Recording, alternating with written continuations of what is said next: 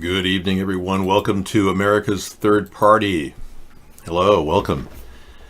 Hi. Yeah, we're up and running, and thank you for coming into YouTube, folks. We've got our live show up and running. The opener you just saw was just a sample of what we're all about. Stopping chemtrails, ending genetically modified food when unnecessary, helping our country get a cleaner air and water. Everything is new with America's Third Party, even though we've been here trying desperately to reach the American people for 11 years. So all our ideas are still very fresh and very relevant. Welcome.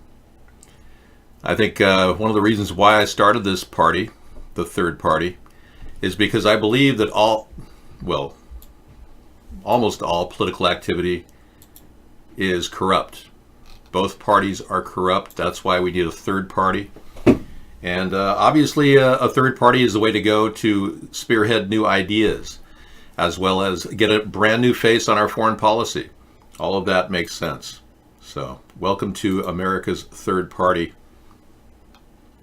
What we stand for is what our Constitution was established for, as well as our Declaration of Independence, is the pursuit of life, liberty, and the pursuit of happiness.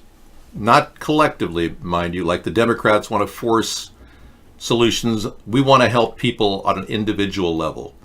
We want to restore our individual freedom, stop the brutality in American police forces, stop the totalitarian state from forming, and that's what we're all about.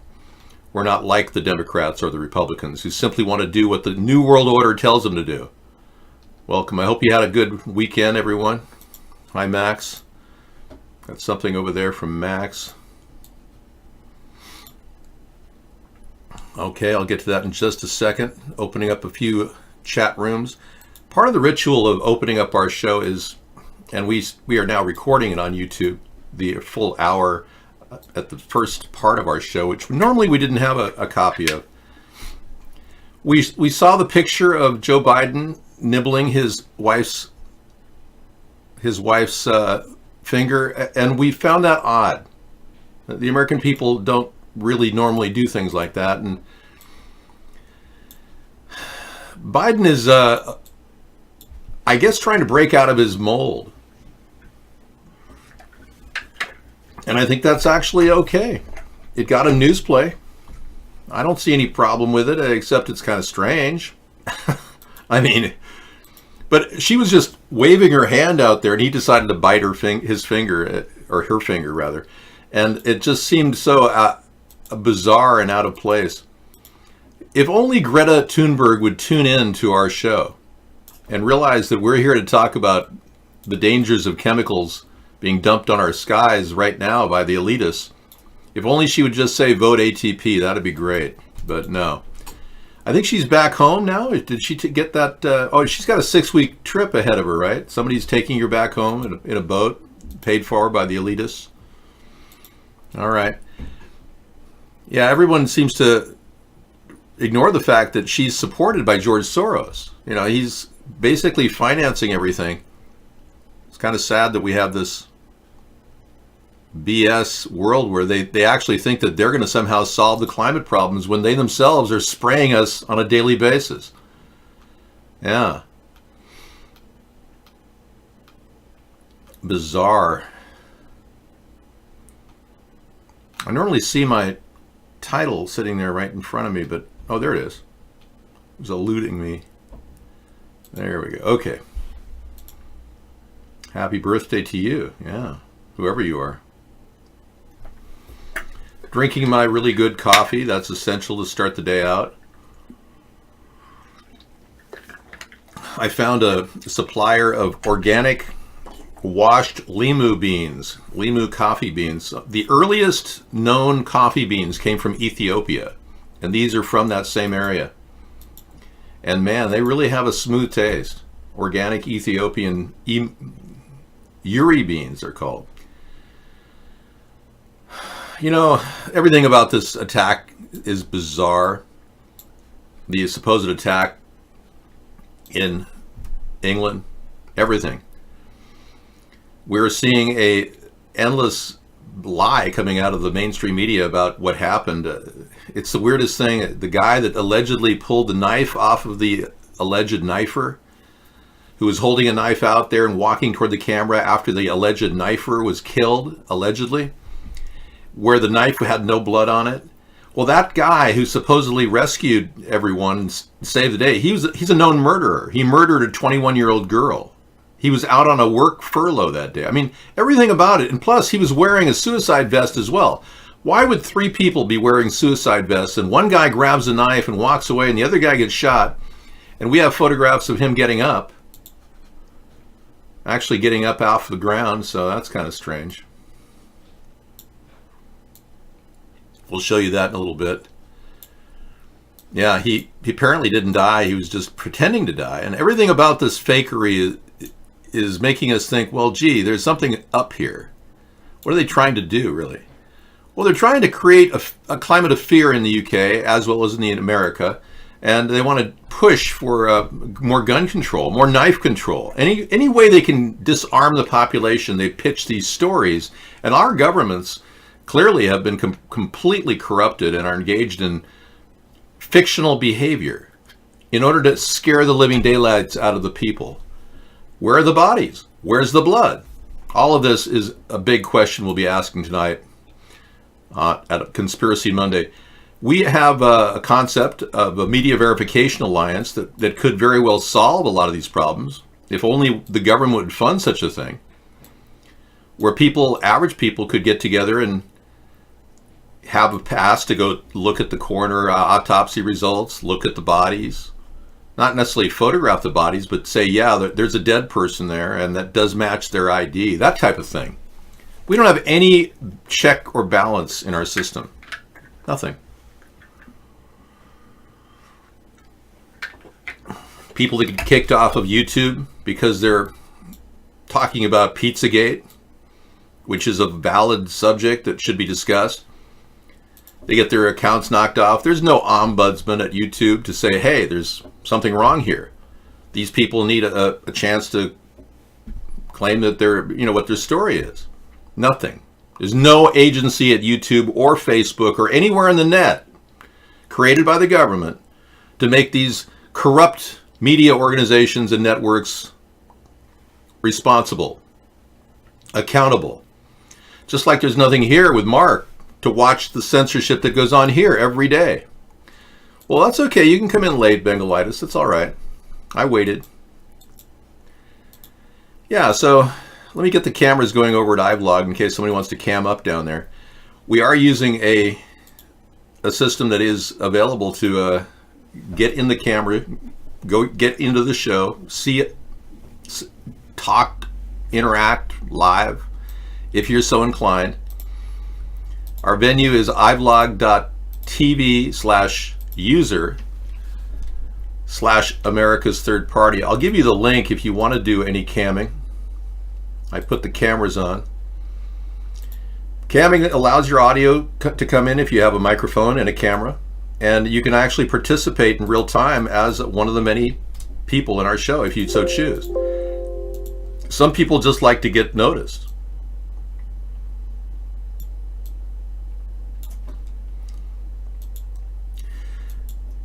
I did have relations, like a brief sexual encounter with an African American woman. I did. I'm not going to say I didn't. I don't have any racial barriers. I never did. In no way am I trying to, discourage interracial relations.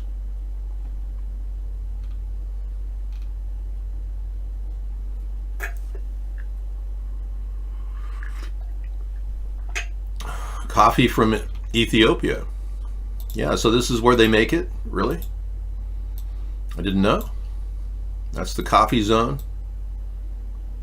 All right, as long as people aren't, it's not like blood coffee where people are dying to make the coffee, like the blood diamond industry. That's good to know. YouTube security manager was on 60 Minutes yesterday. Well, if they were, I don't think they're going to accomplish anything. They're just basically speaking as if they're doing something. They're not doing anything. They're coming out with all kinds of new YouTube plans, which we're trying to meet and comply with. But a lot of conservatives who support Donald Trump have had their YouTube accounts shut down, which clearly shows liberal bias. Clearly. The national dish of North Korea, well, let's find out. Let's go to our Cool Rock site and find out. I've got a Cool Rock site developed so that you've got all kinds of cool buttons to look at and fun stuff to experiment with. And if anything changes on the site, just hit the refresh button. And you cannot access Cool Rock from Firefox. They've made it impossible now. Because it's not an HTTPS site, I'm not doing any e-commerce there. It's just an HTTP site. You can't even get it on Firefox. It says insecure or something. Anyway, it's not secure. That's right. Yeah, well, it's secure for me. We're not harvesting massive data on you. You can open up both chat rooms if you have both of them already open. But down here I have a food button. You have to enable Flash because Flash is still running till the end of 2020. iBlog uses Flash, but down here I've got a food button. Let's take a look and see if there's any food in North Korea. All right, North Korea. Let's take a look.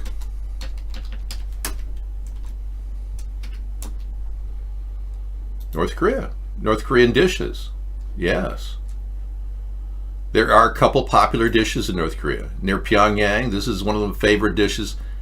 Cabbage, big part of their, of course, Camp 22, where everyone's sent for re-education. They grow cabbage there. But this is a noodle dish. This is a very, very popular noodle dish in North Korea. Look at that! Wow, that's kind of nice. I like the egg nestled in it, and it seems to have a certain amount of visual stimulation for those of you who are in Camp 22 and want to eat. Now that looks really good. Ho Nyangmyeon, hailing from the city of Hamgyong, Ho Nyangmyeon is considered a variation of Bibim Nyangmyeon made with cold noodles. Okay, slices of raw marinated fish and a gochujang sauce, a spicy red chili sauce. This dish typically uses potato starch noodles or sweet potato starch noodles rather than buckwheat noodles. Isn't that a great button? Yeah, it's called the food button over at Cool Rock. It's right here. Foods Worldwide. You can find anything. You can check out Scissor Fight's music here. He's got an amazing collection of music that's very edgy and edgy rather. Fun stuff. I'd play it for you, but unfortunately they'd probably monetize my show. They try to do that with everything.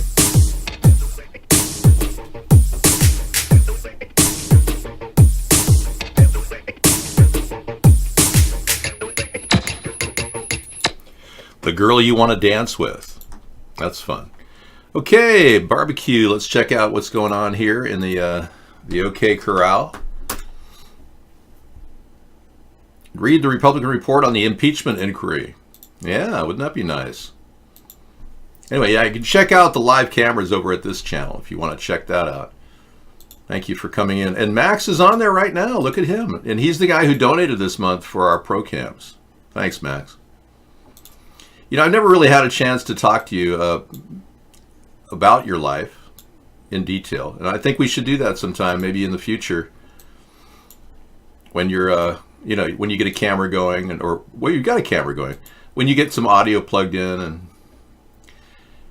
sometime in the future we'll do that. It doesn't have to be tonight, it could be another night. But yeah, I'd like to know more about it. Now, Max has a brother who sold Mark a PA system that he put in his New Orleans club right across the street from Meow's club. Apparently Mark and Meow and all the others have made so much money on us that they're putting in clubs in New Orleans. That's right. Censorship is big business for Mark.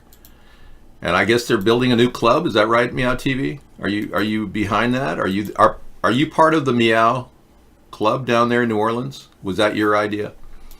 As you know, I don't support the censorship that these people have done, and I condemn it. In fact, I consider it illegal. But they made a lot of money. I mean, what, Medveral, you're buying a new Cybertruck from Elon Musk? Is that what you're doing with the money you're making? Yeah, it must be nice making all this money off of censoring me. Wow. iVlog was okay until they banned guests. Well, why do you think they banned guests? Victory for Cake took over 2 hours or 4 hours to get in here. And by the way, a belated birthday message to you, Victory for Cake. You weren't in the room when I finally said happy birthday for all of you and you people in Latvia. Yeah, so look at that. He took 4 hours to get in. It's unbelievable. People have to hit the refresh button over and over again because Mark censors people from getting in here. It's just unbelievable. Sorry to hear that, Victory for Cake. It should be a lot easier for people who really want to get in here. So you didn't buy the new Meow Club in New Orleans, really? So you're just going to go with a Cybertruck? Doink Boink says, I've been refreshing again for the first 20 minutes. I wanted to tune in before time to avoid this. Would you look at that? Unreal. Yeah. Same kind of thing going on over there. Boink Boink had a problem last night getting it, or 2 days ago getting in here. So you need a VPN just to see coolrock.com. Well, that's part of what Sarah is going to be working on in the future. We're trying to open up a brand new guest chat room that doesn't have any barriers to anybody around the world. All of our chat venues have access barriers, and we've noticed this for some time. They're like being managed by gatekeepers. And the gatekeepers seem to be very much in control of who gets in here. Yeah, you're not allowed to use any racial hate words here, but specifically the N-word. Thank you.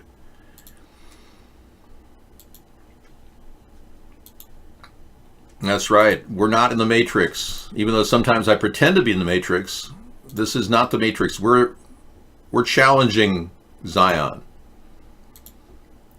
And I know in the movie Matrix they challenged Zion.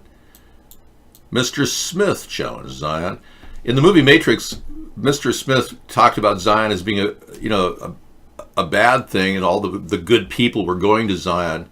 In reality, Zion is a bad thing, not because Mr. Smith said so, but because Zionists virtually are trying to control our world policies and using their powerful money to do it. If you're wondering why the world is still at war, it's because Zionists want us to be at war. They don't want people to get along. They love war because their major goal is to kill people. I should say get rid of people or depopulate. That's their major goal of Zionism. Hitler was a Zionist. Trump is a Zionist. Biden is a Zionist. They're all Zionists that want to support this new world order now. And their goal is depopulation. And that's kind of the central theme of a Conspiracy Monday. Welcome. I'm going to read the report on the impeachment inquiry. House Republicans defend Trump's actions in a new report responding to the impeachment inquiry. What do? They say, oh, it's all a Russian hoax. They could write 5 words. Russian hoax. Scam. Fake news. And that would be their response.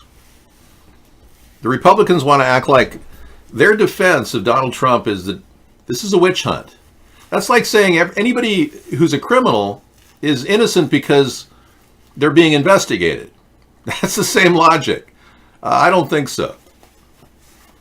The Republicans don't have anything to defend them other than a good attack on Joe Biden and exposing Hunter Biden and his corruption. I think the Republicans are doing very well there, and I urge them to do more. Because we've got to get to the bottom of why both parties are corrupt. So if both parties can kind of eat each other up toward the 2020 election, that'd be great. Donald will lose eventually, yeah. He's looking at new lawsuits pending, and there's also enough evidence to definitely impeach him in the House. There's also evidence that other people like Mitch McConnell and Lindsey Graham are making money from a Russian oligarch named Blavatnik. This guy's been funding Mitch McConnell and Lindsey Graham, which is very suspicious. And once the Republicans realize that they're feeding on the trough of Russian influence, while they're being attacked for having ignored Russian influence, a lot of Republican senators are going to realize, whoa, we can't do this. Even Kevin McCarthy, the minority leader in the House, a Republican guy, he actually said that there's 2 people that are being paid off by Russia, Trump and Dana Rohrabaugh. And that was back in 2016. So we know that Trump is on the take. Even Kevin McCarthy admitted it. We have that on audio too.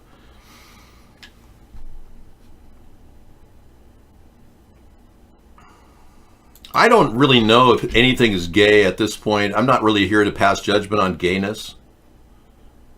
It is. It's a George tie. I got this for $1 at Walmart on a special sale day. It's from the George Company. They make all the Walmart coats and things. Well, see, Trump Tardo just wrote, Dave Mark's Russian connection is this. And guess what? Mark made that word that you're typing a censored word on the show. We never can see what you're writing, Trump Tardo. We never can. It's always censored. You see, they don't want anyone to know who Mark's Russian connection is. And I've asked you to send me an email at americasthirdparty@gmail.com, but I haven't gotten one from you. So you keep writing that, and it keeps getting censored. I don't even know what you're saying. Yeah, I mean, when you look at all the different things that are going on in the world, people experimenting with triple partnered groups, polygamy, all this stuff. And you wonder, well, how much should the government do to oversee this? And the government really shouldn't be involved in marriage. It really shouldn't it should take a back seat to all that. I believe states could be involved with marriage if they want, have state contracts. Like right now in some states, it's legal to be gay and get married. As you know, I'm a heterosexual, but I don't want to keep homosexuals from enjoying their freedoms and even getting a job in the government. But, and that's a big but, big massive but, I don't want the government to endorse this behavior. It is a deviant behavior. Statistically, it's deviant. I have to tell people I'm heterosexual because I come out as a heterosexual all the time. People are always saying, Dave, you're so attractive that they think I'm not in any way planning on changing my sexual persuasion. Some of you may be. Some of you may be converting. I don't know. I'm not here to judge, but I'm not here to discriminate. I'm here to tell you that our country shouldn't endorse that as a primary force for all of us to tell children, oh yes, you can be whatever you want. No, you will be deviant. You will be a deviant in our culture. It's a deviant. Norms are people like heterosexuals. Their normal behavior is predominant. 90% of us are heterosexual, and only 10% at most are homosexual or transgender. So anyway, I have to get into my chat room over at Periscope. You need Larry Sinclair? Okay, let's bring Larry in. Where Senator Obama exited the limousine with $250, which was provided to him by me. Returned a short while later with an 8-ball of cocaine, which he gave to me. I did ingest a couple of lines of cocaine, and shortly thereafter, Senator Obama produced a glass cylinder pipe and packet of crack cocaine from his pocket. Obama then smoked the crack cocaine. I performed fellatio on Senator Obama in the limousine during the time Senator Obama was smoking crack cocaine. After which I had the driver take me to my hotel, the Comfort Suites, Gurnee, Illinois. Well, I got to tell you, that was a nice place for him to stay after that lurid encounter with Barack Obama. Yeah, Comfort Inns are very nice. In fact, if I were to travel around the country, which I did recently, I'd stay in Comfort Inns. I like them. Yeah, they're good. The best part about them is you can predictably get a good breakfast at the concierge lounge. Yeah, you can always get a good breakfast there. Predictably. It's not like you're going to get, some days you get donuts and other days you get, burnt eggs. Predictably, and very good accommodations at the Comfort Inn usually. Yeah, so that's nice. I'm glad that he had good choice of a place to stay after he had oral sex with Barack Obama in a limousine. He went back to a nice hotel, It's good to know. And of course, he did crack cocaine too, and that. And Barack Obama must really like crack. He did it in in college at Occidental. Barack Obama wrote about that. He said he enjoyed the crack cocaine. Now, we had a president for 8 years that didn't do a lot. He passed Obamacare, which simply is a nightmare financially for the government. And now Donald Trump is underfunding it, which I would have done too. just to get back, all these states are constantly trying to drain the federal government of money through Medicaid, Medicare, and now local Medicaid outlets are kind of cutting back on their services because they're not getting paid. Before Donald Trump, the cost of a bone density exam was like $100. Now they barely pay 10 to the hospitals. So it's like, okay, people just aren't being called for their bone density exam every 2 years now. I don't really know the difference between crack and cocaine, other than crack is a rocked version of cocaine, but most crack today is made from heroin. So I've never really, I don't know much about the drug because I've never tried it.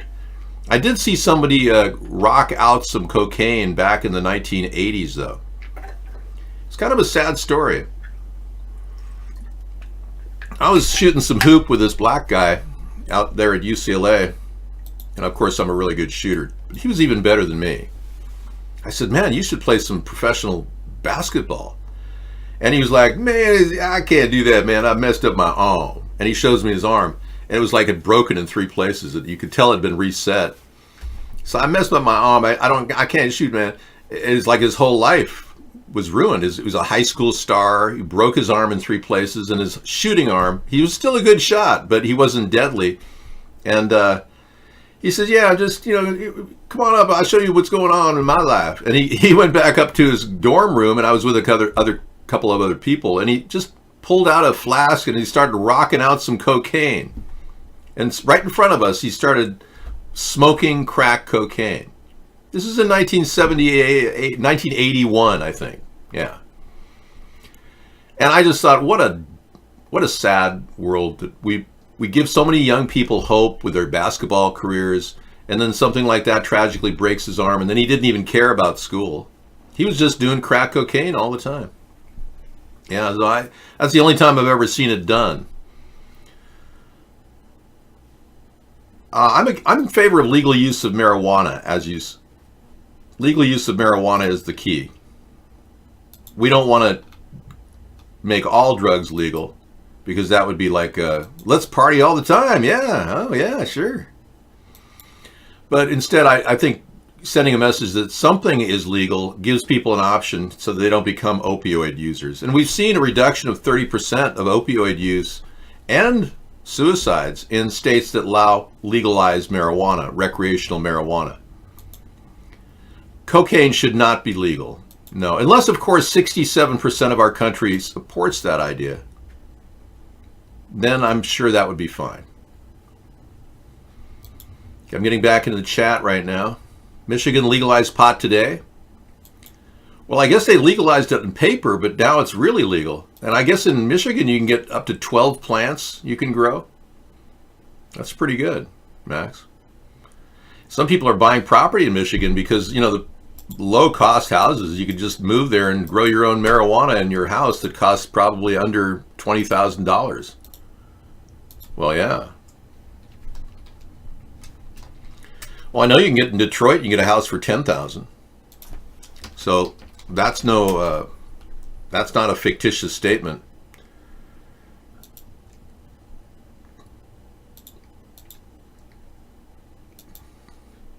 Let's see if we can put it at 10,000 and see what pops up. Here's Detroit, Michigan.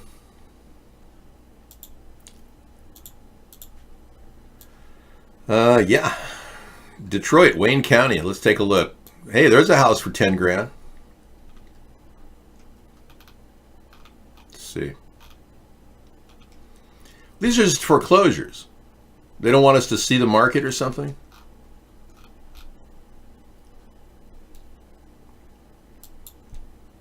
That's weird. I'm looking for the map. Not finding the map. A lot of these houses are very well built in Detroit, too. That's just one of many pages. Lots of houses for sale. Here's a house for $1,000. Yeah. Wow, okay. Trying to find a nice house for $1,000. There's usually some tax liens on these properties, but here's a 4-bedroom, 2-bath for $1,000. Look at the rock work. I mean, these are really well-made houses. Look at the rock. I mean, the stonework, the brickwork is amazing. You could probably put some effort into this house and get that to flip for $20,000. It's only $1,000 to start with. That's an amazing barn. Yeah, it's really a mess. But you got a can of worms there. Look at that. But that's like well, you're looking for a crack house, so does it even matter? Yeah, $1,000 house in Detroit. Of course, it's in the ghetto. But that's the whole point. We have a homestead renewal plan to get people houses that are not just in the ghetto. They're protected. We want communities. We'll be buying up an entire block in Detroit, putting a large 12-foot fence around it with barbed wire, so you won't be able to scale them. Yeah, maybe not barbed wire, maybe just electrified top. You should, yeah, describes molesting children. Yeah, we saw that, the Iowa tour. Everybody's talking about Joe. And the kids used to come up and reach in. Joe Biden describes molesting children during an Iowa tour, how he has the kids touch his hair on his legs, and this guy has no barriers. He just keeps talking about it like it's no big deal, and we're supposed to accept the fact that he touches children.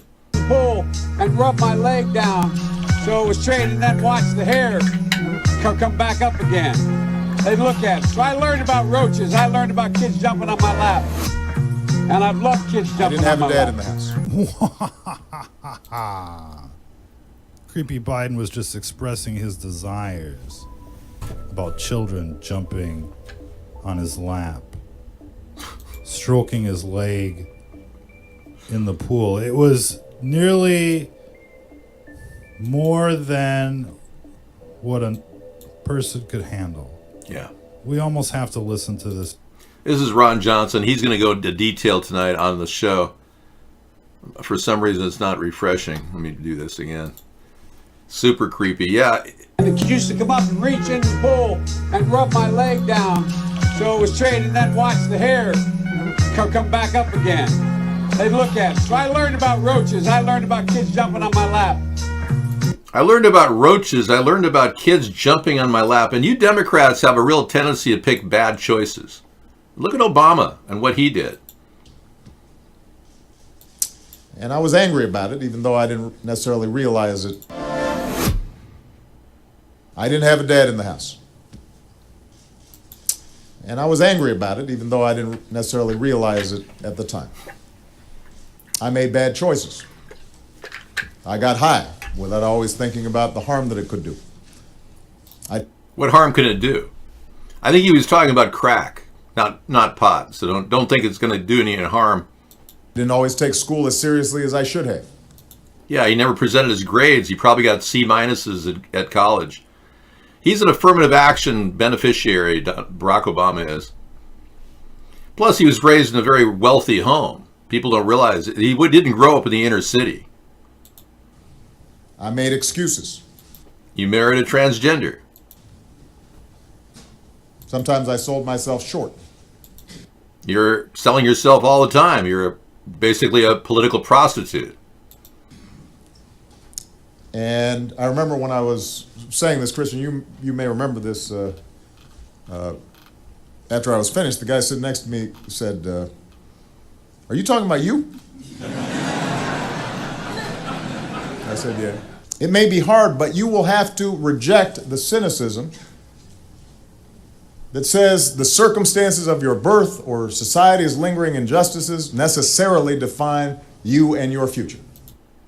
Wait a second, man. So you're saying a crackhead is supposed to say it's okay because I grew up in a tough neighborhood and my mother and father were always not home. I mean, is that an excuse? He's saying it's okay to be a crack user like Barack Obama is?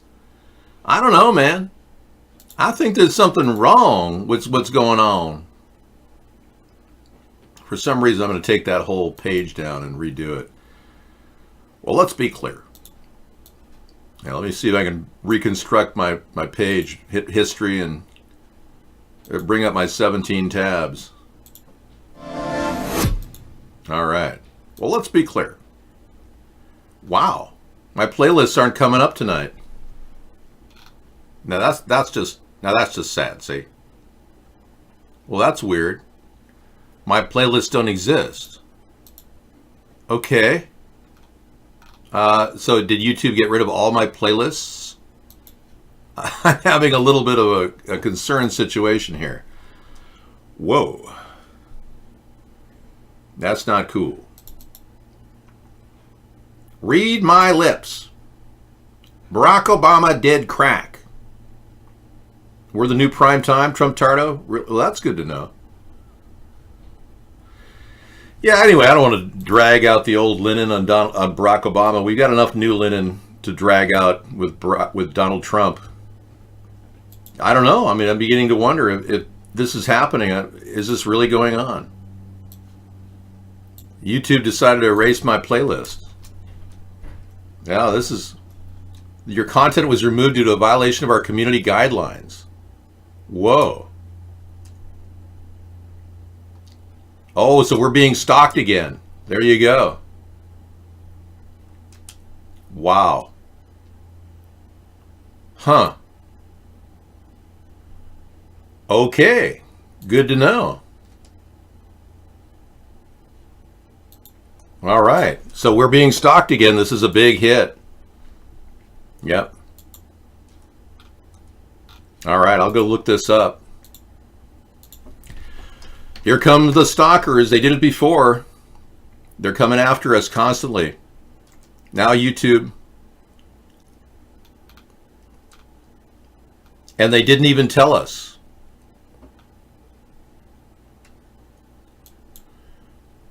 Okay. All right. This is weird.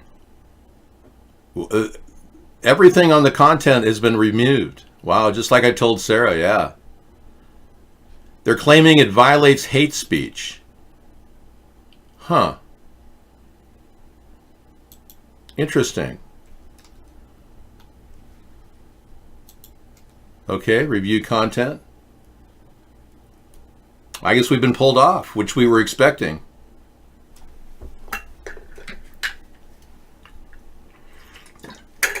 I'd like to know what caused the removal, and I'm looking at it right now.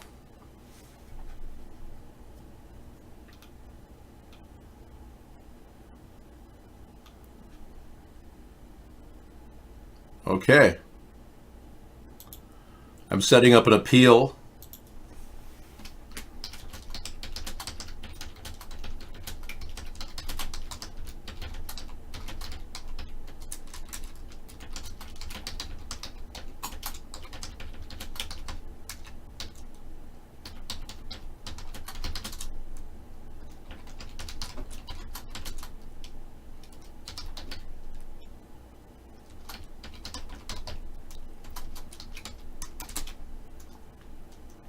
Okay, wow.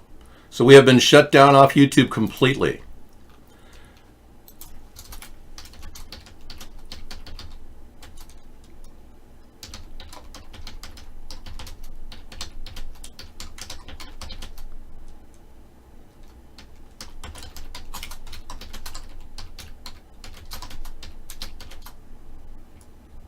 All right. Okay.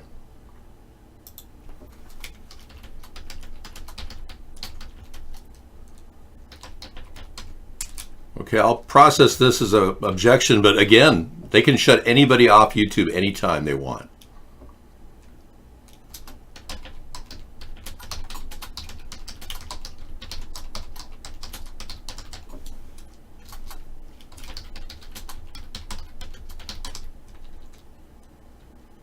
All right.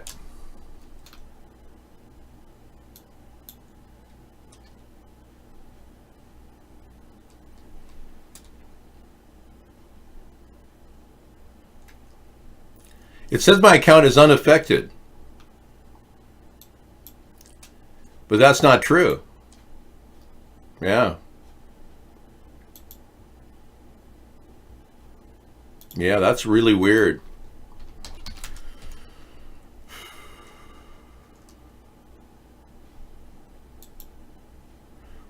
Apparently I filed the appeal and we'll go from there. It won't affect the account, will be, no, not 2 people. We have millions of people watching. We've had a number of censorship issues with YouTube. This is just one of the many. So the site does exist. All right. Well, at this point, it doesn't even matter if you have an attorney. People have gone into YouTube with attorneys. They don't care.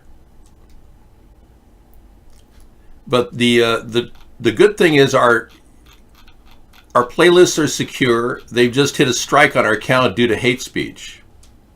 Yeah.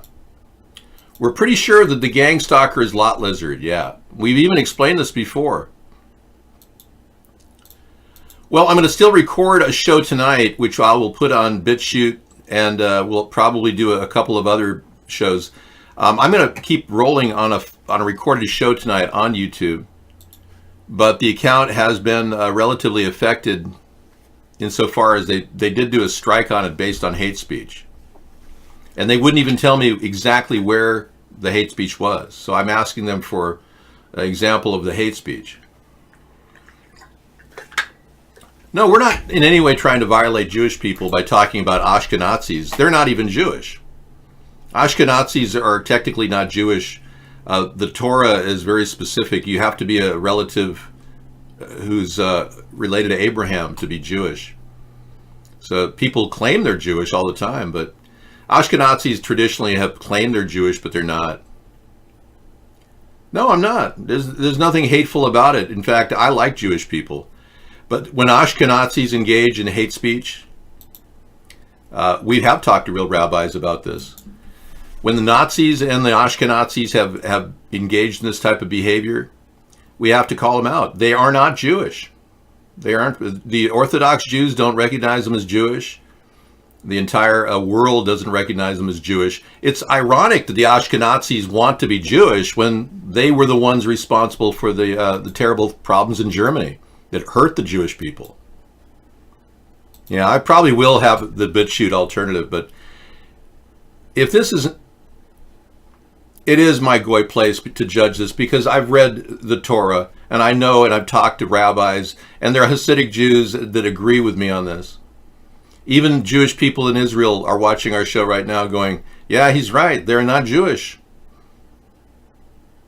And let's not forget the USS Liberty. We're trying to make people understand there's a big difference between Zionism and Jewry.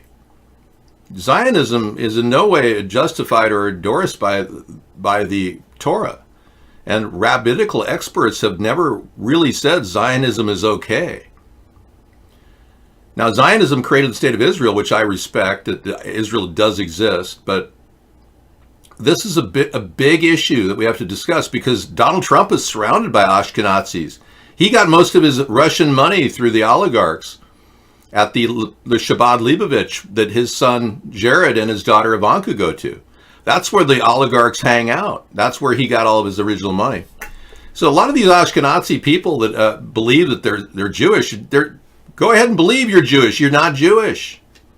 True Jews know this. So if true Jewish people can't defend their Jewry, then what good is it being? What good is the entire Torah that they worship? How can they possibly go against the rabbinical experts and still call themselves Jews? Seriously. It took a long time to realize that Adolf Hitler was a Zionist, but the Balfour Declaration was created in the 1914 by the Rothschild family, who are Germans, not Jews. They were appointed court Jews in the 1500s to handle the money of the Jewish royalty. They're in no way Jewish, and I can prove all of this. So to say that Jewry is being altered by the Zionist trend, it's been going on for over 100 years. I know I've got a lot of friends that are Jewish, and I like Jewish people. But to think that anyone talking about Ashkenazis this way, frankly, I don't in any way want anyone to think that it's okay to be a Nazi. Yeah. Well, not in the eyes of the Hasidic and the Orthodox Jews. It's not the case. True Jewish people are offended by Zionism, and they're probably cheering right now in Tel Aviv. Yeah, they're offended by Zionism. I'm not anti-Semitic. like I said, I like Jewish people, but I cannot be a pro-Zionist. After they've already taken so much, and now they want even more. They want a new world order. They're controlling politics in various governments. They're stacking the deck against any real change in the world where we can get along with countries like Iran. Look at what Trump is doing. He's turning Iran into a disaster zone. The people of Iran are rejecting the Orthodox leadership in Iran, and because the U.S. is constantly pitching Western propaganda, they're having a problem in Iran now. They're unable to even control their religious center. So there are a lot of protests going on in the streets of Tehran. They were last week and the week before.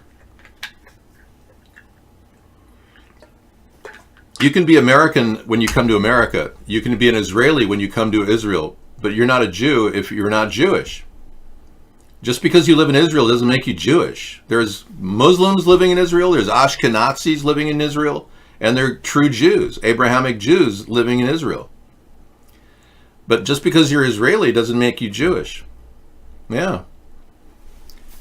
I think it's kind of odd that we've gone down this road of falsehood ever since the Nazis took over Germany, and then we beat the Germans and essentially stopped that influence for many years, when they already seated themselves in America, and many of the Nazis had to leave Germany. The best way to get out was to claim you're Jewish.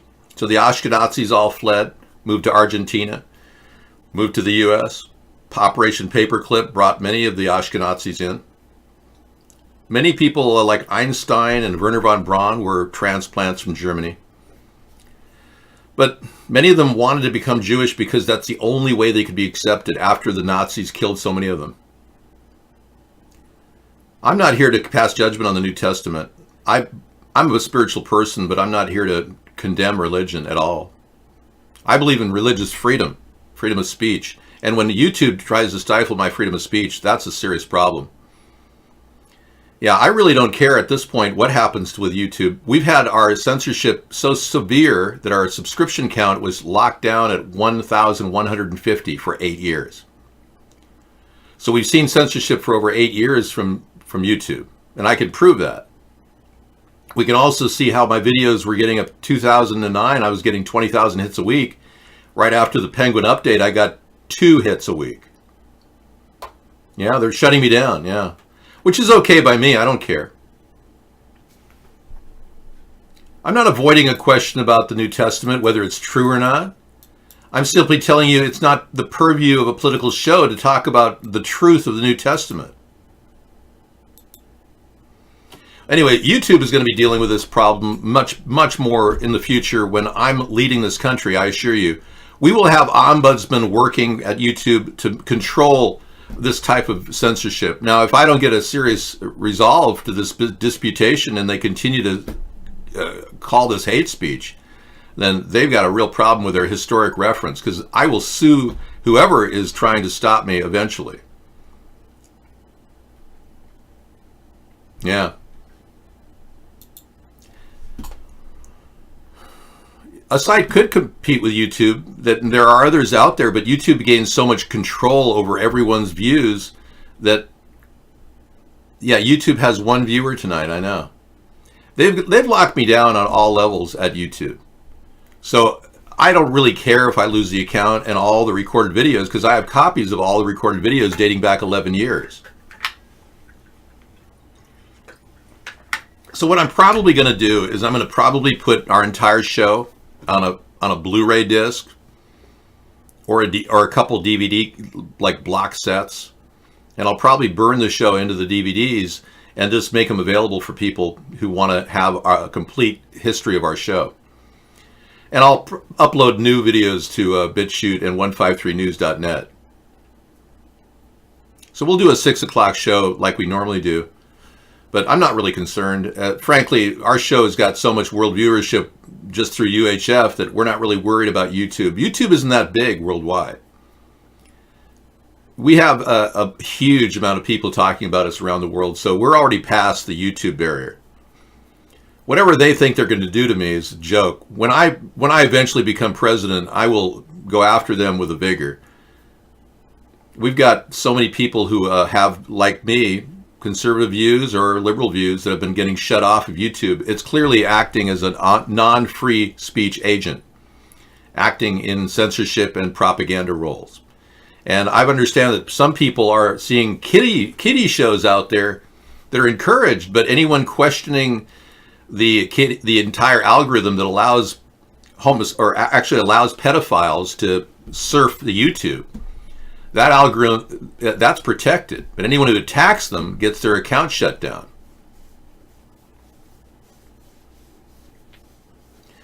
No, I don't believe Tulsi has got a real personality. She's very controlled and somewhat monotone.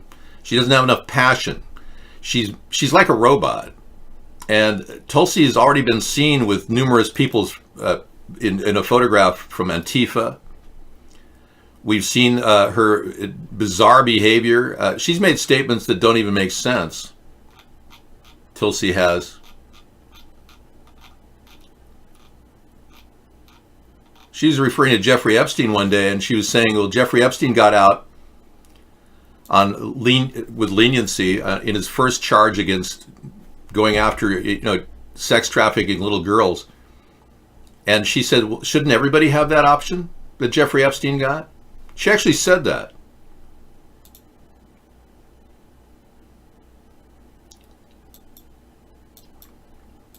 There are tons of video sites like YouTube. Well, let's see. What, RooTube? Let's take a look. She said that everyone should be treated like Jeffrey Epstein was. I don't see any. No, that's blocked. That's a complete blocked site, RooTube is. Doesn't exist. YouTube is going to deal with a lot of competition in the years to come because they are engaging in this censorship. But we're being gang stalked by Lot Lizard. That's what's going on. And it's the second time it's happened.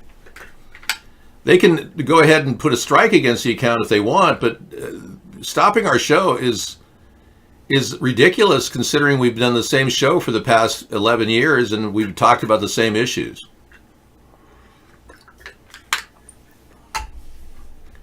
Okay, is this the new pedo island? Why do so many politicians' kids flock to the surf lodge? Let's take a look.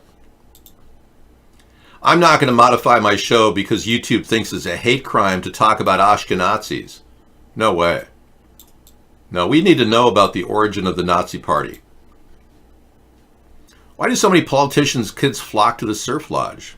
I don't know. I have to subscribe before I can find out to this weird picture.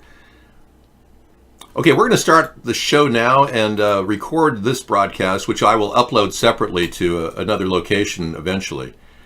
We're not sure what they're up to, but they're definitely involved in censorship and propaganda. And I'm going to get to the bottom of it through this dispute, but they probably won't even talk to me.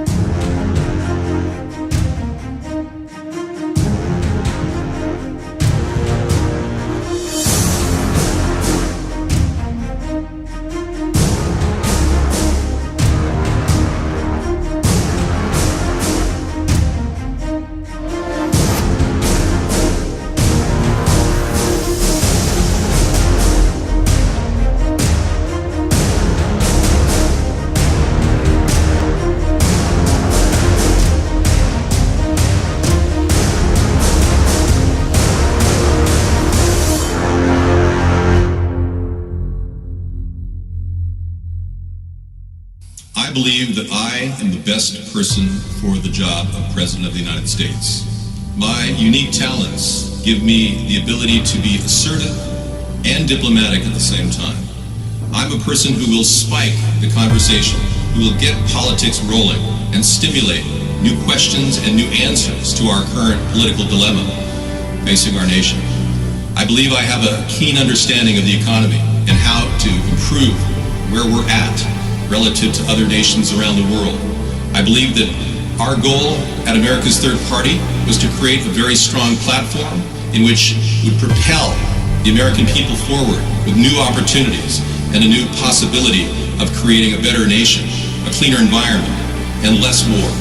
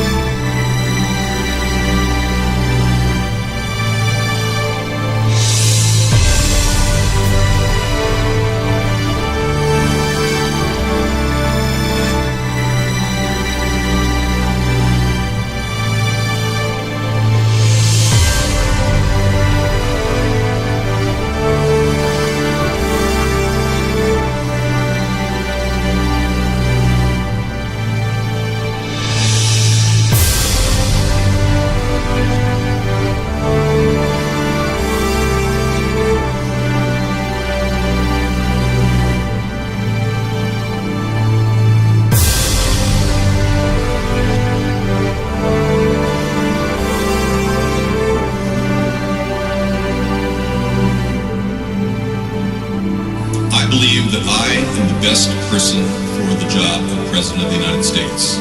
My unique talents give me the ability to be assertive and diplomatic at the same time.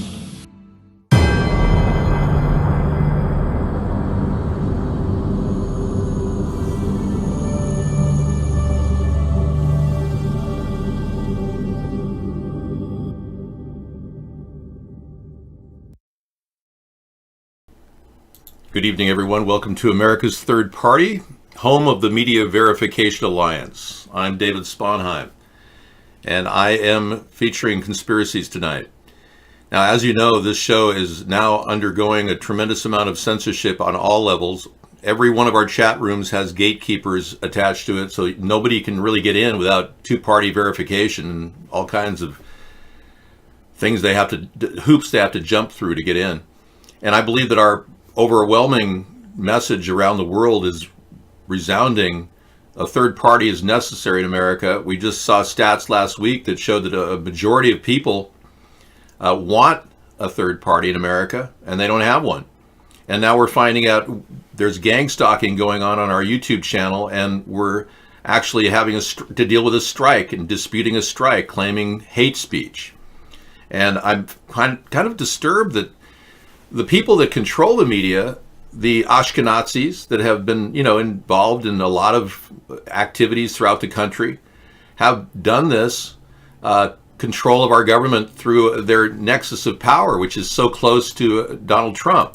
And when you look at conspiracies, you have to bring this Ashkenazi question into focus. You have to ask yourself, how can all these people be all Ashkenazis and all trying to make money from the Trump White House? Well, some people have gone out of their way to expose this. And it's kind of ironic that these are the people that we trust, that we're supposed to believe are good guys, and they're all Ashkenazis that are really, really greedy. Now, I don't know. I have nothing against Ashkenazis as a general. They're Russian. They're not even Jewish in my eyes. And there's nothing wrong with Jewish people. I think that Jewish people really are wonderful people. But the Ashkenazis have been nesting in and around a lot of synagogues, like the one near New York, where Donald Trump got all of his connections to Russia. It's called Chabad Leibovitch. And these are the people that are really tight. It's a community of people that think they're Jewish, when in fact they're just aspiring to being Jewish. True Orthodox Jews and Hasidic Jews do not in any way acknowledge them to be Jewish, because they're not even related to Abraham. And in order to be Jewish, you have to be a descendant of Abraham. And it's kind of ironic that we're now dealing with this head on now, because our country was pretty much inundated with these people when World War II ended. And they came over from Germany, many of them. They moved here, and they claimed to be Jewish. The Ashkenazis claim that they're Jewish now, which is bizarre. So the swamp is filled. Trump didn't drain it. It's filled, and it's filled with snakes now, people who are literally all about the money. Look at the number of people in Trump's administration that are about the money.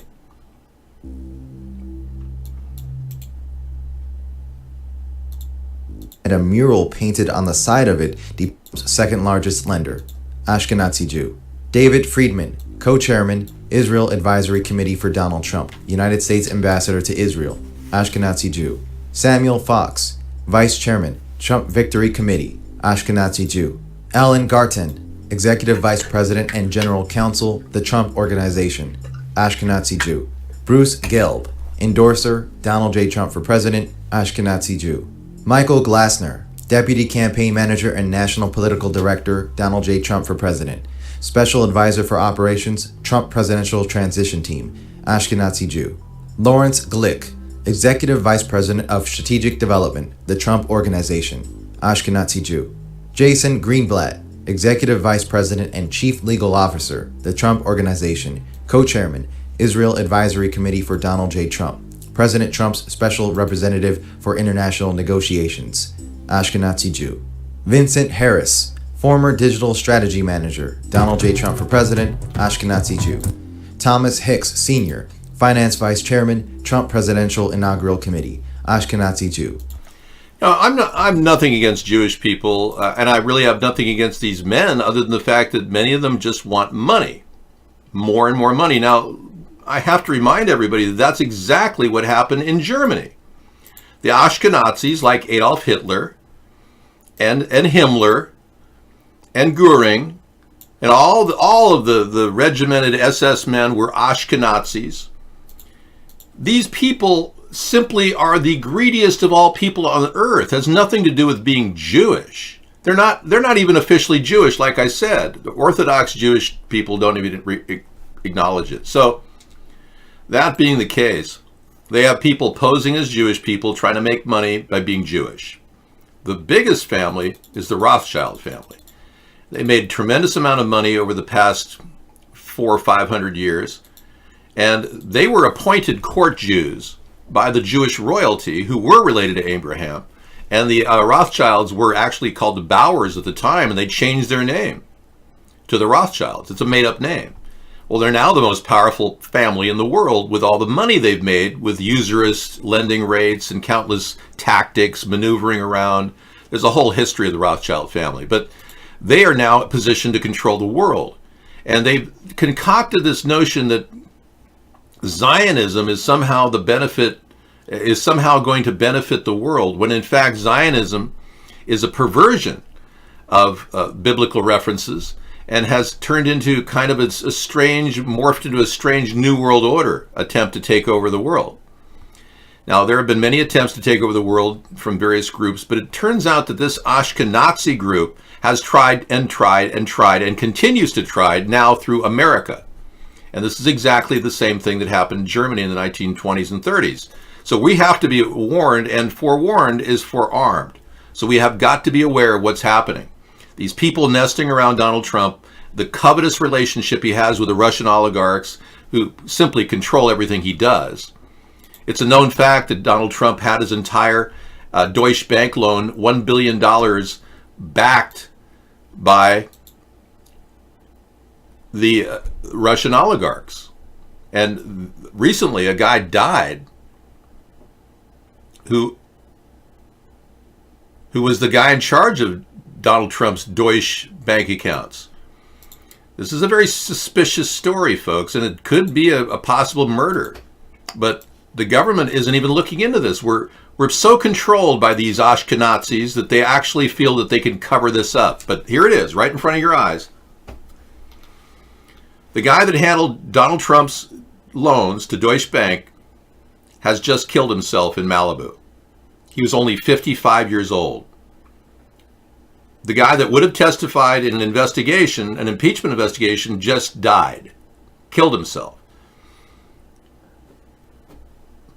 I don't believe it. I think this man, whose name is Thomas Bowers, age 55, was probably killed and garroted and then strung up to make it look like a suicide. It doesn't make sense to me. It looks like this guy would have probably been the witness that we would have had to testify to show that Donald Trump is backed by Russian oligarchs.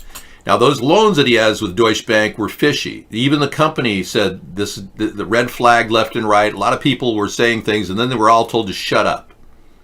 Anybody who didn't like what was going on, money laundering tactics that were going on, was told to shut up.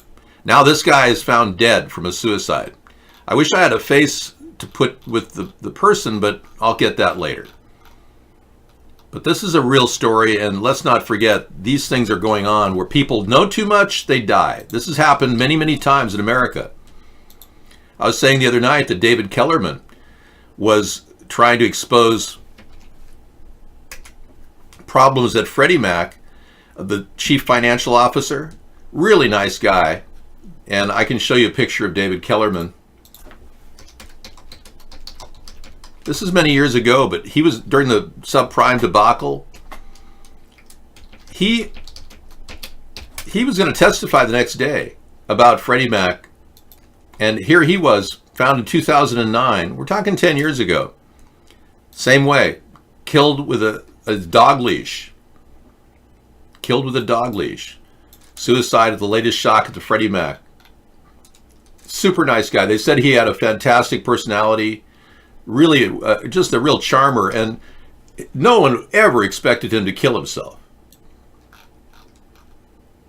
So you're looking at right now a guy who ended up, they declared his death a suicide at 4:30 in the morning with a dog leash and his kid in the other room, his wife upstairs. People like that don't usually kill themselves, especially one day before they're going to testify in the Freddie Mac handling of the subprime loan mortgage debacle. So that's just one of the many cases. I could cite numerous ones. Anthony Bourdain. Conspiracy theory is that he had all of his accounts drained before he was killed. But according to the media and the FBI, they said Anthony Bourdain died of a suicide. Why would his accounts be, his net worth changed from 14 million the day before he died to 1.5 the next day? Anthony Bourdain probably was killed as well. He probably was too aware of what was going on. The secrets of the Me Too movement. Harvey Weinstein and others, Clinton. Maybe he was getting too vocal because he said in his tweet, Anthony Bourdain said that the HRC was basically stalking him.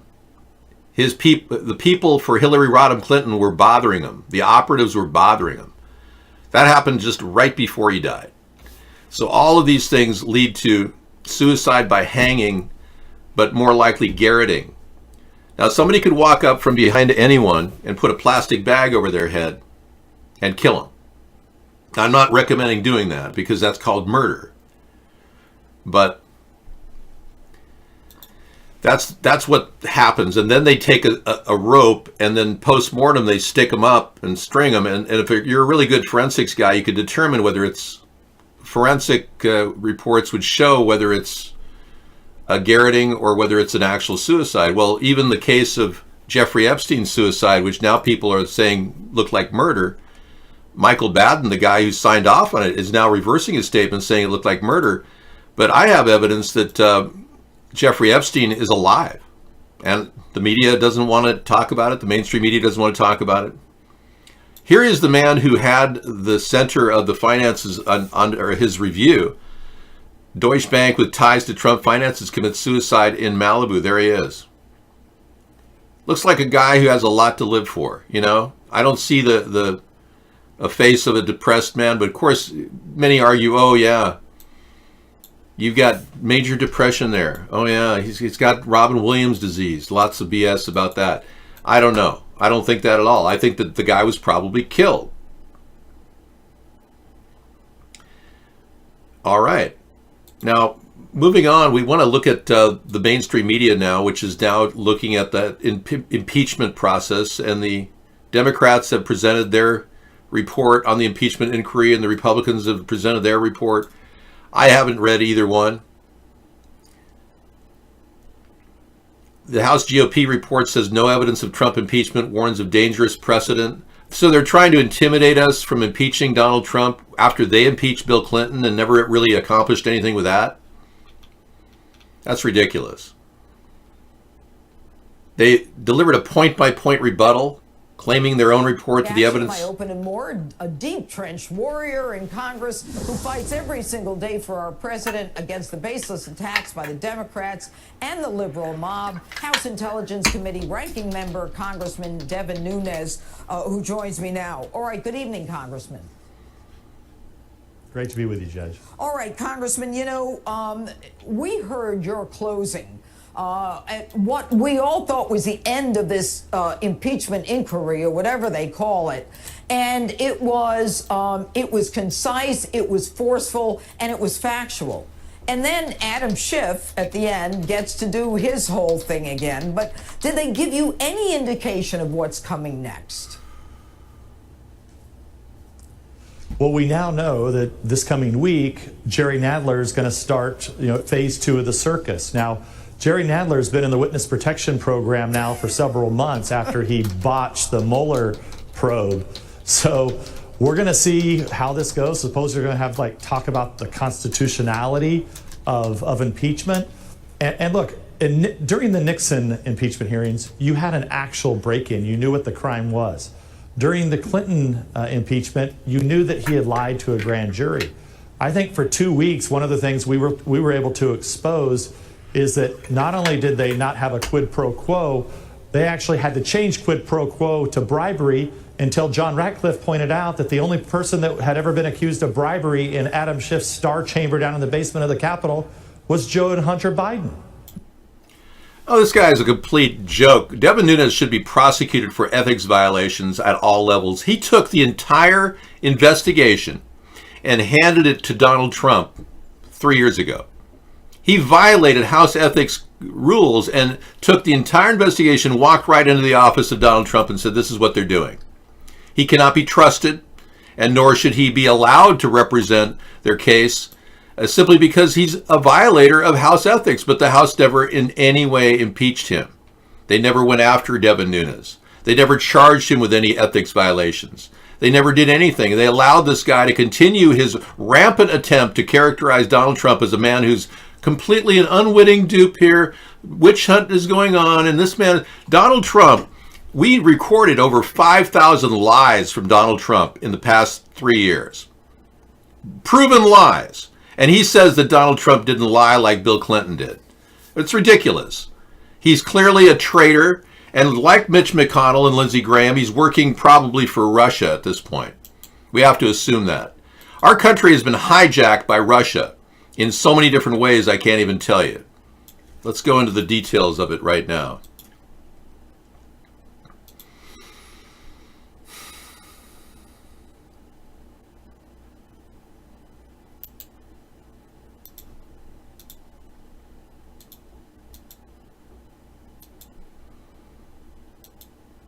Okay, I'm not pulling up that story. We just had it in.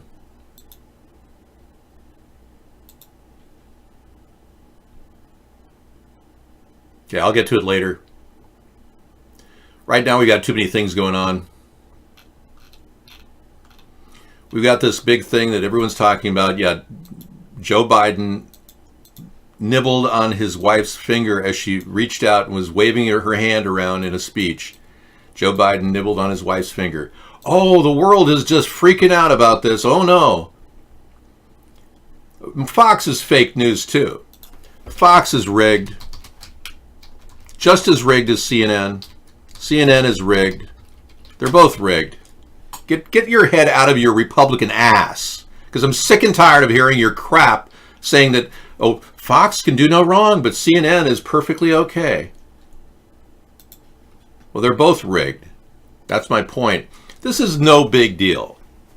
There's far worse things out there of people, being around kids, and we could talk about all the different things politicians have done too. They don't have any pedophile charges against Joe Biden. They've got weird things, creepy behavior, but they have no pedophile things going against him. These are awkward moments when, British prime ministers with a girl reading a story. This happens all the time. There's people oftentimes are taking pictures with kids. It's not a big deal. But when somebody does something weird, like, touch a child on camera like Joe Biden did, a 13-year-old girl, and turned to him and said, that Joe Biden said that he couldn't explain how horny he was. He said how he told a 13-year-old girl how horny he was around her, and we have audio of that.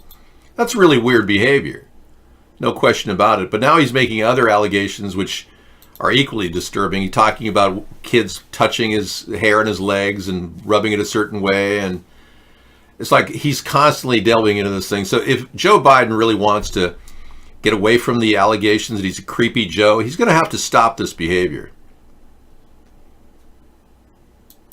So Adam Schiff was at Epstein Island? I didn't know that.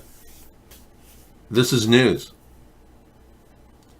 Yeah, he is a weird guy, no question about it. I mean, Joe Biden is not your average normal politician. But there are a lot of people out there that are doing everything they can to get noticed in this world of where people are, involved with public opinion. 3 women accused Gordon Sondland, the guy who testified and claimed that Donald Trump had done quid pro quo. 3 women have come forth that have actually claimed that Gordon Sondland touched them indecently. So I'll play that link for you right now and see what I got here. Let's take New York Times. Sexual misconduct. We read from the testimony a couple days ago, so I'm not going to go into detail. But yeah, there's 3 women that have claimed that he did some weird things with them, but he claims that that's just because they didn't get their job or didn't get a promotion. And none of these cases have been tried, so to refute that Gordon Sondland is an abuser is just ridiculous at this point. And I will play the position of Devin Nunes later tonight in our after show, but right now I don't want to listen to a windbag talk about how nobody did anything wrong. Everyone's in denial in the Republican Party. They're all perfectly normal. Everyone's in denial. All the 12 witnesses that were solid witnesses who said that there was quid pro quo and confirmed that are supposedly wrong in the eyes of the Republicans. They're all wrong.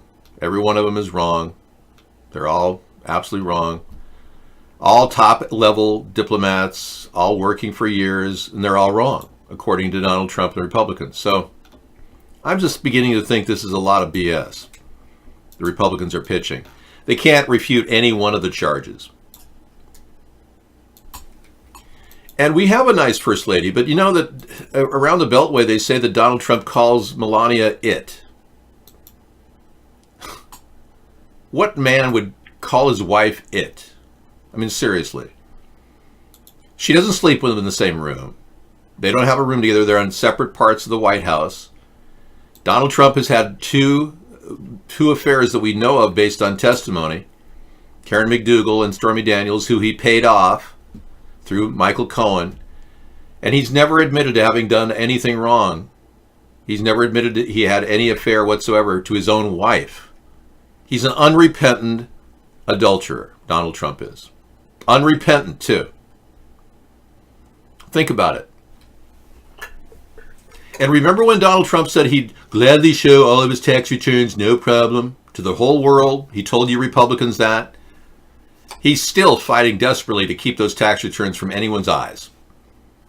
Doesn't that imply he's guilty of something? I know it does in most cases. Somebody's holding back something that he should have revealed because he said he was going to reveal it, and he doesn't. It's more than likely he's guilty of something there. And that's probably the one thing, the smoking gun, that will lock down on impeachment in the Senate. By the time Donald Trump is impeached in the House and it goes to the Senate, I'm fairly sure he will be impeached in the House. It will definitely come down to the tax returns. If they are revealed in that time period and they show some Russian oligarch money funneled into Donald Trump's personal savings account, I guarantee the Senate will have to disengage from supporting Donald Trump, and they will have to vote for impeachment. If the Republican Party wants to save their party, they're going to have to do what's right for this country. We cannot allow a man who is virtually in bed with Vladimir Putin. Virtually. He's Putin's puppet, and it's been this way for some time. He won't in any way take a recording of his conversations with Putin. He refuses. He won't talk about all the things he said. There's over 14 hours now of communications he's had with Vladimir. And I'm not sure how Vladimir is communicating him through his private cell phone, which he shouldn't be allowed to have, because no president should be allowed to have a private cell phone, simply because our national security is at risk whenever he makes phone calls. But this entire private relationship he's had cultivated with Putin is not only suspicious, it's evidence of a willful attempt to obstruct justice. It turns out that the first conversation they had way back 3 years ago was recorded, and they went out of their way to tell the stenographer to destroy the notes. That's willful obstruction, and that should be named in the impeachment hearing. Donald Trump will do everything he can to hide his connection there. And we know from the Mueller report that Donald Trump was blackmailed by Russia over the sex tape. And you Republicans are still in denial, saying this isn't a sex, there's no sex tape. It's out on the internet. There's 24 seconds of Donald Trump sitting there looking at a tablet while two women are urinating on each other. It's out on the internet. How can there not be a sex tape? When one man, Oleg Eremenkin, the General Oleg Eremenkin, was killed in Moscow. They called it a suicide, but he was killed in Moscow a little bit after he handed over the documents we call Christopher Steele's dossier. Many people believe that Oleg was killed, that the death of this ex-KGB chief linked to the MI6 dossier was what happened. You don't see people killed in this world for nothing. This guy was the one brave Russian that handed the dossier over for whatever reason, whether it was for money or for just political reasons. This is how Donald Trump was revealed as having a sex tape. And this story has not even broached the mainstream media. No, we haven't even heard about it. It's still being hidden. Here's the link to the Oleg Eremenkin story.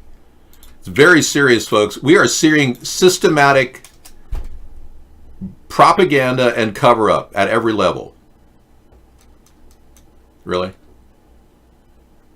So Trump is starting a trade war with Brazil and Argentina? Oh, that's a diversion. Okay, thank you. And I've got another link here I'm going to look at. All right.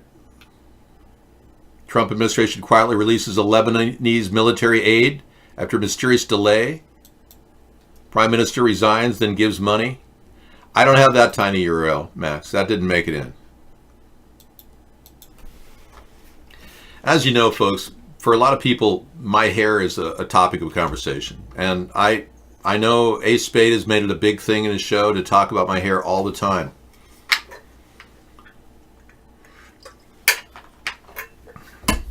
And as you know, I've had to work desperately to keep my hair looking decent during the show. It's not something I, spend a lot of time on. It's just something I have to always make sure I have decent hair when I do the show, because you're the one that rails on me for not having good hair. The latest is both the Republicans and Democrats have made their reports on the impeachment hearing, and I think that they should expand the impeachment hearing. I think the Democrats should bring in Michael Cohen, but that's not being reported in the news. I think Michael Cohen could really, really reveal a tremendous amount about the Russian oligarchs connection, because Michael Cohen for 2 years was Donald Trump's trusted fixer, mob fixer, who handled most of the money. He got $450,000 from Trump to pay off women to shut him up. That happened. Michael Cohen serving a multiple years sentence for 9 felonies. But the Democrats could get him out anyway just to talk, but he wants leniency. If the Democrats could negotiate a lesser sentence, I'm sure Michael Cohen would gladly talk. But that would be the clincher. We'd know all about the Russian oligarchs. And I have to remind everyone that Robert Mueller stopped short of investigating Paul Manafort's money laundering that he did for Donald Trump when he sold houses to Russian oligarchs, sometimes 2 or 3 times their value. That story would never materialize because Robert Mueller stopped the entire process. Paul Manafort violated the plea agreement, but yet Robert Mueller didn't want to go ahead and prosecute the second time. And it's still sitting there, no prosecution. So it's obvious that Robert Mueller is trying to prevent the real information about the Russian oligarchs from getting forward. We are sitting on a mountain of evidence incriminating Donald Trump. Not just a little bit, and of course, certainly not zero evidence like the Republicans are saying. We are sitting on a mountain of evidence indicating that Donald Trump has made most of his money from Russian oligarchs over the past 20 years, including him holding back any access to his tax returns. I believe the elections are altered. I believe that the Diebold voting system, McTavish, has hackable traits about it that should be investigated. I believe our entire political system has been controlled every election for the past umpteen dozen elections since John F. Kennedy died. We've seen massive corruption at both levels in both parties. So for you who are saying, oh yeah, the Democrats are really corrupt, Hunter Biden's corrupt, I agree. I definitely think that Hunter Biden, all that indicates that Biden is corrupt too. I'm convinced of it. But the very fact that both parties are corrupt is a very strong need for a third party. Now tonight we found out that I've had another gang stalking event where they sent in hate mail, all kinds of statements saying I'm hateful of this, hateful of that to YouTube, and they're trying to shut my account down again. I've endured two strikes already that were erased, and now I've got another strike trying to prevent my account from being operational. We have to dispute that too. So it's very possible that all of this will continue to go on. The gang stalking will go on because there's not one person. I haven't had 3 strikes. I have 1 right now because they just reported me having some sort of a hate message on our show. I never engaged in hate.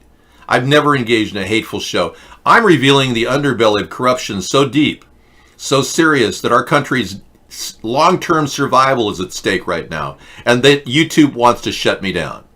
You see what's happening here?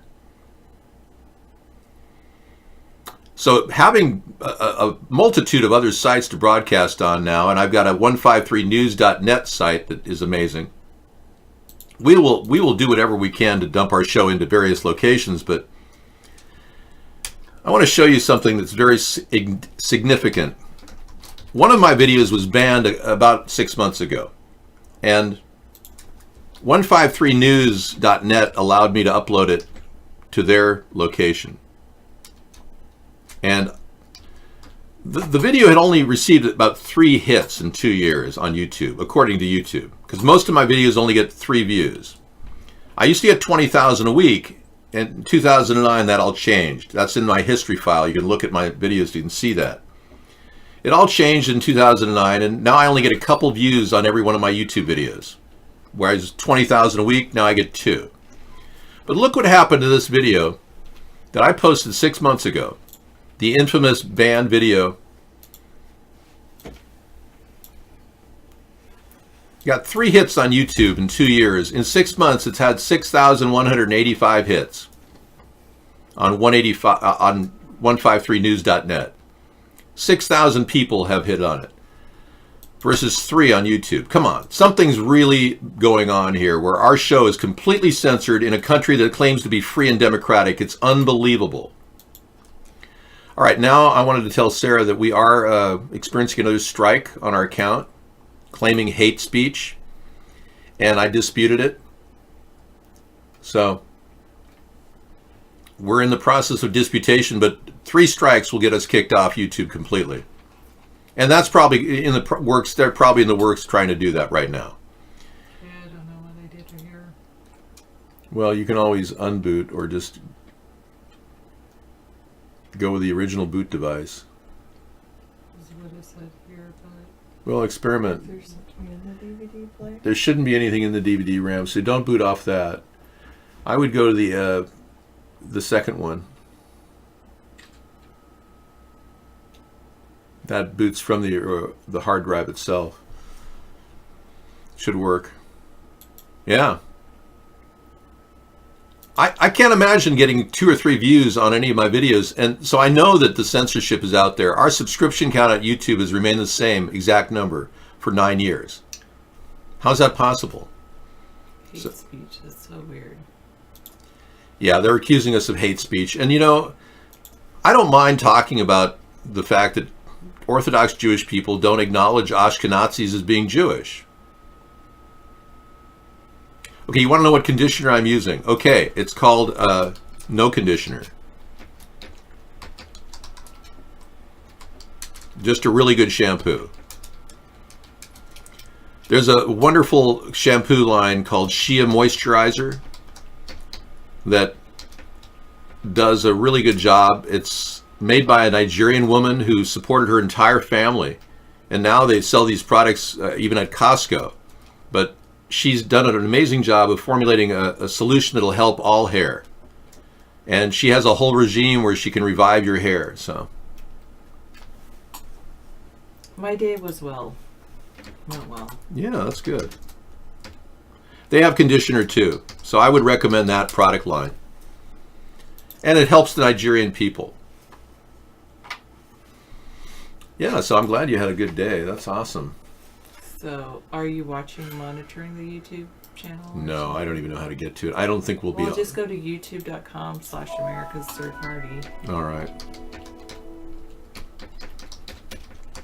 We've been censored so long on YouTube. I was surprised that we were even allowed to do a live show again. I'm ready to start uploading to other sites too. And then click that where it says Oh, Live okay. Now. Live now.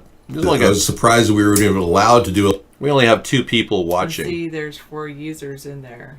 Well, how come it says I only have 2 people watching?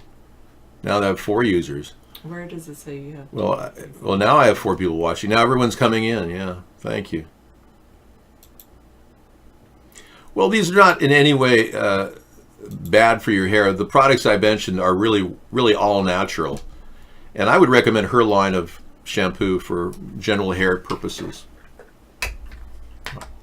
I can't see how you're going to go wrong with those particular types of shampoos and conditioners. But the way I get my hair to look like this, it takes about 15 minutes in the shower, washing my hair, and then air drying it. I don't use a blow dryer on it.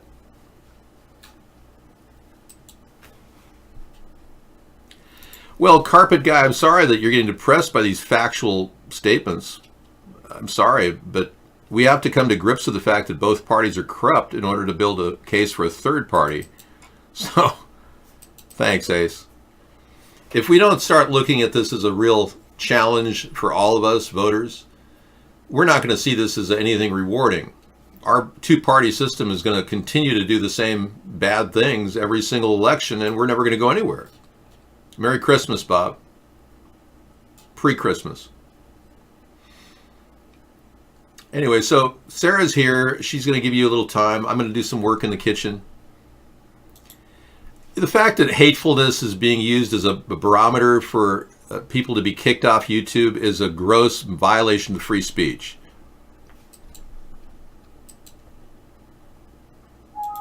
Now, in order to be a regular viewer in the show, you actually have to be a participant in our political discussion. And since you're not participating in our political discussion, carpet guy, you have to get banned from the show. Yes. Yeah, and anybody who attacks me personally, it's a bannable offense. I'm not here to, it's like attacking the messenger. It's like when people start picking on Donald Trump when they don't like the Republicans, you know? I did not see the 60 Minutes interview with Susan, no. Yeah. There are a lot of people who are paid to attack our show, so don't be surprised if you don't see some weird chat in the show. If YouTube and Facebook claim to be some sort of a distributor and the First Amendment doesn't apply, they're wrong. I don't know what P distributors are. I don't know what that is. Technically, YouTube and Facebook and all of these companies are serving the public. They're in the public interest. And they actually are under the control of the FCC, being they are network utilities. So Susan Wojcicki, the YouTube CEO, made a statement on 60 Minutes about the censorship, and it was a joke. It was totally absurd. I know, I heard about it. I didn't read it, but... Okay, so... Distributors. You're saying that they are just distributors and they don't have any control over free speech? Well, if they're censoring people who are trying to distribute on their network, that's violating free speech. Hey, you're being featured? You're saying hi? Hi. The show's about politics. And if you want to continue to be in the show, you have to talk about political issues and not attack me personally, because I'm not a bad person. We're getting attacks because they want to shut down this third-party effort, and I got nothing going against me. I've been a wonderful person all my life, and I continue to have an ethical life and live with absolute integrity. But to be charged with hate speech because I'm showing the truth about the fact that Ashkenazis aren't actually Orthodox Jews, it just shows me how bizarre our world has become. We're finding a chance for everyone to somehow be violating the free speech in order to protect a small subset of people that aren't even actually Jewish. I like Jewish people and I protect Jewish people, and I've done everything I can to defend Israel too in that respect. But Israel, if you're living in Israel, doesn't mean you're Jewish. There are a lot of Muslims in Israel. There are a lot of Christians in Israel. There are a lot of non-Jews in Israel, like the Ashkenazis. Hi, Rue. David is on Vaughn Live, Vaughn.live/third party. He's also on iVlog.tv/user/America's third party. He's also on Periscope, but he's not well, I guess he is monitoring the chat over there. You can follow us at third party on Twitter to find out our chat over there. And I believe he's also broadcasting, of course, here on YouTube and then also on Twitch. Yeah. I'm not sure if he's We're on all of them, yeah. chat. I've got the Twitch channel over here. Let me open that. We had to blow out into 5 channels, and we're still doing that. And now some gang stalkers are trying to stop us again on YouTube. They shut us down before. They're trying it again, the same old technique. Now, Max said he heard this woman, he heard the CEO of YouTube say that they ban millions of videos monthly. I seriously doubt millions of videos are hate speech on YouTube. I find that really hard to believe. So to say that they ban millions of videos monthly is like absurd. How can you possibly justify doing that? All right, so we have 3 people in Twitch. Hi, guys. And we have no way of knowing how many people in Periscope. I person saying you're Nora Goer, you're not a Dyer. I don't even know what that means. What? I don't even know what you're saying. But anyway.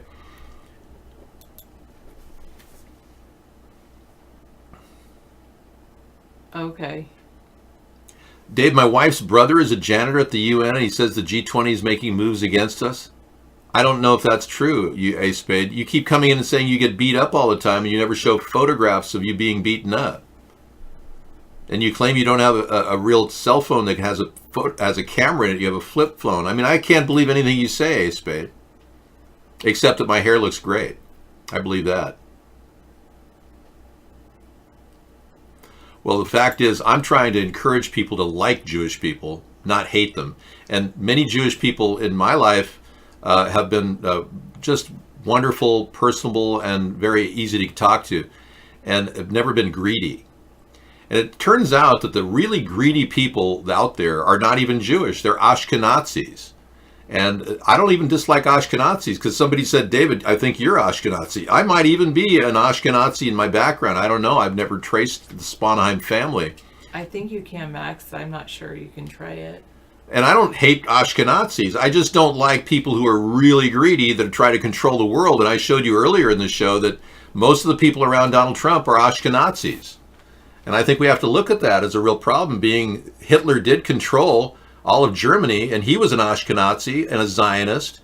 And now we have Trump, who's an Ashkenazi and a Zionist, trying to control our country and drive us into a very dangerous place. And you Republicans refuse to acknowledge the Republican or the Russian connection to Donald Trump. You're actually denying that Russia had anything to do with Donald Trump, when Donald Trump will not even present any evidence whatsoever of his conversations with Vladimir Putin. Not one single transcript is out there. And when Donald Trump fired James Comey, that day he immediately invited diplomats over from Russia and the TASS news service, the Russian secret news agency, to film it. And we don't even have a copy of that. His private conversation with the diplomats the day he fired James Comey and said, oh, I just want to end this Russian, this investigation thing. Yeah, he told Lester Holt that he was just trying to end the Russian investigation, or the investigation into him. Yeah. So the Susan Wokiki interview is a boomer joke. Young people are laughing at 60 Minutes. Good. I'm glad to hear that. Yeah. Whatever. I have 5 people watching me on YouTube. Well, guys, YouTube may be banning our account because we've got gang stalkers attacking us, claiming that what I'm saying is hate speech, when I'm just giving you historical background. It's kind of amazing to think that we can't even talk about history without being accused of hating somebody. It's really sad. Now, Hot Rails normally doesn't have a good video, but here's an interesting little side note. A link here from Hot Rails. Israel is no country for black people. Wow. I did not know that. He announced that African refugees had 3 months to get out of the country. He sees them as infiltrators. Wow. He doesn't want black people in his country. That's kind of a counter to a pluralistic society where we openly encourage democracy. So Netanyahu seems to be kind of avoiding democracy in his country while being investigated for corruption charges. Thank you, Hot Rail. That was the best link you've ever sent. Well, I'm glad that discussing Susan Wojcicki, I had no idea who the CEO of YouTube is. It doesn't really matter to me. But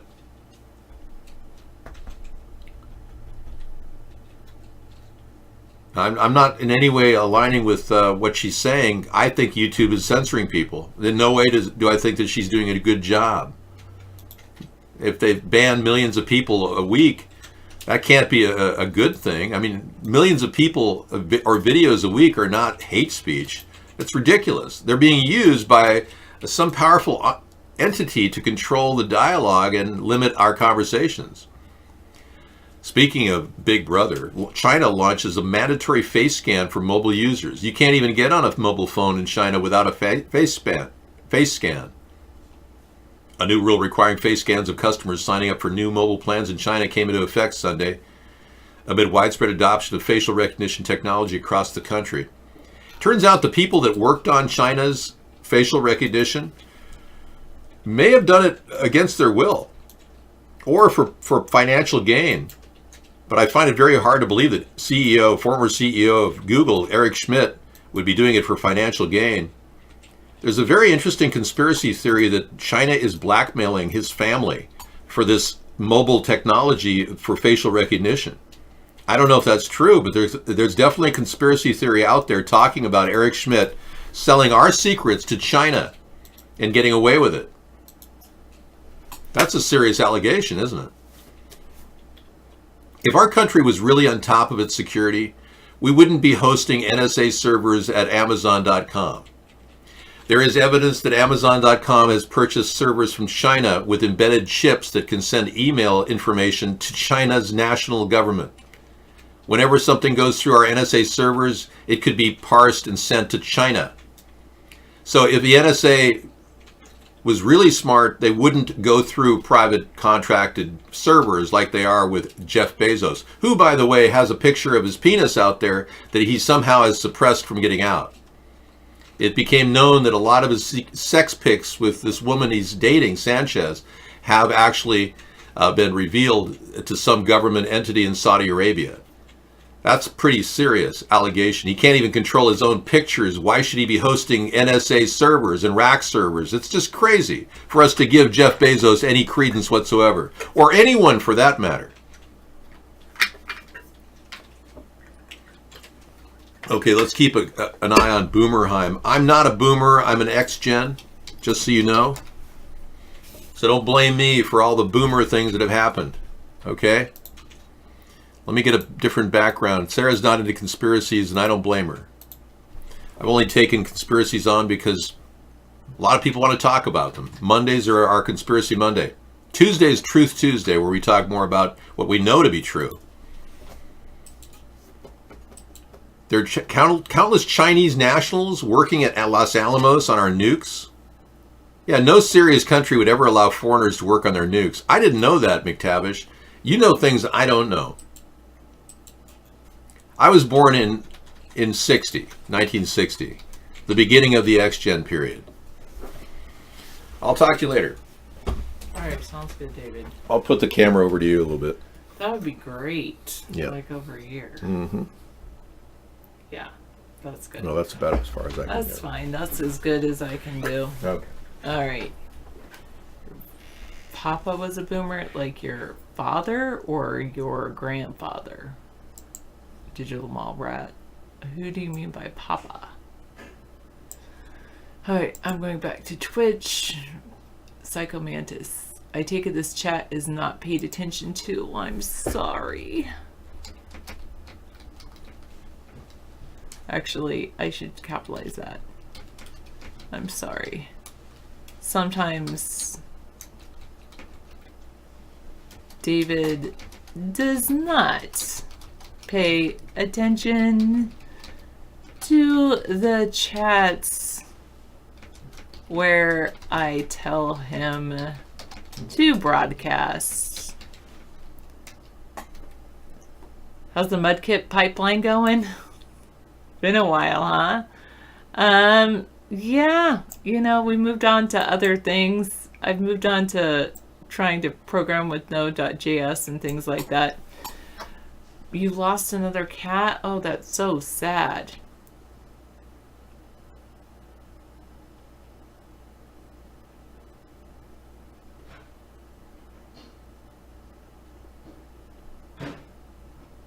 No, I don't know anybody.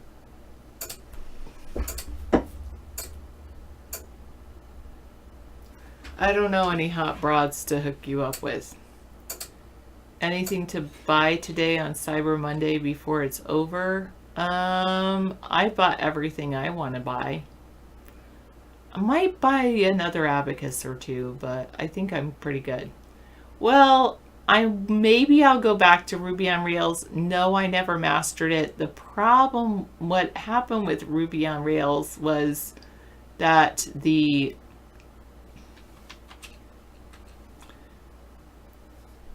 what I was using didn't actually work.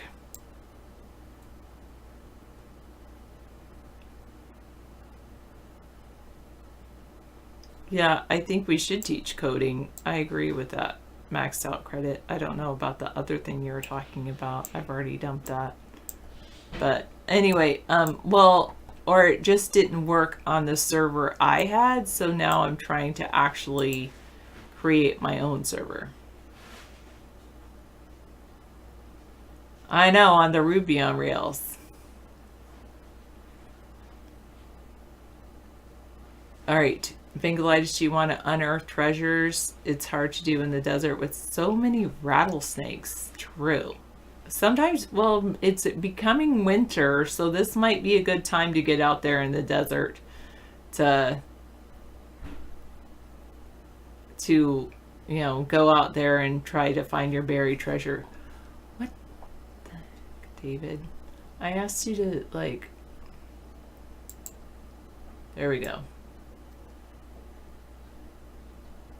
I have 5 watching on YouTube. Hello, 5 watching. Why are you calling me names, pal?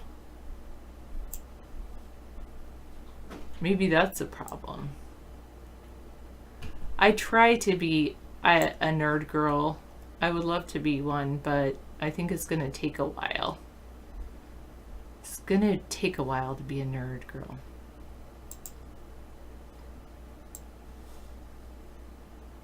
Soitan live.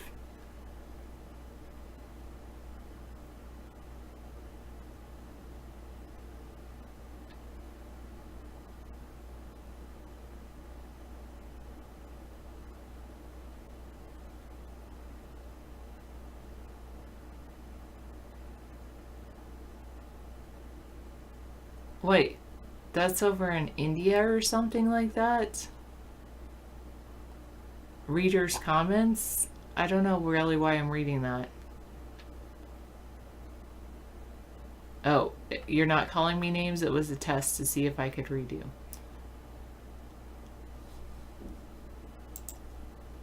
Thank you. You missed the old days without the trolls. I agree. Me too.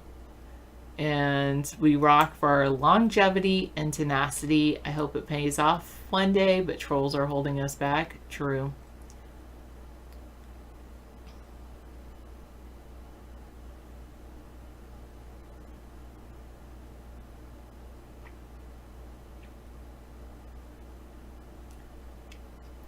You're right. Actually, McTavish, I'm glad you're back. I was going to ask your opinion on something. Here's my on which of these I should purchase and get. So that is one thing I was looking at for Cyber Monday. Unless there is another book that you recommend.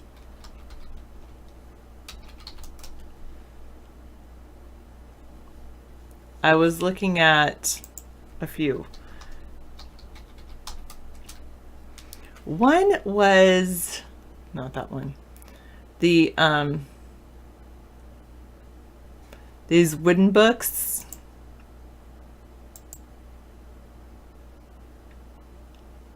Oh, that's the one. Okay. Thank you.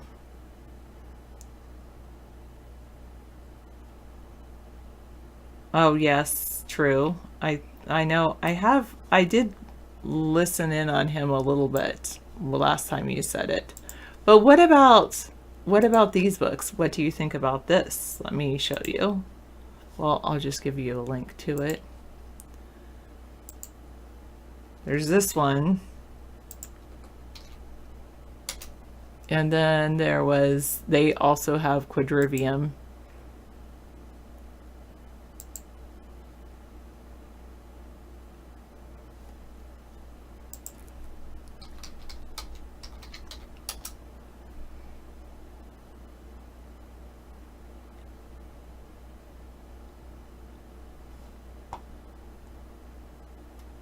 I know, you're right.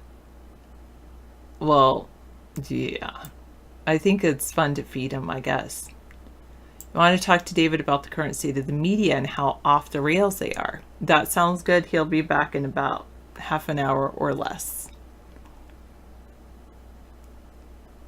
And then there's also this one. This one looked really interesting.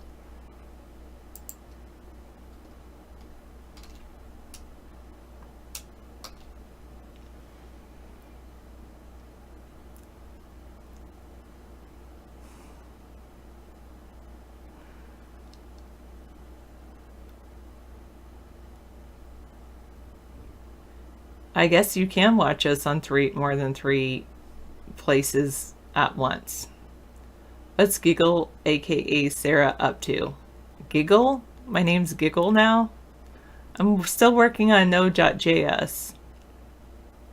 Streams. I think he means streams. You're right, Truth 2012. There's long-range gold detectors. Ooh, that's a good idea. Echo? I don't know where the echoes come. Oh, that's because you're watching us on all the streams. That's what happens when you watch us on all the streams. Yeah, okay, thanks. I do prefer giggles over bubbles. Okay, and then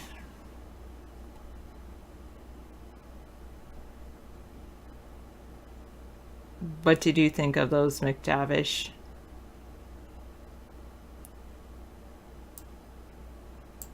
I might get this one. It's by Sister Miriam Joseph.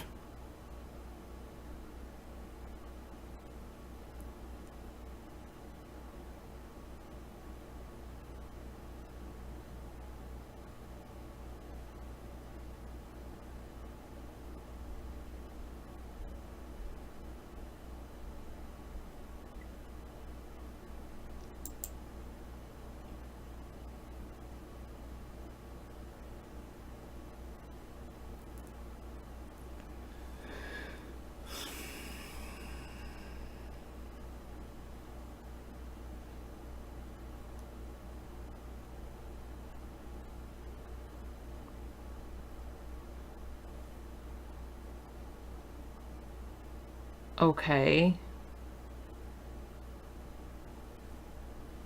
So you just think I should pull out something like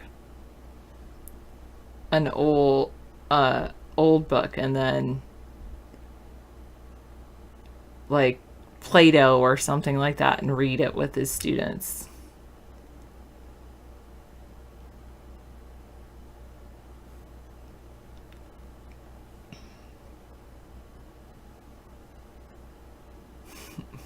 or I don't know, something like that. Well, Play-Doh and play it with the students.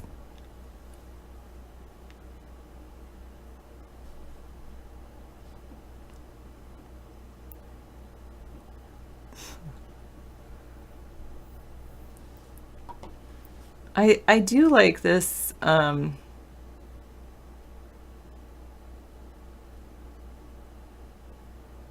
don't know when this was written.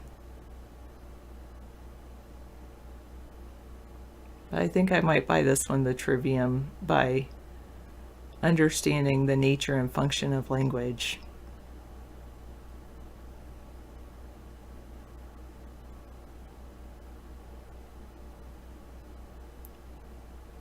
Well, other than that book that you recommended, The Underground History of American Education, which I might get for myself, but there's nothing you can recommend to help to educate. Or what do you recommend? You say you can't comment on 21st century texts.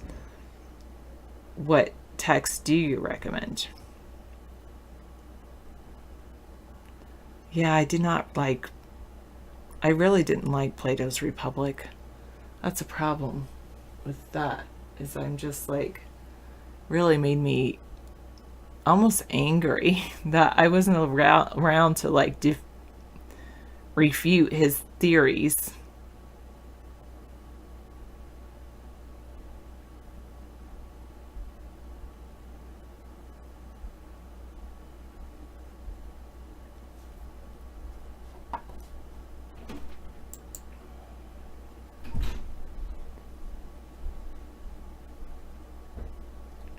Commander-in-Chief, How Golf Explains Trump.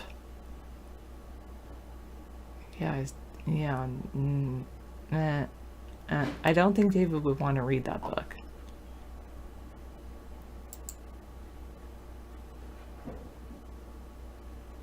That's the point. Good ideas trigger good ideas in response.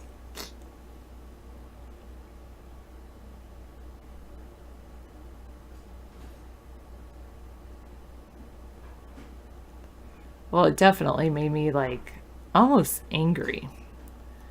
How about Arduino? Maybe, but for now I'm going to be just using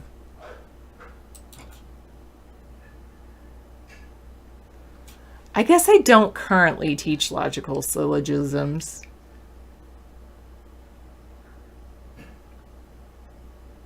You think I can teach it to 8-year-olds?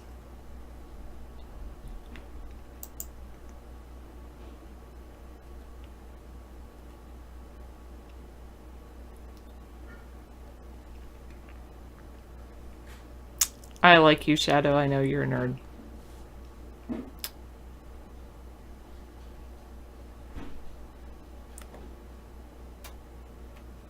All you heard was categorical syllogisms. Am I featuring logic?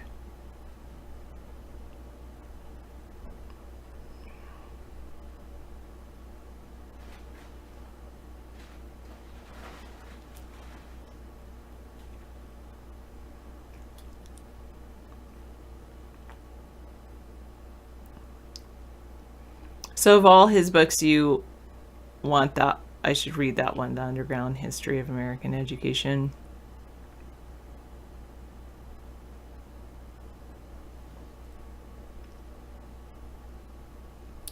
I do teach coding skills and logic that way.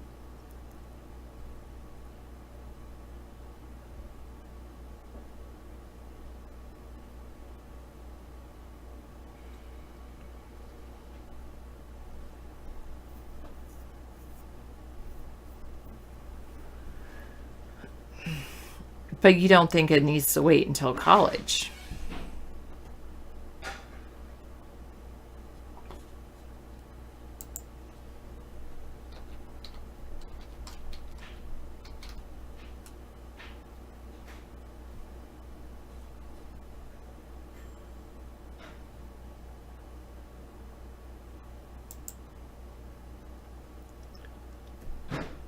Oh, wait. I do teach syllogisms in a way. I teach it in math.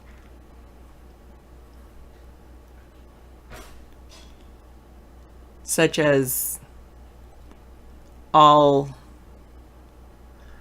squares are both rhombuses and rectangles and quadrilaterals, but not all quadrilaterals are squares.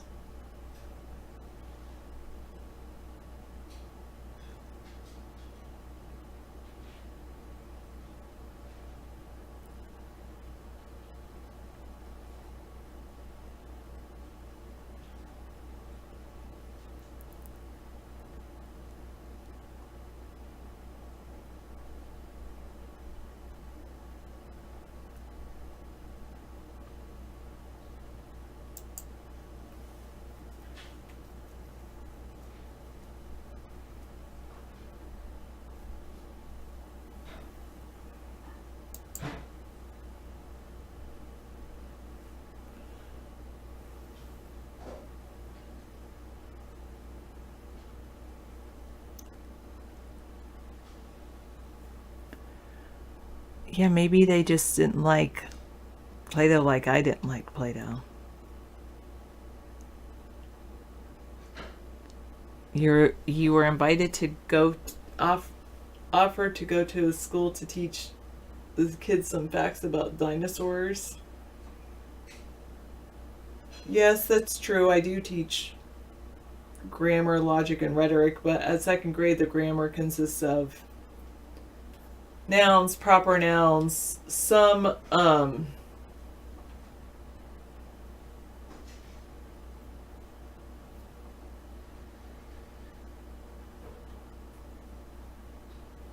yeah, parts of speech mainly.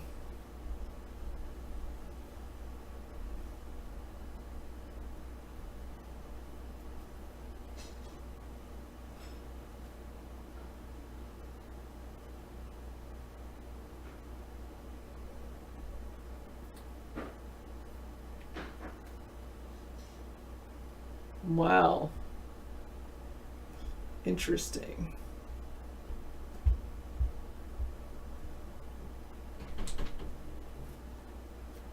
And for me, though, grammar, I guess with grammar,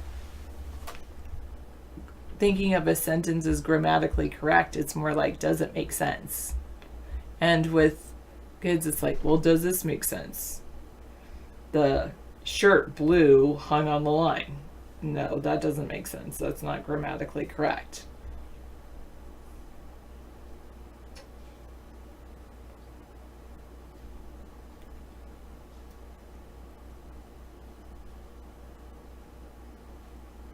Whatever I ever teach in a private school, I would consider it, but I so enjoy teaching where I teach that I probably wouldn't. Now here, aquaponics and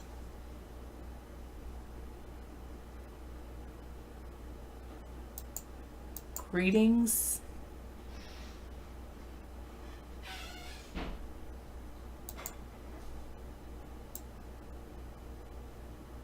Okay.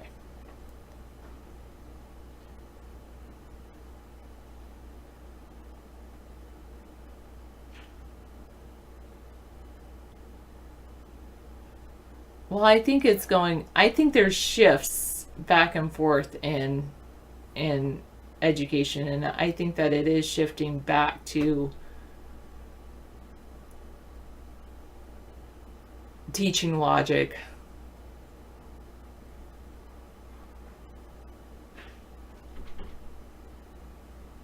Exactly. I've only taken Spanish, so it's not. I've only taken Romance languages. That's about it. Yes, and well, one thing I agree with you, Victory for Cake, about teaching people to speak is very important, and speaking incorrect incomplete sentences and answering incomplete sentences. So when I ask why did the monkey cross the road? I don't want because the monkey had 5 fingers. I want the monkey cross the road because the monkey had 5 fingers. But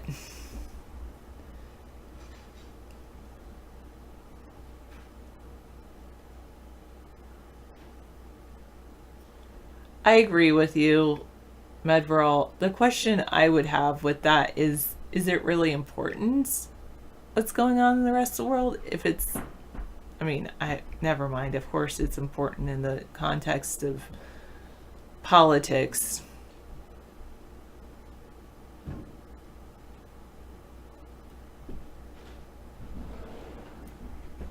I have heard that maxed out credit. Interesting victory for cake. All right, well, I think I know what I'm going to do. I think I'm going to buy this I'll show you. I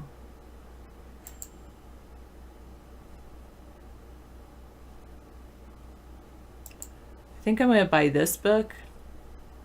I was hesitant because it was written by a sister at first, but what I liked about it is it talks about,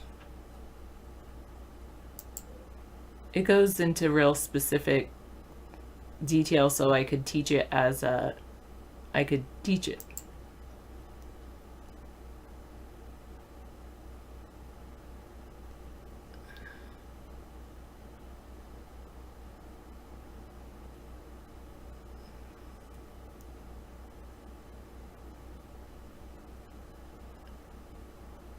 With analogies and categorematic words that are significant by themselves, substantives and attributives,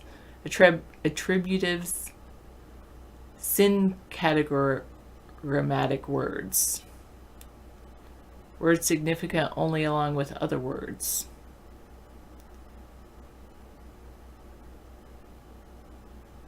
And I really like how she just goes into, she explains it all.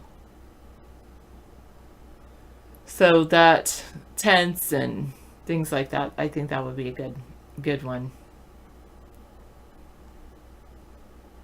And that way, if I read that and can talk about that, that would be good. I like with prepositions, I say prepositions are prepositions. It goes in front of a position. So on, in, above are all preposition, are all the beginnings of prepositions.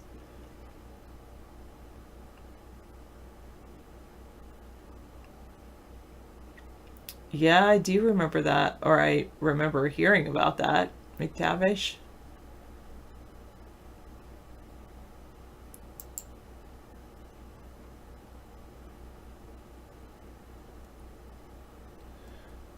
I think I'll get a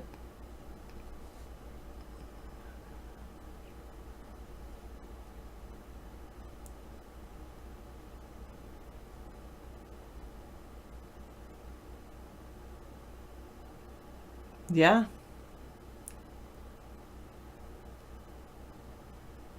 Yes, you're right. Some Latin masses, Catholic masses, are still held in Latin. Not all Catholic masses, but quite a few.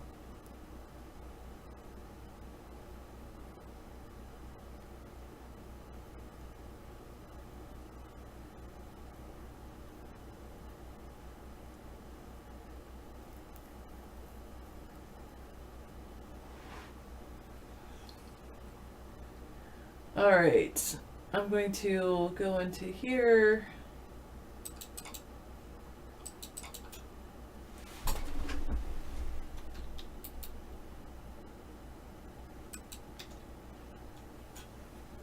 Oh, I'm going to bring this over. All right, I'll work on that and let you guys know how it goes. For now, I'm working on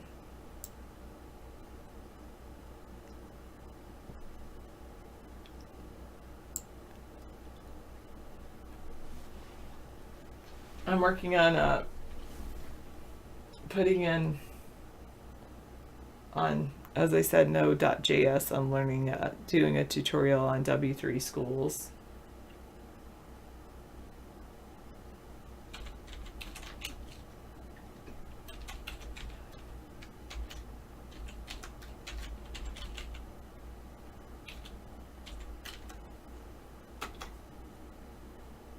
Oh, I had a syntax error.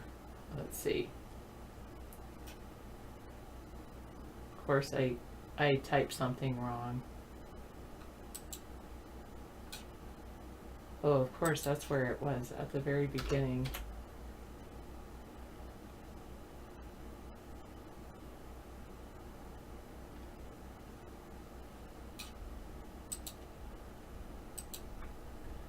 Yeah, I mean, the whole thing with Common Core state standards is they say that students should read more complex text and understand more complex text. That was the whole push for Common Core.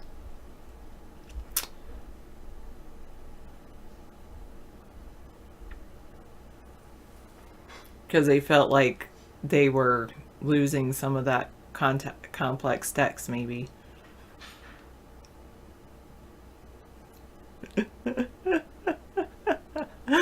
Oh, that is hilarious, Dr. Meow.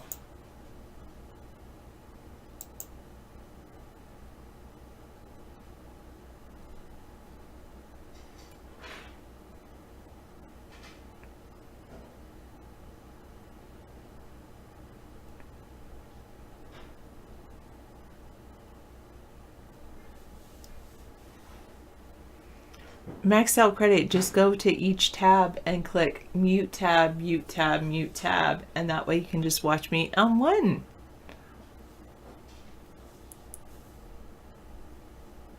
I should show them Plato and Aristotle. That would be complex text. All right. I'm ready. I left the plate in there. It's very hot. It's sitting on top of the dish. The plate is very hot. Okay. And everything's turned off. Great. All right, let me do something before I'm gonna just do this. That's a good article. Oh, I don't think this is good. Oh, you don't think it's a good article? I mean, it's okay, but You don't like that? it's not relevant. Yeah. Okay, I think It was in India or something. Anyway, let me get rid of this. Yeah, no problem.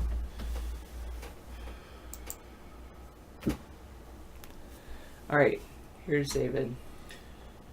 No, I'm not the Don. This is our, typically we do this every night because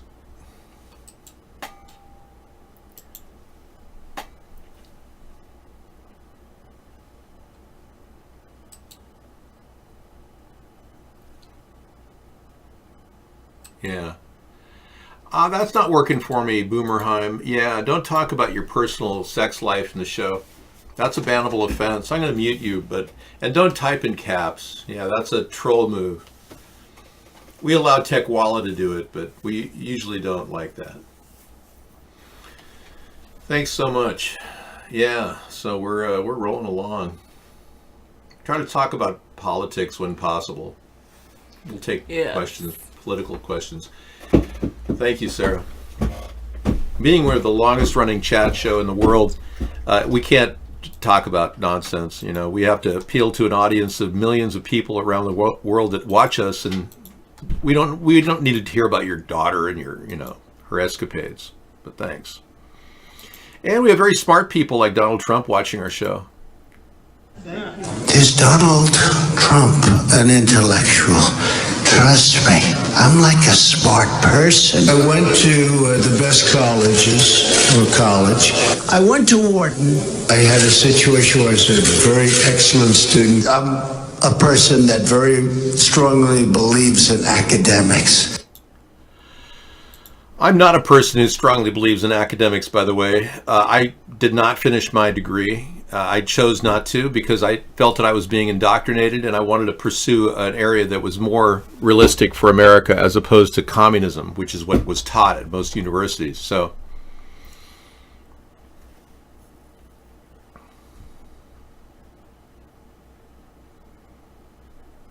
thanks. And a lot of people who are watching our show don't realize that the views are being censored at all levels at YouTube. We've known that for a fact since 2009. So there's no doubt about it. I would gladly go on YouTube in a different way if they would, if they were going to treat me with disrespect and stifle my free speech. There's a couple of different ways of doing just this.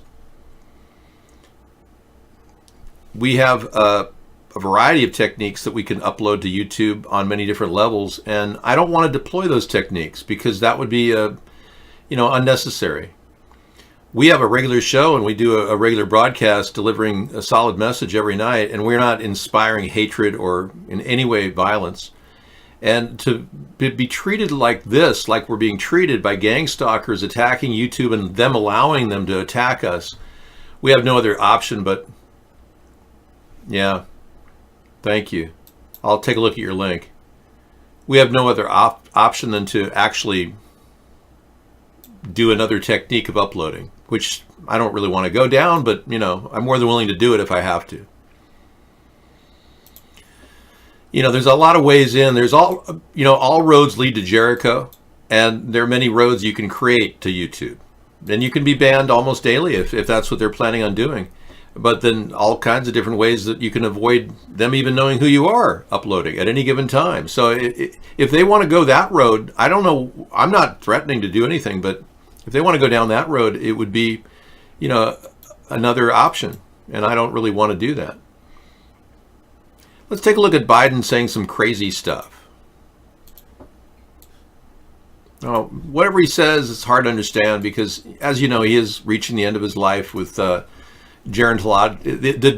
genealogical problem of getting older. Yeah. I got hairy legs that turn blonde in the sun. I meant to say gerontology, not genealogical way. The gerontology way. And the kids used to come up and reach in the pool and rub my leg down so it was straight, and then watch the hair come back up again. They look at it. So I learned about roaches. I learned about kids jumping on my lap. I learned about roaches. I learned about kids dumping on my lap. And I love kids jumping on my lap. Oh, jumping on my lap. Okay, and he loves kids jumping on his lap. Wow. McTavish says, Boomer 60 Minutes had a hit piece on... so his name is Boomer 60 Minutes, had a hit piece on YouTube, and they got rid of him? Really? All right. Yeah, his kids jumping on his lap. So he loves kids jumping on his lap. Now, let me ask you a question. Is that wrong to feel that an old man who says he loves kids jumping on his lap, he's a grandfather? I mean, my dentist has 7 or 8 kids. I don't know, something like that. And he's really a wonderful guy. And he talks about going on backpacking trips with his Boy Scout troop and everything. And he talks about how much he loves kids, and he says it in a giggly kind of way. I just love all the grandkids, he says. And there's nothing weird about that. So why is it weird when Biden says it? And by the way, I sit on the stand, and it get hot. I got hairy legs that turn blonde in the sun. And the kids used to come up and reach in the pool and rub my leg down so it was straight, and then watch the hair come back up again. They look at it. So I learned about roaches. I learned about kids jumping on my lap. And I love kids jumping on my lap.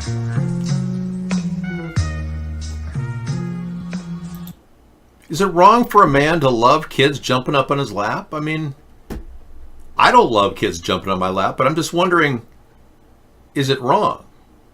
When did we become so afraid of people having like a grandfather with his grandkids? I mean, I'm beginning to wonder if we're not going too far overboard. I'm not cutting him any slack.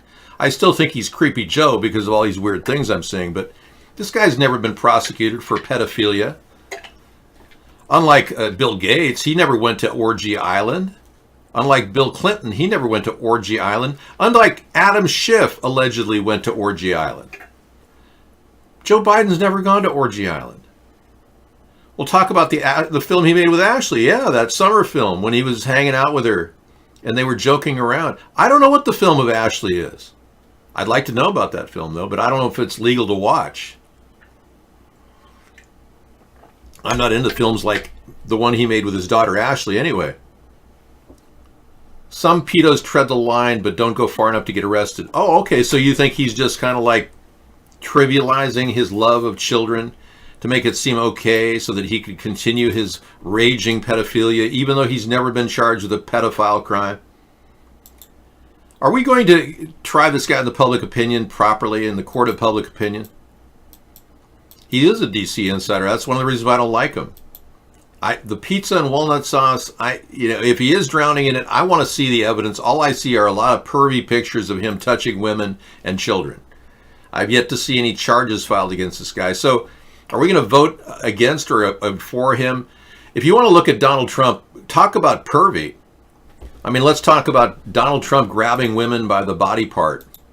Yeah, I mean, how weird is that? With a wife and a kid, Barron.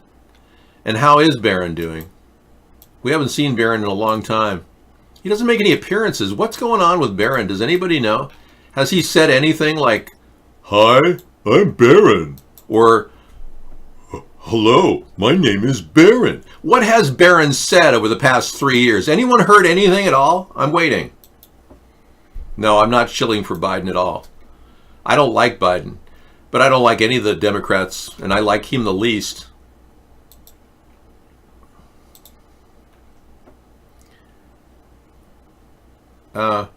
Boomerheim, we have a question for you, but we'll get back to you in a second. Boomerheim, I'm going to unmute you, and I'm going to ask you a simple question. It's basically a mathematical question, which I will put on the screen to verify if you are actually a human being, Boomerheim. Yeah, because what you're writing doesn't really make any sense. Answer the question in chat what this equation is on the screen. I'm waiting. Boomerheim, you have been unmuted for that purpose.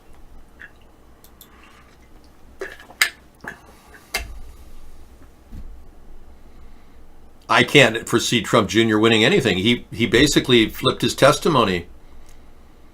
That is incorrect, Boomerheim. You are now banned from the show. Boomerheim was a chat bot, and we have troll bots too that are attacking us from computers. AI systems are being tasked to attack this chat room. I'll ban the bots, no question about it. So Barron, I'm not going to talk about his autism. There are a lot of you who are autistic. I'm not going to say that's like a disease or something. Look at Greta Thunberg. She's autistic. She has Asperger's disease. How dare you? She should be in school. Anyway, I'm not here to make fun of Barron. I'm here to ask, has he said anything? Have you heard him speak publicly in 3 years? Anything? Like, "Hi, Daddy, it's me, Barron. I'm out in the field and I'm waiting for the helicopter." Anything? That's what I thought. He doesn't say a damn thing. What's going on with that?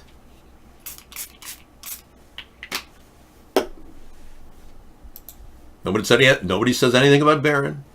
He's taller than his mom, really? Thanks, Max. That was from Centipede Nation, by the way. Thank you, Centipede Nation.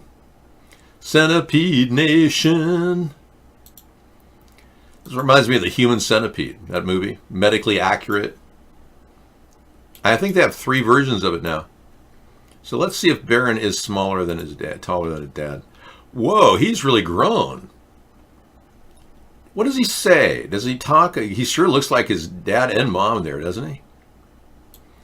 There was a conspiracy theory that said that they never had photos of Melania pregnant, and they say that there was a time when Barron was being in his mom's womb that Ivanka was not seen by any press or camera. They somehow they've contorted this weird conspiracy theory that somehow Barron is the son of Ivanka. Isn't that a weird? He doesn't even look like, he looks like his mom Melania, I think. I just want him to say something. Has he spoken at all? He has a very thick Slovenian accent. He only speaks in Russian. He does not speak in English because we know that it is a dead language. Russia will soon take over America completely. Oh, I know. I heard this. The Human Centipede is a sick-ass movie. Man, I didn't watch it. This sick person I know who gets drunk all the time talks about this Human Centipede 1, 2, and 3. How it's medically accurate for one person to technically be attached to another person and eat from their body part.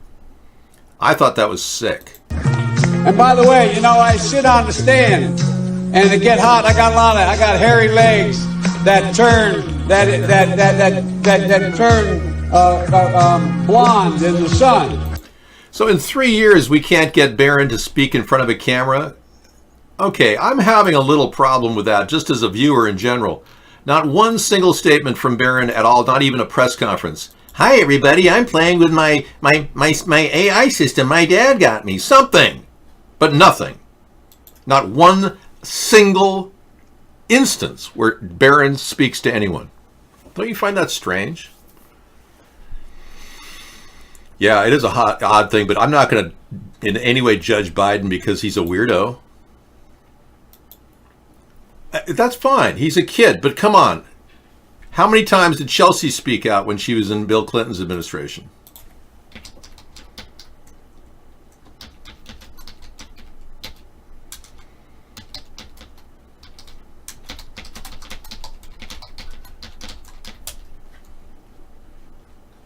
I know. It's okay. We can disagree about things. We don't have to agree about everything. It's okay.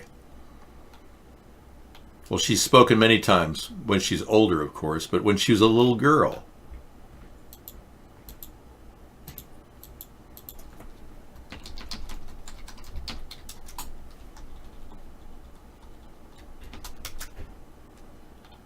No, you're right. So there's no photographs of Chelsea speaking when she was a little girl either. Well, there you go. Okay, so I'm going to back off of Barron right now and say there's no reason to think that he can't speak at all. He's probably just as articulate as his dad, maybe even more so, because, gosh, Donald could use a little work there. I was a nice student. I have a very good brain, and I've said a lot of things. I understand things. I comprehend very well. Okay. Hey, you got a fruit spray thing going on? Good for you. Wow, that's great. You know, keep it up. You'll look as good as I am. I'm nearly 60 years old. Can you believe this? Yeah. I haven't aged in 30 years. It's weird. Thanks to my amazing fruit enzyme spray, which I'm not the maker of it. You can buy a portion of this small bottle at Michelle Dermaceuticals. They're online. They can, I think they're like $20 a bottle for a full strength. I dilute my down 10 parts of Fountain of Youth water to 1 part of fruit enzyme. So 10 parts Fountain of Youth water to, and I swear by this fruit enzyme, I really do, to 1 part fruit enzyme. Don't forget the important ingredient though. 10 parts of Fountain of Youth water. Yeah. Now, where can you get the Fountain of Youth water? That is a tough question, and that I can't tell you. I'm unfortunately sworn to secrecy on that. It is. The world has watched me spray my face with this fruit enzyme and wondered, Dave, how do you do it? How do you keep yourself so young for the election? Because I am getting younger. The key is I started this age reduction therapy that I created, the art. Age reduction therapy art. I started this back in 2008 when I realized I was making a video here. I realized that I was just taking on too much stress. And there I was, you know. And as you can see, I've even gotten younger than the picture taken here. So you see, I'm starting to go back into reverse, and yeah, And the key is to not worry about anything. That we're all destined to be together in the cosmos. All of us will join together and eventually be one. Humanity really is one. We're just splintered into all these different people. You, me, all the other people. People, normal people, people with faces, or people like me. But we're all people, and eventually we're all going to have to answer to what we've done. And clearly we're treating the human race like dogs, and we're treating the planet like a toxic waste dump. How did this happen? Well, in the World War II, we killed all the Nazis in Germany, but we didn't kill them. They died in bombing raids. What can I say? A lot of them got out. A lot of the Nazis escaped. Only 29 were actually executed in Nuremberg. So, having lost the war, Germany then retooled to impregnate their Nazism in our country. And now, if I mention the word Ashkenazi, they immediately call it a hate crime or something, which is absurd. So I'm trying to reveal the difficult challenge ahead is to reveal the inner circle of our government has been taken over by Nazis. So how could I possibly reach out to people if I'm censored on YouTube talking about the very thing that's going to save our country from the very thing that destroyed Germany? Well, I came up with a broken St. Obamas, an impersonation video I did in 2008, right after that picture was taken, where I smeared Marmite all over my face and Vegemite. And I went on screen pretending to be Barack Obama. That was in 2009.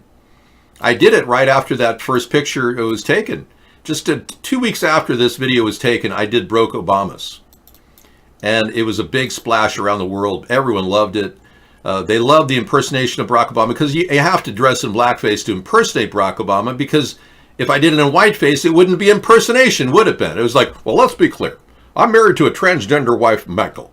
And, I'm obviously a crack smoker. I mean, had I done it in whiteface, no one would have cared. It is like a finger. It is more than just a finger. It is a video. And I'll show it to you right now. Hi, good morning. As you can see, I'm still wearing the shirt I wore last night and yesterday at Blog TV. It's exhilarating to do Blog TV. We've been having an incredible time. This is, in fact, day 54.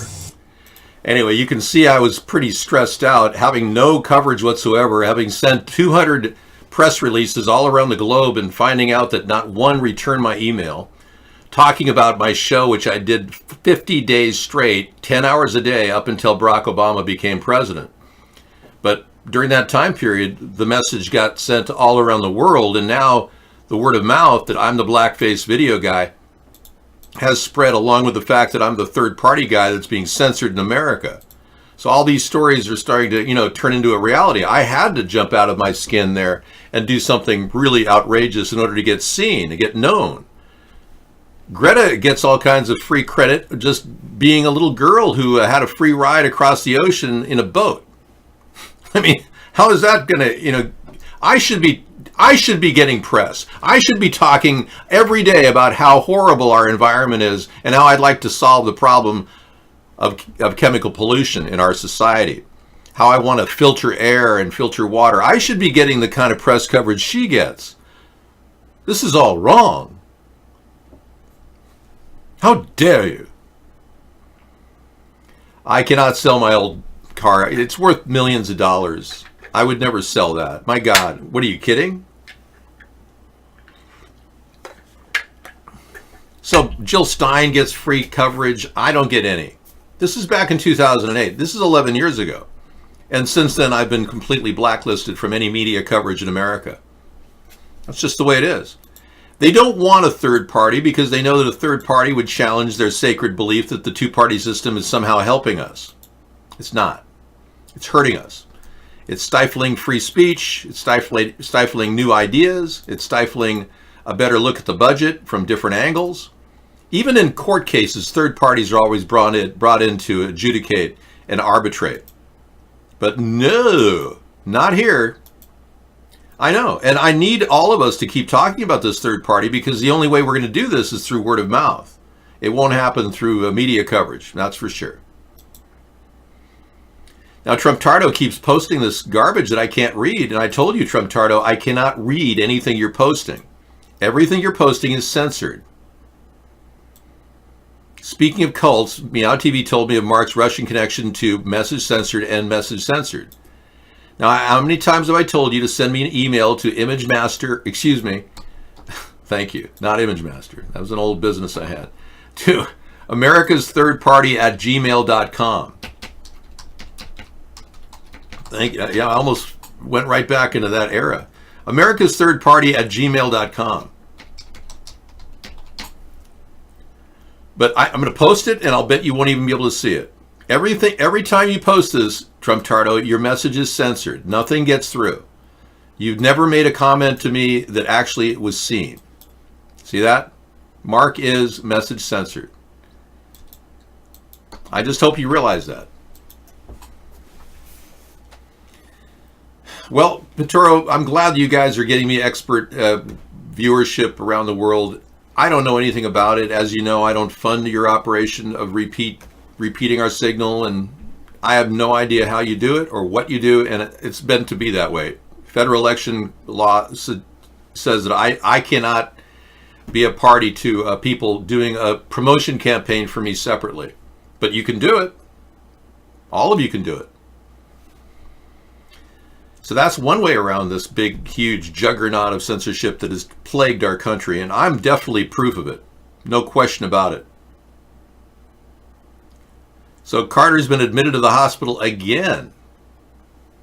Okay. I didn't realize that was happening again. Okay, I hope he gets through it.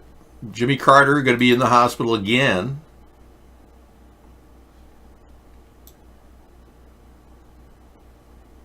Candidates are dropping out of the Iowa caucus, and it's growing near to the 2020 primary. It's still in flux, right? Lots of people have dropped out.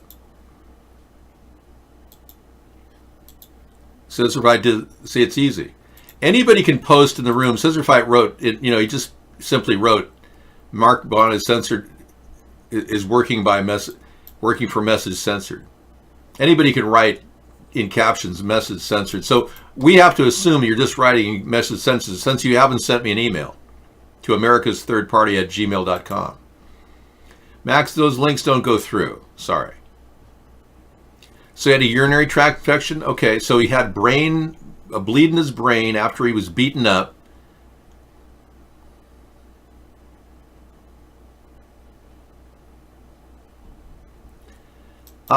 Reaching up, frankly, I don't even care if I get any money. That's my point. I'm not trying to make money doing this. Now, that guy, Nick Fuentes, is trying to make money on his show. If I was just doing political commentary and being a comedian, it would be, I'd have to, turn it into a for-profit. I'd have a Patreon account. It would be all profit. I would be dropping out of the political race. You can't run for office and do that at the same time. And I'm not going to drop out of the race because people believe in what I'm doing.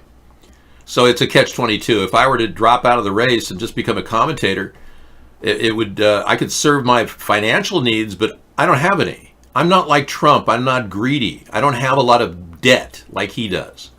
So I don't really need any money. So I really don't care if YouTube doesn't monetize my show, or even if they kick me off permanently. It doesn't even matter to me. I'm not in this for personal gain. I'm in this because I'm the only guy I've met who's honest and willing to do what has to be done to help this nation. I've never seen politicians like me. I've never met anybody like me. They're all in it for greed and purpose of gaining money and personal status. I don't have any of those goals. I ran for local office, and I was completely censored by the Democrats and Republicans on all different levels. You wouldn't believe 90% of my signs were stolen in 2 or 3 weeks. So I run through that gambit, and I proved beyond a shadow of a doubt that I'm definitely being censored on a local and a national level. Okay, this is a big question people are having to this day. A lot of people don't know where Ocasio came from. I don't believe Ocasio has a degree from economics at University of Massachusetts. I really don't believe it. The way she answered questions about even the money that Jeff Bezos was going to get as a tax rebate implied that she knew nothing about economics. So it turns out that Eva Abadan, the sister of Uma Abadan, the close personal assistant to Hillary Clinton, she's a secret agent for Saudi Arabia, this woman. She's a Saudi Arabian agent, like Uma, worked in the Saudi Arabian Secret Service. And the fact that her face resembles Ocasio-Cortez so much is enough to make one wonder, pause for concern. But the added fact that Eva Abadan has not tweeted once since 2015 and has virtually disappeared from the landscape, political landscape, you got to wonder if she isn't just changed her name to Ocasio and Hillary's pushing her as some sort of a phenom. Last week, we found out that Omar, according to a deposition, Ilhan Omar is actually getting money from Qatar, the country of Qatar, to run for elections, which is completely illegal. Omar should never get money under any circumstances from some unknown foreign agent. And yet Donald Trump has not done anything to look into this. This is an absolute story generated in the Arab news services here, talking about how U.S. Representative Ilhan Omar accused of being a foreign agent according to a legal deposition. So again, people being put into our politics, injected into our politics, for what purpose? To divide us, to push us into the left or the right, or to hate these people. Ilhan Omar is a perfect scapegoat. No wonder they're not prosecuting her for marrying her brother to become a U.S. citizen. She's the perfect scapegoat. She's the perfect person to accuse Muslims of this, that, or the other thing. Ocasio is a perfect leftist, communist, brainless, who's easily labels people Democrats. It's not hard to call a person a Democrat when you listen to Ocasio talk. So regardless of how these people are getting into the forefront of our media, they're getting front row center seats, and we're getting nothing here at America's Third Party. We're getting zero coverage. None. Yes, I met all the requirements for this local office. Nope, there were no reasons to remove my signs, slow modes. I had 90% of my signs stolen from all of our locations, and Sarah was my witness. We went out and made new signs. I made 40, 50 signs a day and ran around the neighborhood sending out new signs. I had 3 printing operations, and finally we got 4,200 or 4,300 votes that quarter, but they slandered me in the media in every way. They wouldn't even print my rebuttal statement to their accusations in the local newspaper, which, by the way, is run out of a Canada newspaper firm. They're not even a U.S. firm. A foreign newspaper slandered me in our media to try to stop me in that election. The chair makes them. I don't know what the chair sounds like, but that's the chair sound. That's not me expurging flatulence into the atmosphere. Yeah, and here's one from Max, the same story. They can verify that Ilhan Omar is a Qatari asset. Here's the Washington Examiner. She passed secrets to Iran, according to a Florida court. Yep, so why are they keeping Ilhan Omar in the loop? Yep, one person said in the deposition, if it wasn't for our cash, Ilhan Omar would just be another black Somali refugee in America collecting welfare and serving tables on weekends. Wow. Yep, so why is she still being ignored? Why does Donald Trump not prosecute any of these people? Because he's part of the deal. He's trying to constantly drive us back, left versus right, right versus left. I don't think I could, McTavish, based on the simple fact that the censorship against me would continue if I made the move to private personal interest. If I dumped any political purpose and did a show on YouTube, I'm sure they'd censor me there too. It's been going on all the time. Joe Lieberman's out of the loop. He's no longer going to run again, Jam. Bless you. Bless all of you. That's all Joe Lieberman, that's all he says is bless you all. God bless you.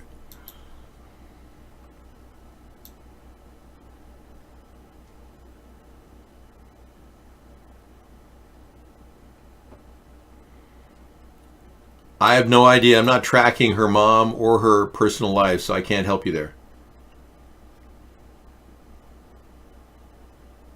Oh, wow, this is interesting.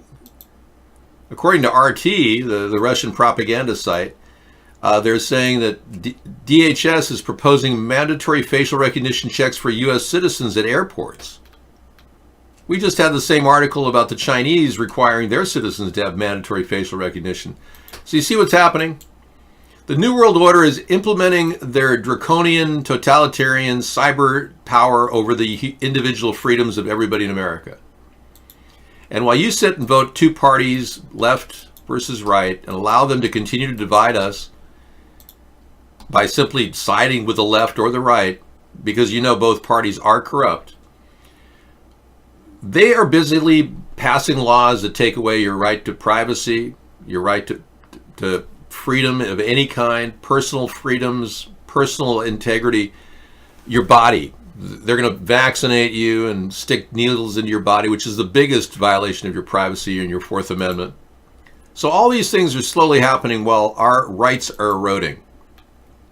Because you guys aren't doing anything to build this third party. It's just sitting there. You can just talk about it all you can, and I appreciate that, but until we actually see donations coming in, we can't go any farther. We'll just keep doing the show. And no, I'm not here for personal gain. I made a vow of poverty when I was young, and I really don't care about money.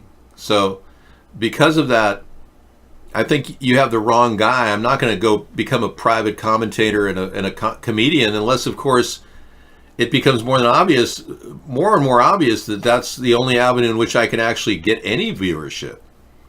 But it's pretty obvious the censorship is about me, not just the fact that I've been running since 2008.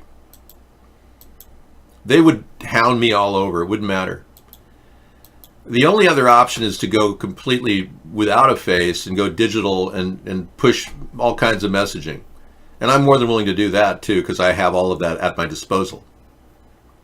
The entire internet is a very ripe a flower to pluck, and it's easy to pluck those flower petals through various means.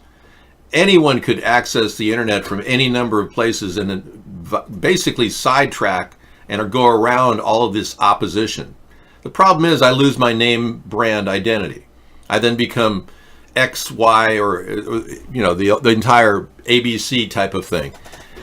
It's one of the reasons why ABC.xyz lost control of Google, and they started their own company. Larry Plant and Sergey both said that they really didn't have the control over the model that they'd created, the do no evil concept at Google. So now Google is run by a group called In-Q-Tel, which is a group out of the Department of Defense, DARPA, which runs the backbone of Google. And Sergey and Larry Plant, or Larry Page's, sorry, Larry Plant. Did I say Larry Plant?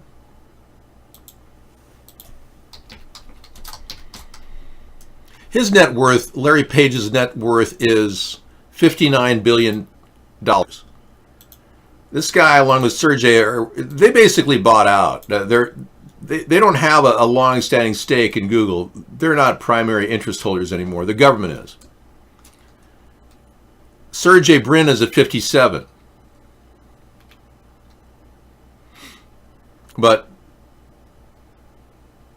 these aren't look at Steve Ballmer, a guy who was simply an employee at Microsoft.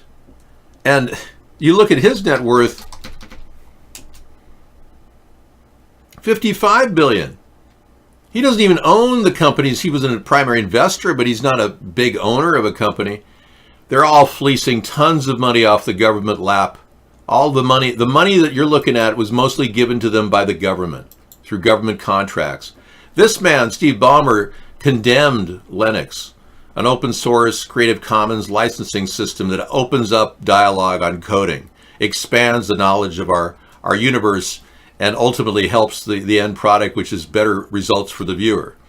This guy said that it was a terrible thing, Linux, and he's never publicly apologized. And now Microsoft, they're actually using Linux in their new Windows 11 program. Isn't that interesting? A public domain program they're using. So I don't know what kind of a programmer Steve Ballmer was, but he couldn't have been a very good programmer if he condemned Linux at all levels.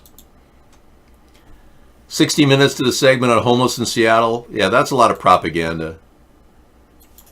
Yeah, there's a lot of stuff trying to push people away. Whatever. People don't even respond to the word rife, so using the word ripe is much better. The language is changing. It's not fixed in mud or cement. It's mobile. Our language is constantly evolving. It doesn't matter if you want to call it rife or ripe, you can. Okay, you think that Russia can shut down the Ukrainian pipeline at any time since Ukraine still owes them $3 billion? Absolutely. Oh, yeah. Russia knows exactly what would happen if they did. You know that there are various elements of the Ukrainian government that have believe they have nuclear weapons. I don't think that this is a big problem. Yeah, they're never going to shut that pipeline down. Hardly. Yeah, the whole concept of shutting it down also influences former Sino-Soviet agreements, as you can see. But this isn't going to happen. If it does happen, it would trigger a massive conflict between the two countries, more so than what we're facing now, with Trump not even giving Ukraine the vital support of $400 million they needed to fight the war against Russia. There's an area in dispute between Russia and Ukraine about the size of Texas, where the fighting goes on.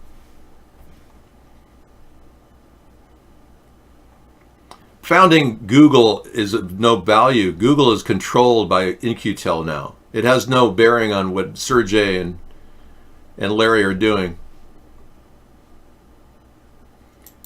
No, we're gonna remove you from the show, Voodoo. Yeah, Voodoo. I'm gonna ask you a simple question. What is on the screen? What is the numerical answer to the thing on the screen? I'm gonna present a question. Hold on just a second. It's not on the screen yet.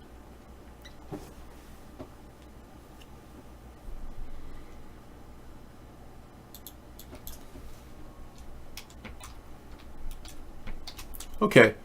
What's the answer to the question on the screen? If you could answer that, Voodoo. Okay, you're real then. Okay, great. We're just doing a bot test on you. You're new. We get a lot of bots coming in and chatting. Let me give you a more complicated question now, just to test your abilities, because that's an easy one.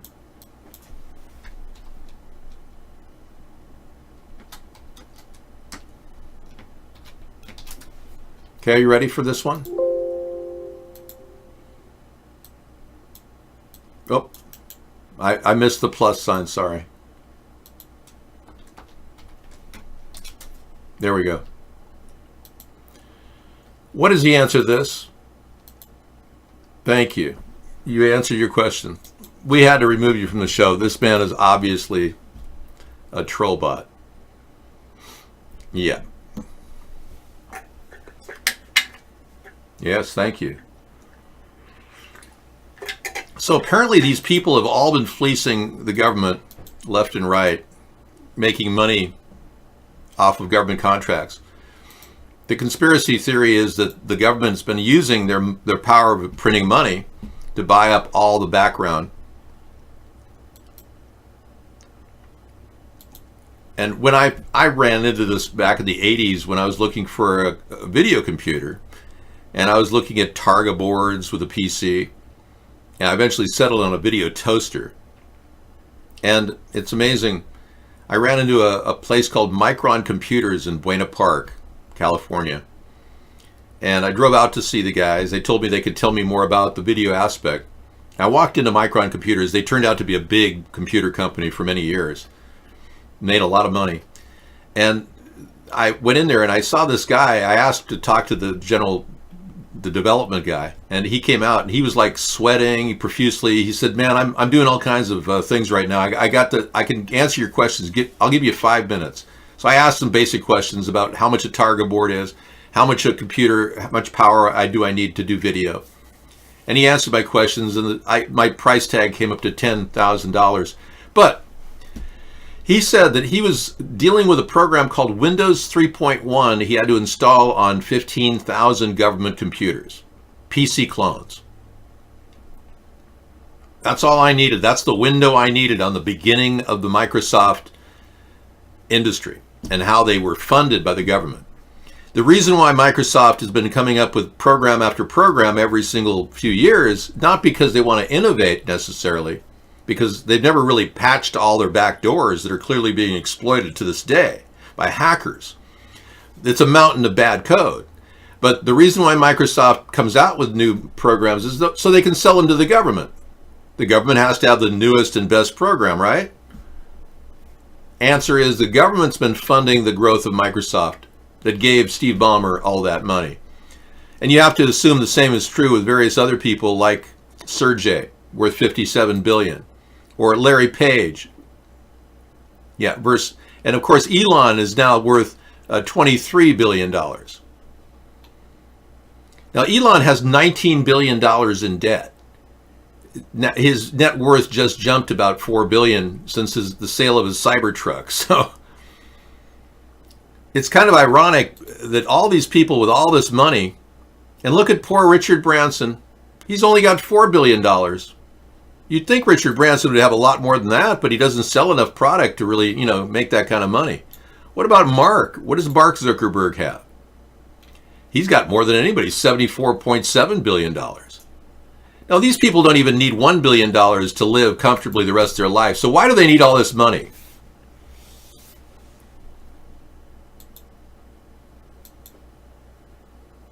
I'm fully aware that Windows 98 did not service video. I was looking at newer systems. He just told me that Windows 3.1 was being installed at the time. I was ahead of everything. I heard all about Joe Biden's hairy leg story. He's really good at talking about it. And should we judge Joe Biden on the fact that he likes children in his lap? I mean, there's nothing untoward. Grandparents like to have kids bouncing in their lap. So let's look at this guy realistically. Let's not pick him apart. And by the way, I sit on the stand, and it get hot. I got hairy legs that turn blonde in the sun. And the kids used to come up and reach in the pool and rub my leg down so it was straight, and then watch the hair come back up again. They'd look at it. So I learned about roaches. I learned about kids jumping on my lap. And I love kids jumping on my lap. Yeah. So he likes kids jumping on his lap, and he learned about roaches. I'm not sure what that's all about, and I'm not sure how the hairs relate to the roaches, but yeah, Biden grew up in the 1950s. I mean, let's not attack this boomer guy for being a boomer. Let's not be so ageist here. But it's a little strange the way he talks. Of course, I know Windows 3.1 didn't have that, but I was talking to the man about what I needed in the future. I preceded all of the video editing systems you have today. I was a cutting-edge video developer during that time period. Yeah, and I was way ahead of the industry. I was trying to assemble the cost configurations of what's the cheapest way to do production quality video. And I knew that I'd have to wait for later versions of Windows. I knew that. But I also wanted to know the cost containment factor. So I went for the toaster, the video toaster. And it worked great for a while. Except it didn't do nonlinear video editing. And that was a big problem. And then later, the Video Toaster 3.0 did nonlinear video editing. And I just said, I'm not interested. Too cumbersome and too much investment. Now you can do video editing online with standard programs you can download for free. I'm not protecting Joe Biden at all. I'm just wondering why you people are picking him apart for saying things that are just grandparents say about their grandkids. I don't get that. I'm not defending him. I'll show you some videos where he says some things that are very shocking. I don't like Biden, but of all the Democrats, I like him the least. Or I dislike him the least. So, but yeah, I can certainly play some of those weird, kinky videos that he's got one where he turns to a 13-year-old and says how aroused he is by her. Yeah, I'll play it for you. It's very disturbing, so be prepared. If you are watching this with your family, you may want to turn the volume down when Joe Biden says this.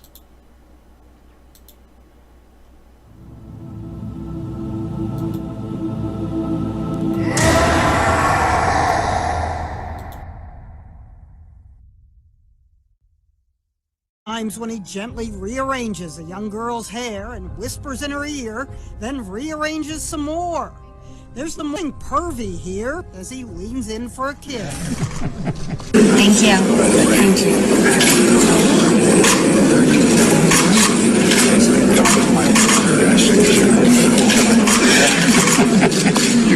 Thank you. All right, come on, slide in here. Thank you. Maggie, do you want to come over here?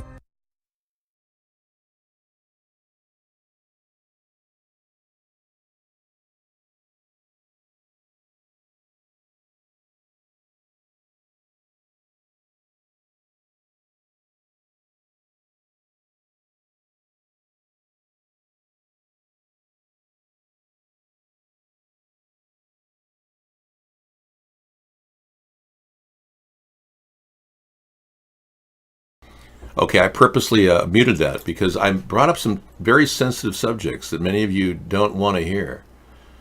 I do that for lip readers, people that like to do lip reading. I purposely do that. And I talked about some things that I really can't share on YouTube. So, yeah, it's just the only way I can describe it is I'm not trying to trigger YouTube to threaten me or anything. By doing that without the voice on, they can't hear it.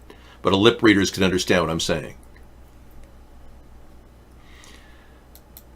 And Joe Biden caught sniffing children again. Is this the same repeated picture of him touching the children? Okay. So you're gonna rule Joe Biden out because he made a few untoward statements about kids. And he likes to smell their hair. And he just likes kids sitting in his lap.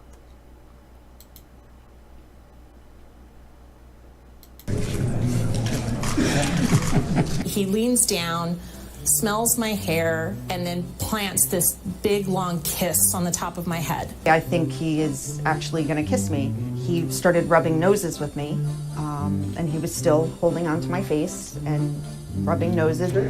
Spread your legs, you're going to be frisked. You stand right in front of me. Grace, come on. You got something. Come on. Is this balanced? Molly, come over by me. Come on over here. Stand right next to me. There you go. Grandpa's one of those guys. That's nice. No, I'm not saying. He is extremely affectionate, extremely flirtatious in a completely safe way. Joe Biden didn't do anything that's, anywhere near to that.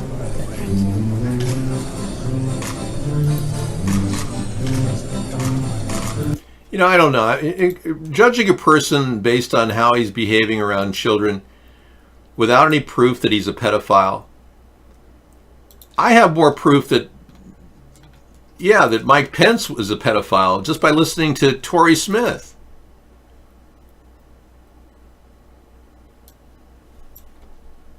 Huh. It's weird. The next video below that, Dave? Oh, okay, let's watch that. Okay, I'll turn that on then.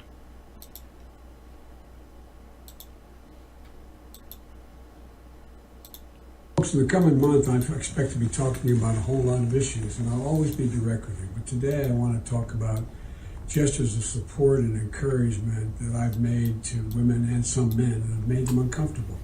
And I always tried to be, in my career, I've always tried to make a human connection. That's my responsibility, I think. I shake hands, I hug people, I grab men and women by the shoulders and say, you can do this. And And whether they're women, men, young, old, it's the way I've always been. It's the way I've tried to show I care about them and I'm listening. And over the years, knowing what I've been through, the things that I've faced, I've found that scores, if not hundreds of people have come up to me and reached out for solace and comfort. Now, my number one priority is to clean up the... that may help them get through the tragedy they're going through. And so... Oh, you didn't want me to play him defending himself? You'd rather just indict the guy because he likes to smell shampoo? Okay.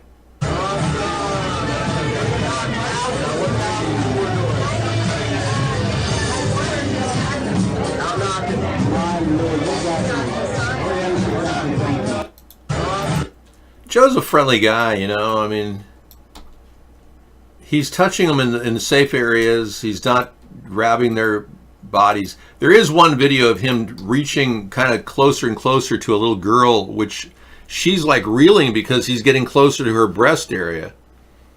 That's a video that's real. That's as close as we've ever gotten to him being a pedophile. And the other one with him saying how horny he got around a 13-year-old. So are you willing to indict this guy on all charges of pedophilia without any evidence at all? What about Michelle Obama? She's been playing a female for years. And now she's going to get a Grammy Award. They're saying, look at that. Wow. Michelle Obama. Michael LaVaughn Robinson. Look at that. Grammy Award winner. Wow, let's check that out. You know how everyone's always making fun of mom texts? What do you think a unicorn sounds like? From the mom who can't stop sending animojis to... I once got a text from my mom where "you're amazing" autocorrected to "you're adopted." Well, even former first ladies can't resist. While on her book tour, Michelle Obama fondly recounted how her mom reacted to seeing her daughter's surprise appearance on the Grammys. On Instagram, Mrs. Obama described it as when your mom doesn't think you're a real celebrity. I don't know. I can't really play more than 23 seconds of Jeannie Most without her monetizing it, and I hate her voice, so... But look at this picture that turned up from Occidental College, showing clearly that Michael LaVaughn Robinson is, in fact, Michelle Obama. And it doesn't take a genius to realize that Michelle turned herself into a dude. I mean, turned herself into a woman. Yeah. As Michael, she was a dude, and then she became Michelle. And this isn't the only piece of evidence we have. We have other evidence to back this up. And I'm going to play a clip from Trailer Park Boys in just a second. Thank you, Scissorfight. And take a look at this video that turned up of Michelle dancing on the Ellen DeGeneres show. Yeah, it's shocking. Watch.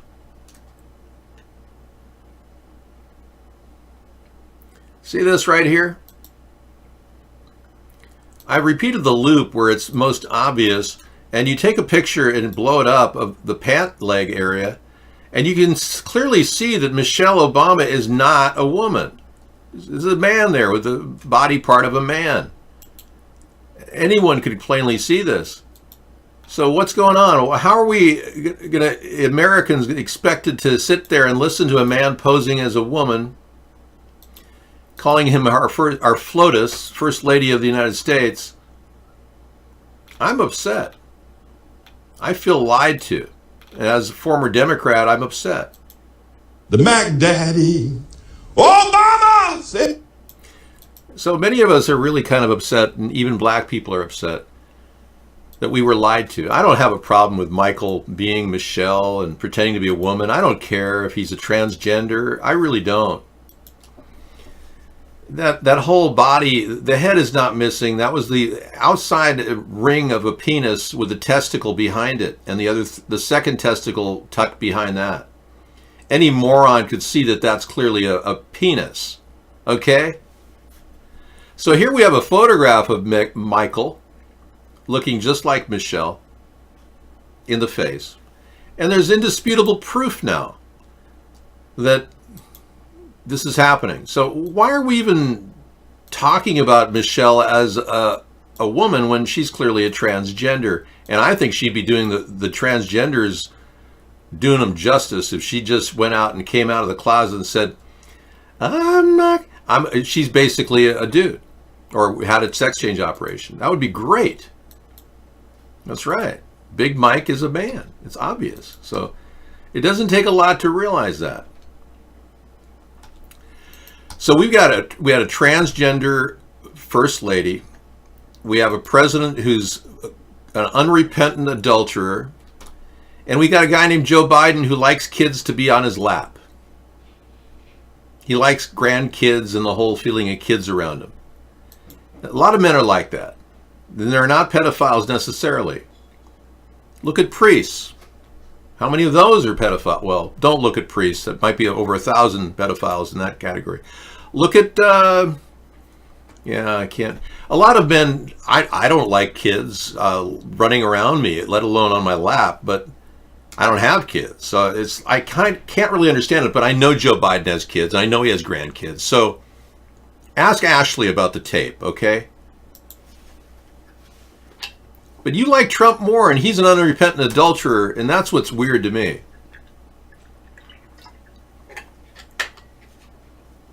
I know, and I'm one of the first people that called Big Mike a dude, but I can't get anybody to agree with me except you, McTavish.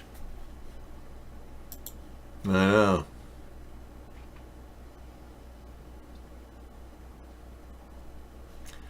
So I guess we're done with hating on Joe Biden with no evidence whatsoever. We talked about Ilhan Omar being a Qatari asset and Trump not doing a damn thing to stop it.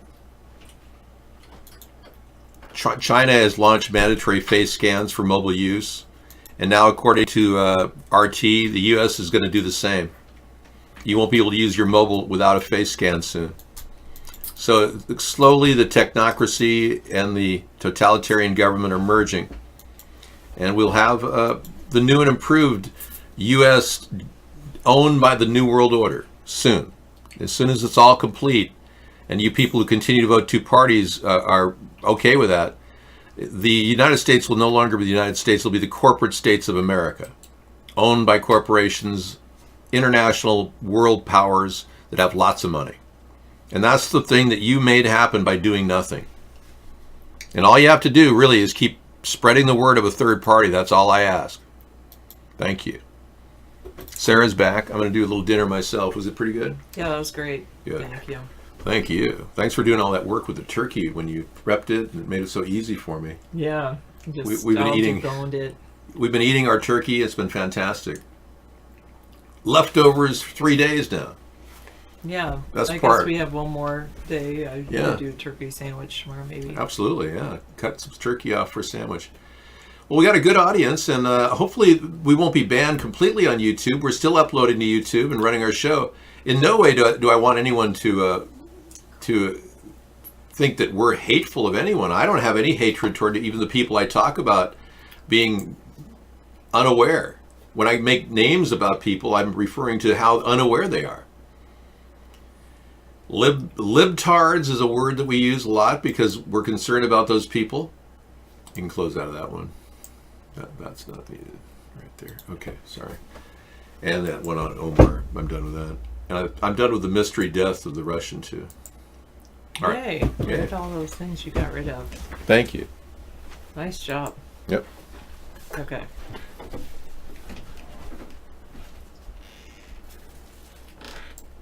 Do it over here. Wait.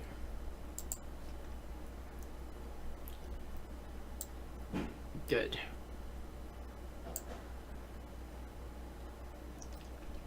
Oh, that's weird. Jeff Epstein's alleged Madam Ghislaine Maxwell was a guest at Jeff Bezos' hosted retreat in 2018, according to some report.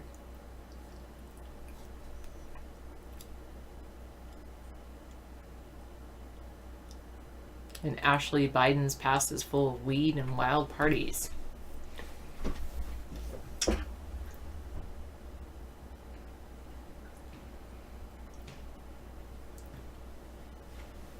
Your cat is on top of your remote. Amanpour is on. Okay, pretty interesting. Minced turkey and veggie meat pies with Cajun spices is what Maxed Out Credit wants to have. Pretty interesting. All right. Yeah. Well, I use a sharp knife for my decarcassing the turkey.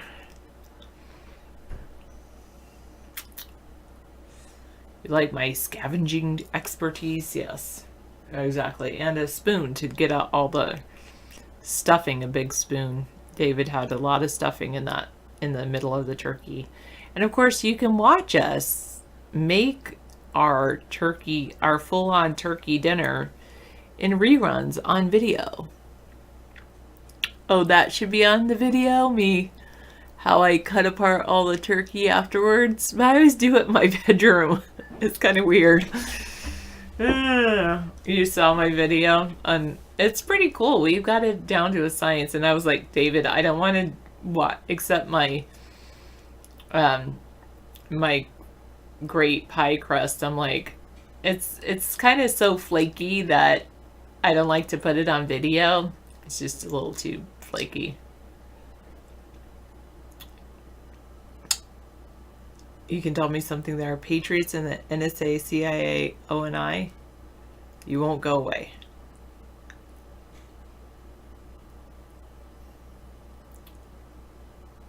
I know, that is true. There is a lot of quantity. Well, I tried to eat like it's just the two of us instead of trying to eat all 10 of it.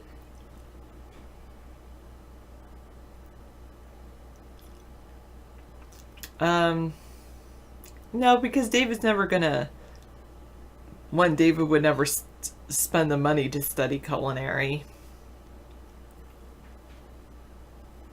Oh, that's interesting. Egg wash. But I actually want flaky pastry. When it comes to pie crust, you kind of want it to be flaky. And two, he wouldn't purchase the food items like that. He could revolutionize French culinary on a budget. That's a good point.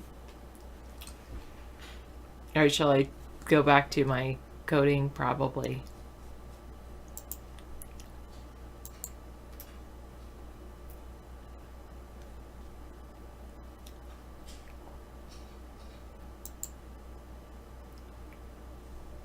There we go. All right, I'm working on writing. It's pretty cool. I'm learning that with, oops, I gotta go find my video. Here we go.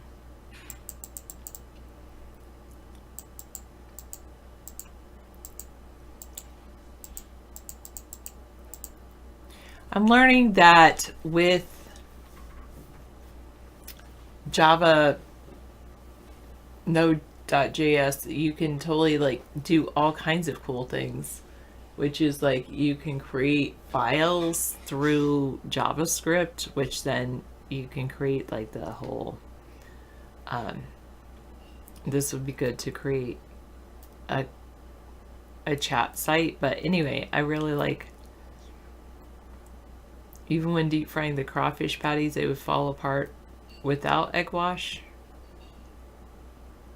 With the egg wash. Okay. Anyway, I'm learning lots of cool things here. I'm using Notepad++ to do some of this. So I'm gonna do that. I messed up before, but we're variable file system equals require fs. Create an empty file called, this time I'm just going to create a new file. Maybe I'll do a new one.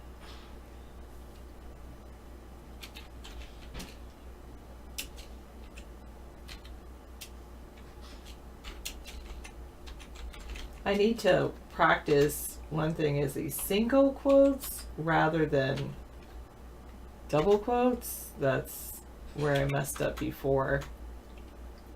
So this, I don't know, is it called a module maybe, or method? Anyway.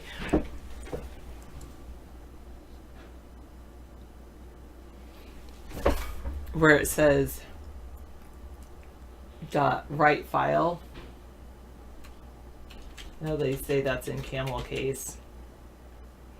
Back in 98, on your server, you wrote JavaScripts that let the users create their own usernames and passwords as well as adding them to a database. Nice.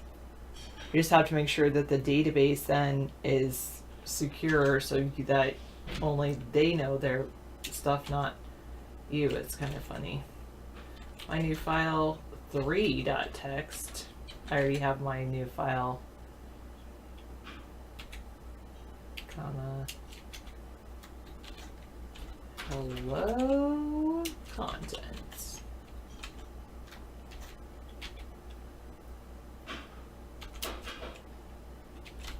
Function.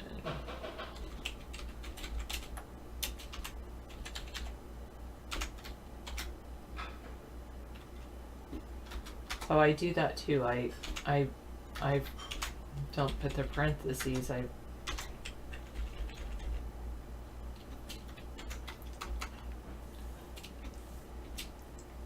If error, then throw error.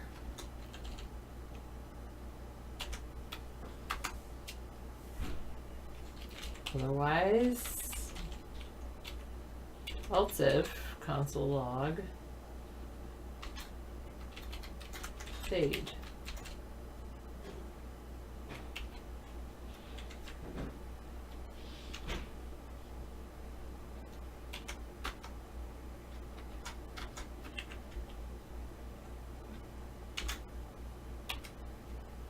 Okay, it looks good. I'll save this as. Let me run the example and see what they're saving it as. Demo fs write file.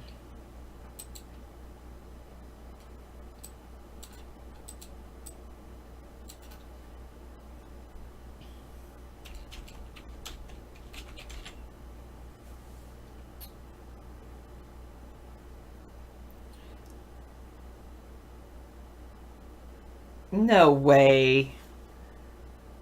Plato doesn't lay the groundwork for object-oriented programming over 2,000 years ago.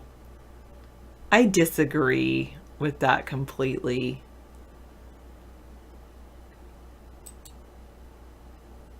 Maybe I haven't read all of the Republic, but I have read it, and it was just...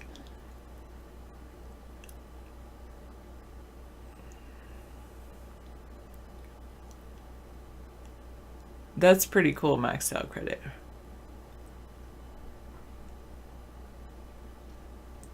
The concept of classes, haha. Not like this. Sarah, David missed your silly Biden link. Yeah, that's one of the ways that Google helped with their algorithms, so it doesn't have to be searched every time from top to bottom.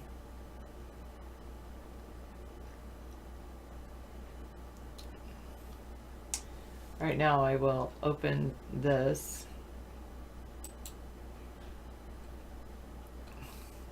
An earlier citation, I won't show you an earlier citation of classes, but I don't believe that that has anything to do with object-oriented programming.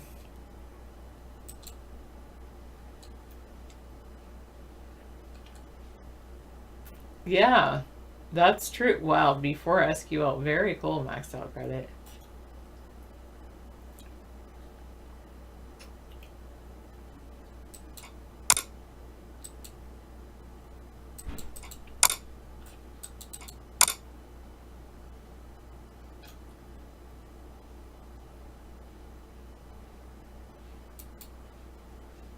Oh, I'm gonna wait. Instead of this, I have to do.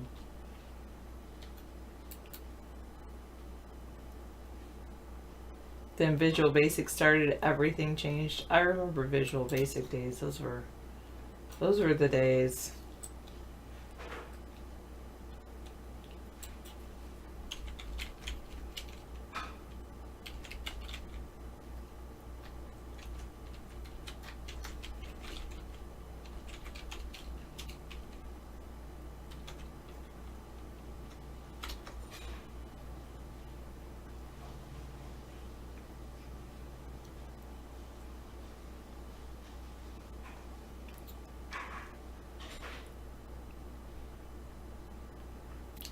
think, though, I didn't read all of Plato's Republic. I think I really got upset and stopped reading it because I really felt like I could have done a much better job than Plato ever could.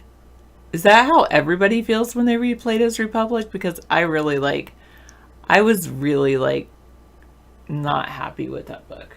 Wait, let me go double check. I know I wasn't happy with it, but I can't remember if it was that one or the other. No, everything's fine.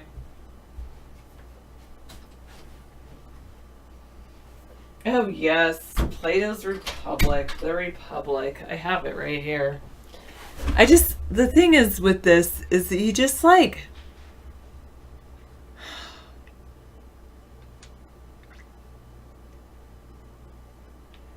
they start talking about all this stuff, and I just felt like they're just pontificating upon BS. That's how I felt about it. I just felt like, dude, I'm way smarter than you. That's how I feel with Plato. I would have given him a run for his money because I really couldn't. I did not agree with so much in his book. I was just like, give me a break, dude. You have no idea what you're talking about. Back off.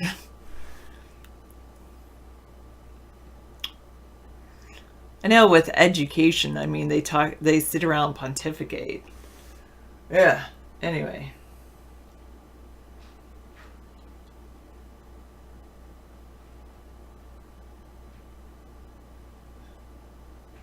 The other one I hated was there's another classic that I really just totally despised. I read it, but I did not like it.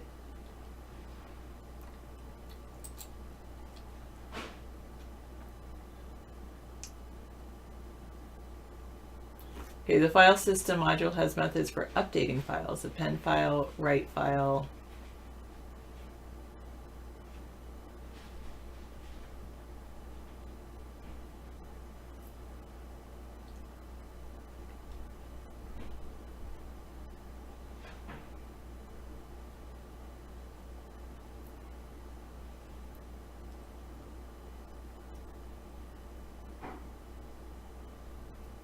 So once I've learned how to do this, instead of this is my text, appending it, I can have it get this information from something somebody types in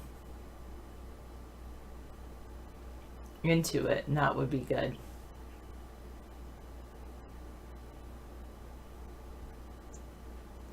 Okay, so first let me look at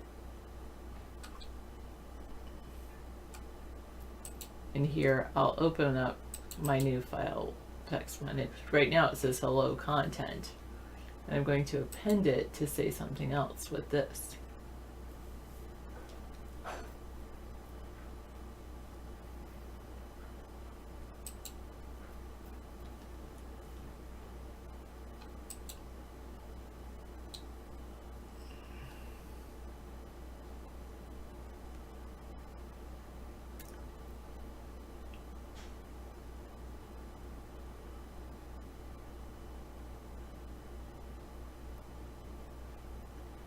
Turbo Pascal beat using a peek poke loop followed by 350 data lines to program in assembly on the C64. Huge improvement.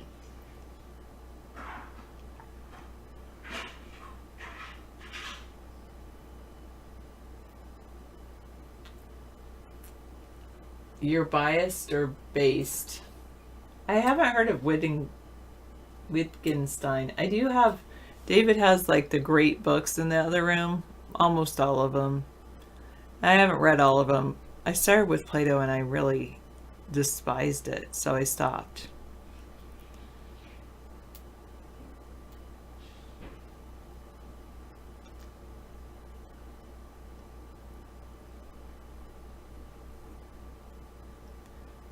Hi, slow modes.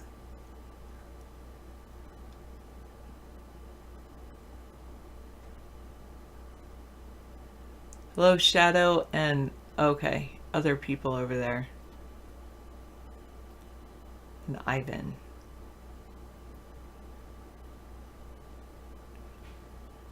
Wow, that's pretty amazing. C64 monitor empty box for $80 on eBay.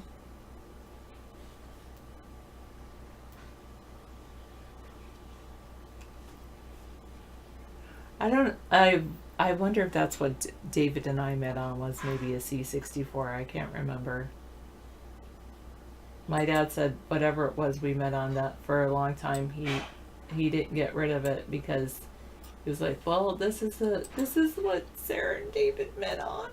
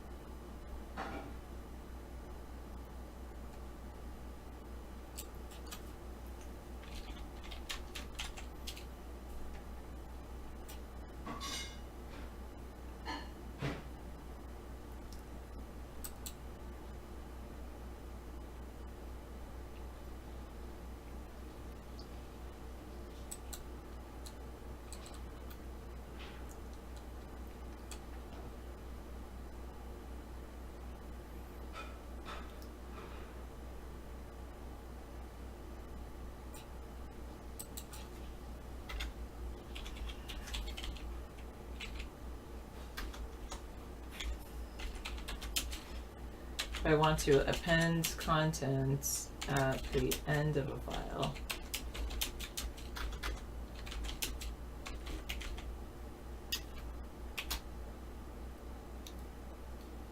You paid $120 for a 10 megabyte hard drive? Wow. I remember my dad did some kind of he did some work to get our first computer. A Windows 3.1, I remember that.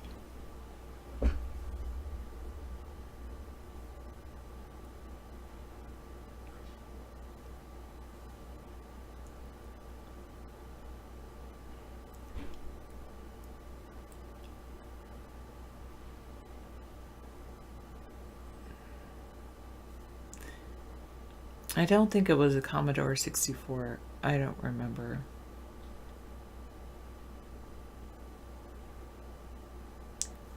No, Bengalitis, that's not going to happen. Not purging anybody. All the other sites besides Vaughn are just like, nobody chats, nobody types. I guess everybody just likes to watch over there. Hello, G Night Cloud. Oh, maybe you're not there anymore.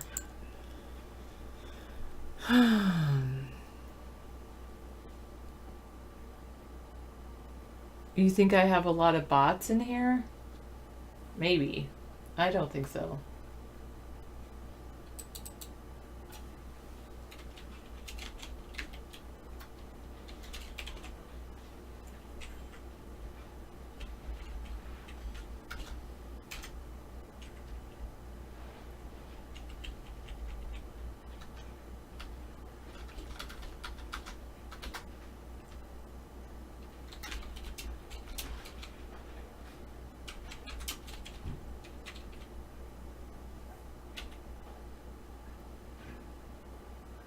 Yeah, Slow Mo says it's not bragging, it's reminiscing. I know my sweater glimmers. It seems like it's glittery. I should really have my other camera on, but whatever.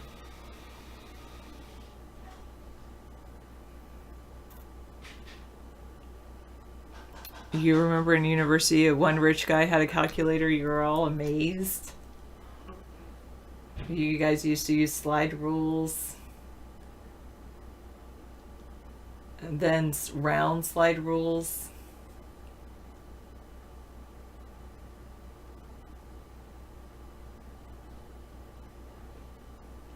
All right.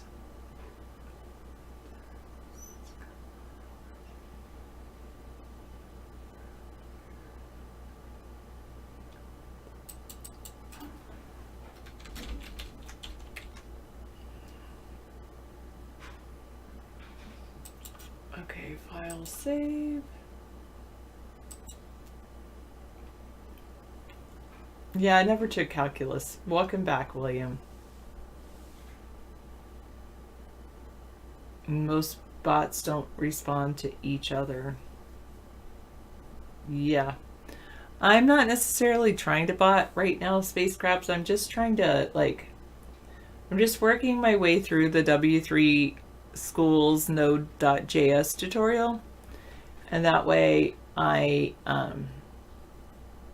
would just want to kind of understand how that works. And then eventually I'll bot something. Eventually I want to build a couple of things. I want to build a website, a spelling sort website where kids can drag and drop spelling words into different categories based on the spelling pattern. Why the facepalm, McTavish? And then I also obviously want to work on chat rooms and things like that. So that's what I'm working on.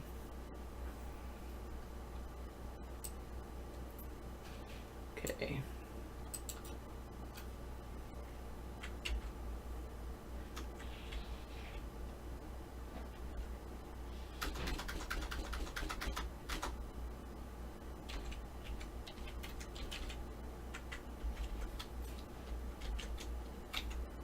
Okay, now let me open up that site and see if it has. Oh, yes, it has. This is my text there. Very good.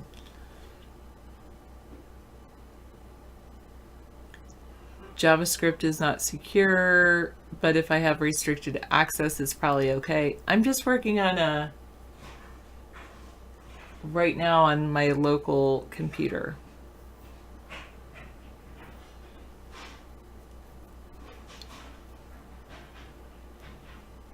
But a lot of people use JavaScript these days.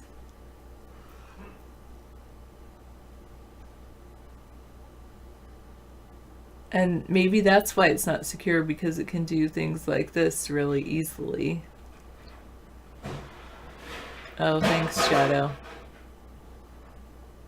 I know you already gave me that simple chat room, and I'll look at that after I work my way through this Node.js tutorial maxed out credit. Because then I'll actually be able to understand it.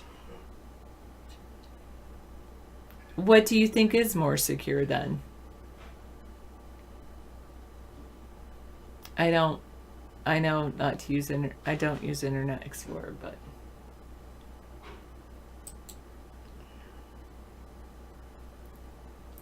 no worries. I mean, I appreciate the thought.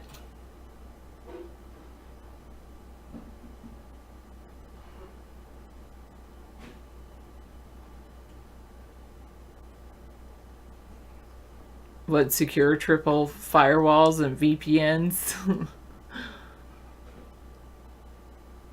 Ruby on Rails is not as fun as I think.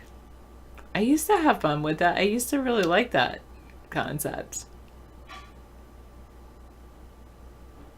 Oh yeah, you say image the servers every night, re-image them in the morning. That's a lot of work, it would seem.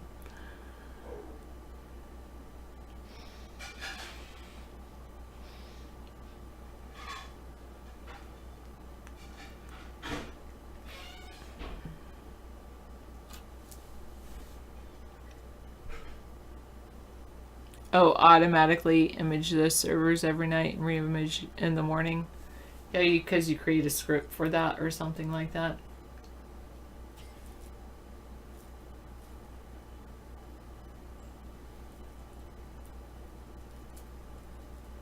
You do that every night.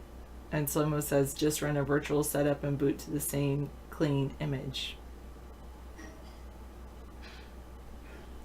Your clients want Ruby, you can provide Ruby, but you prefer Perl. And you feel like Perl is the most secure. Thank you. Happy holidays to you as well. You can see we had an excellent Thanksgiving. If you watch our show about David's, we filmed us cooking the turkey. We've got it really down to a science.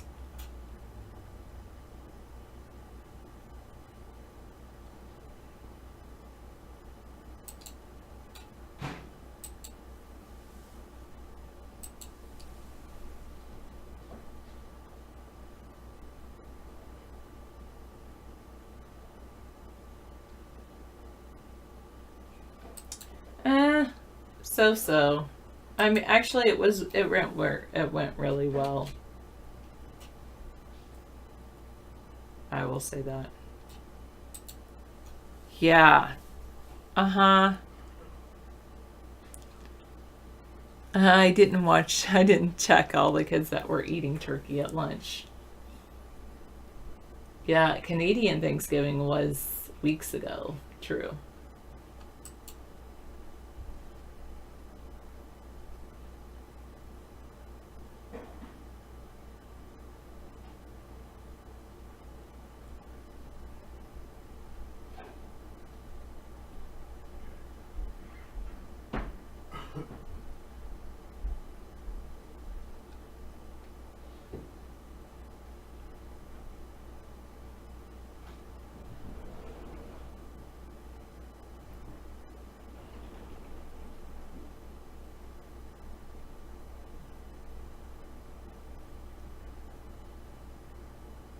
Well, tell David that.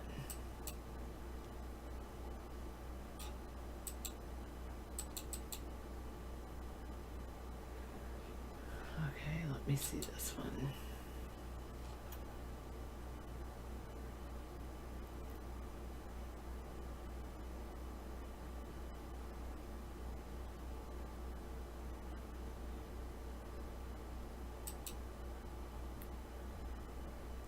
No. I just don't think he likes anything you have to say. But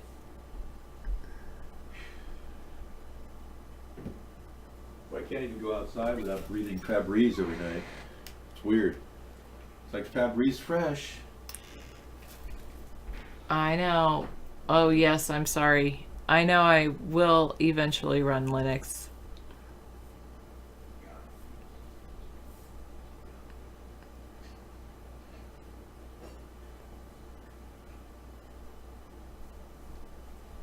Okay, Shadow. As a virtually hop like a bunny, that would be pretty funny.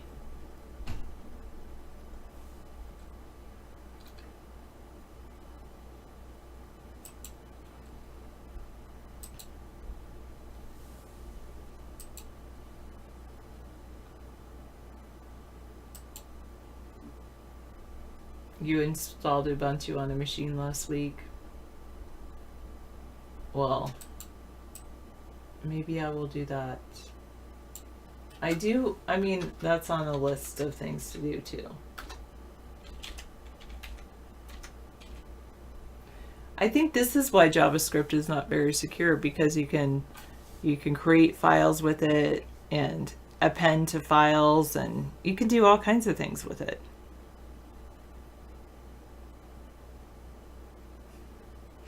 Oh, when like he marries someone who's president.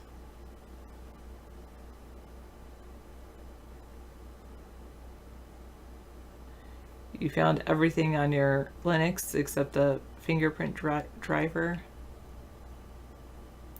I don't know. Well, now that you're here, I thought you are the cool chatter, Joe Pesci. It's so, yeah. It is a very new, hot, new, cool site. Well, you know what that's going to get you? That'll get you banned when David comes back in. You want me to start with Mint Linux? And others say Ubuntu.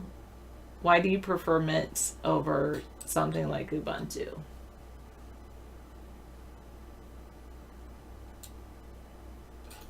Or something like Arch?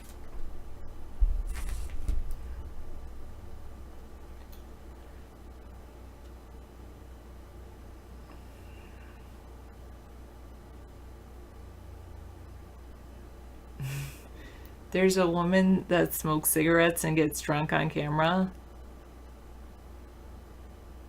That's pretty sad.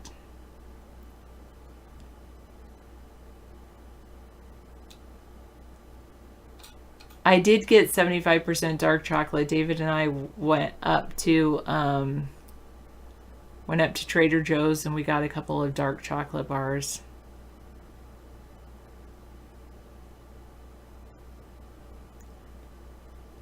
Oh, okay.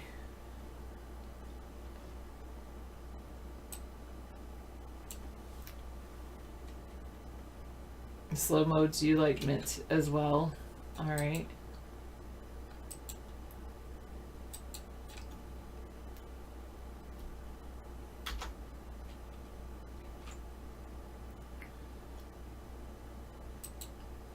Okay, I'm going to look at this.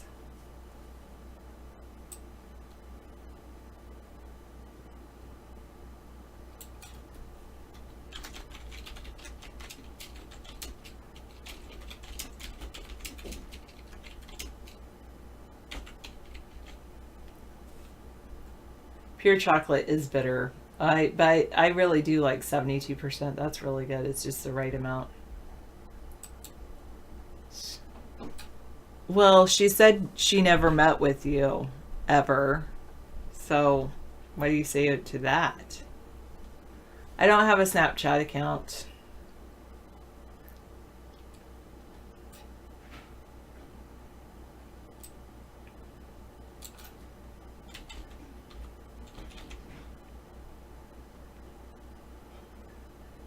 Current version of Mint doesn't like your graphics card, so you're waiting on an NVIDIA driver fix.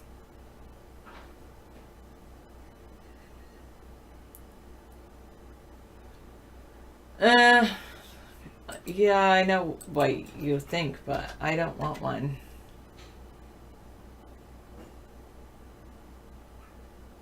At least not right now.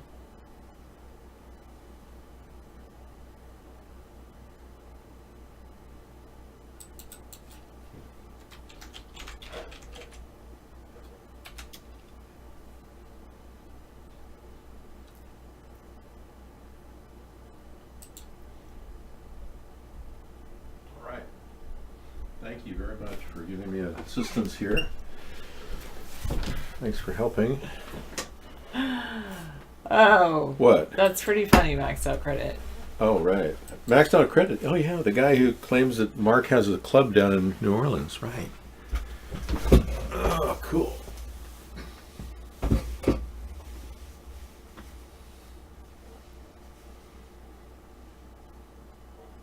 Yeah. Pure chocolate is bitter. Diamonds are common. Pure chocolate is usually carried with sugar just to make it palatable. But women crave chocolate because it has magnesium in it, which they need because of their loss of blood monthly. If you take magnesium supplements, that helps with your interest in chocolate, of course. Yeah. Ducks hate snow, and you have proof. Really? Okay. That makes sense. Ducks hate snow. Our camera is getting a lot of bleed through here on this. Oh, okay, you can... There we go. Now take a look at these little duckies. They went out in the snow and then they realized, I don't want to do it. They went outside thinking they'd get all cleaned off. And it says, what? No. Somebody said, no, we're not doing this. We're out of here. Sorry. Not going to happen. Cute, huh? They're very cute. Thank you for that. That's the best video of the night. Thanks. I think the whole concept of Socrates and Plato and, of course, Aristotle is a hoax. Yeah, just to complete, it's all fake news. we have to assume that those people never existed. If you follow Donald Trump's logic, that would be the case. We're supposed to just completely forget 12 key witnesses, all working for our government, saying that Donald Trump did a quid pro quo for $400 million to Ukraine.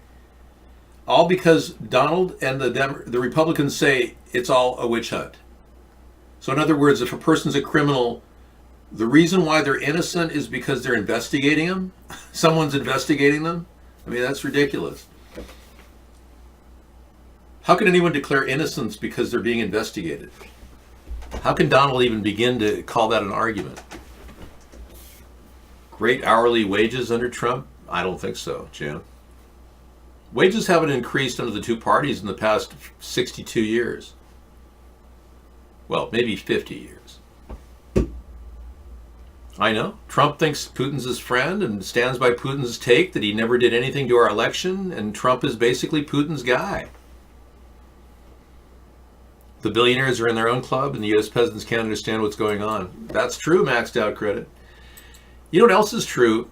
The very same people that we, call super rich, like the Rockefellers, right? The Roosevelts, they were very rich. But the Rockefellers and the Fords, they actually, were kind of on the fence with Hitler. They actually supported, at least Ford supported Hitler. And there are various companies in America that funded Hitler. They didn't all disappear after the war, those companies are still there. They didn't just drive, the number one selling truck in America is the Ford. So, we don't really know exactly how deep and infested the Nazi takeover of our country was. We have to really look at that right now and ask ourselves, are these the people pushing for a new world order? Because it sure sounds like Hitler's Third Reich, or his final solution. It sounds just like that. Well, great having you. And Sarah, thank you so much for coming into Conspiracy Monday and giving me a little background time to do my thing. So I did leave your pecan pie nested in the other pie.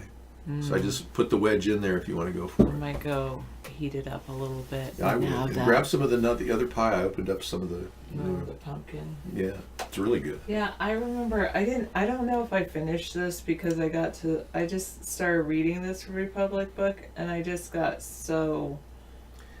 Yeah, it's so angry. I was angry too that Plato made so many assumptions about groups and how important groups were over the individual rights and freedoms of all of us.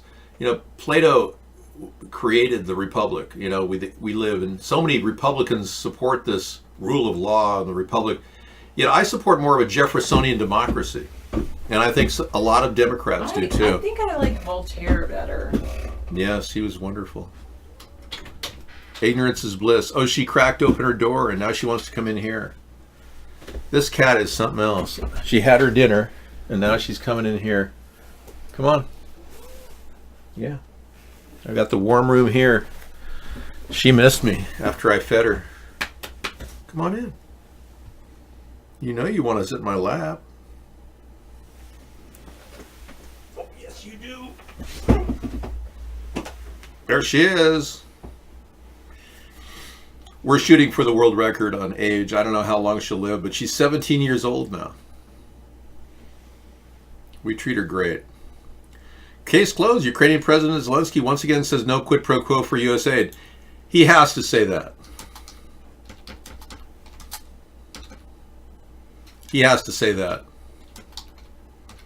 Zelensky is not an objective source of information. No, we got Donald Trump in the impeachment crosshairs. He's not going to get past the House. The House will impeach him. I'm positive of it. And what's more important, you Republicans refuse to admit any of the evidence that's been put in front of you. It's amazing. Everything's just a big hoax to you people. We don't want you in the show either. Bye. Zelensky cannot possibly be an objective person. He's a person who's desperately trying to be nice to Donald Trump so he can get more money and more Javelin missiles. How can Zelensky possibly say Mr. Trump, you're a sick man trying to get dirt on political opponents. Screw you. I'm not going to be taken into your nightmare. He can't say that. He just has to continually insist that nothing's happened.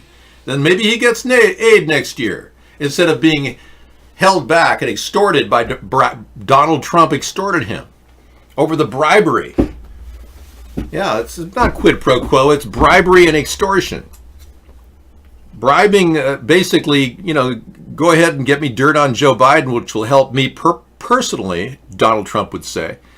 And bribing, our country in order to extort money out of them, which needed it desperately to save their nation against the Russian attack on their border.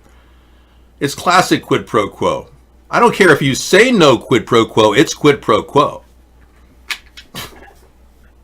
You can say you're not committing a crime while committing a crime. Does that make it not a crime?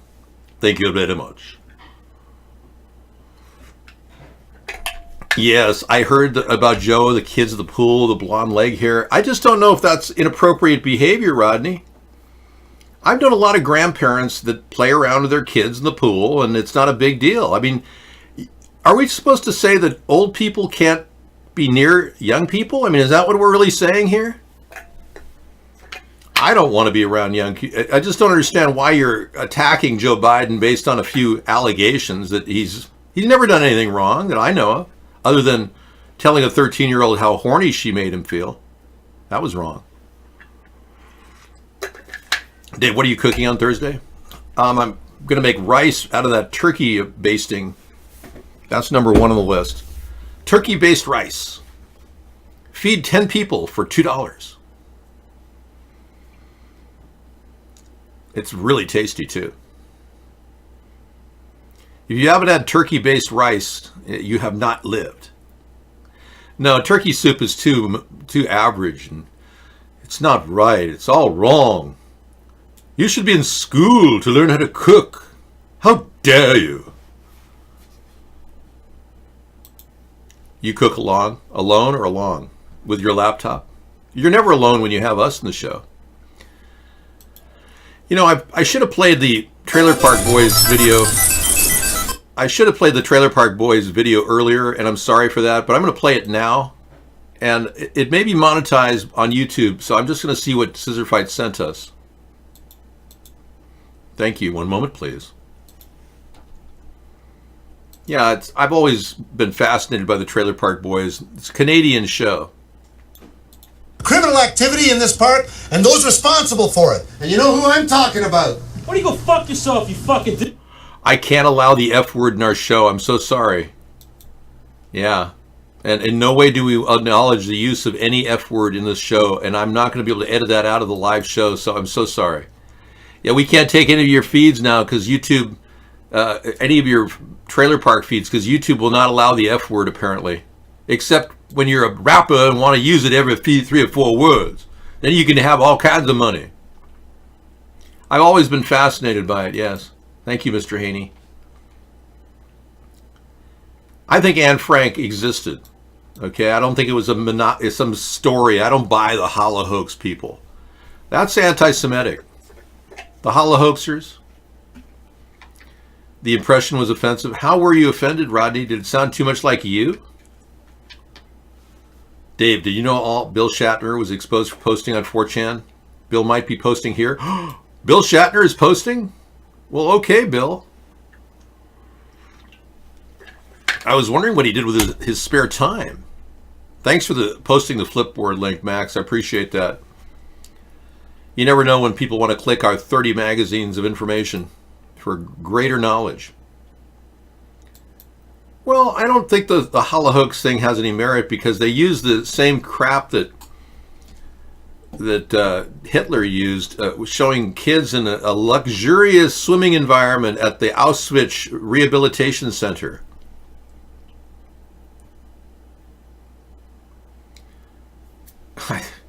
Dude, are you channeling with Bill Shatner because he's so old? Because you want to be old too? Yeah, but Hitler put out these fake videos that all the hollow hoaxers are running around saying that represents what happened at Auschwitz. That was the propaganda crap that Hitler lured people into death camps with. How could you say that's proof of anything but that? And there was no CGI back in 1946. You can quote me on that. Okay, I'll let you out. Oh, did you leave? Okay, you're out of there. She slipped out. Keep the door ajar for air, for oxygen. Yeah, my neighbor uses this Febreze every night when they put their stuff in the dryer. It's like they probably put 6 sheets in there because when you open the door, it's like Febreze everywhere.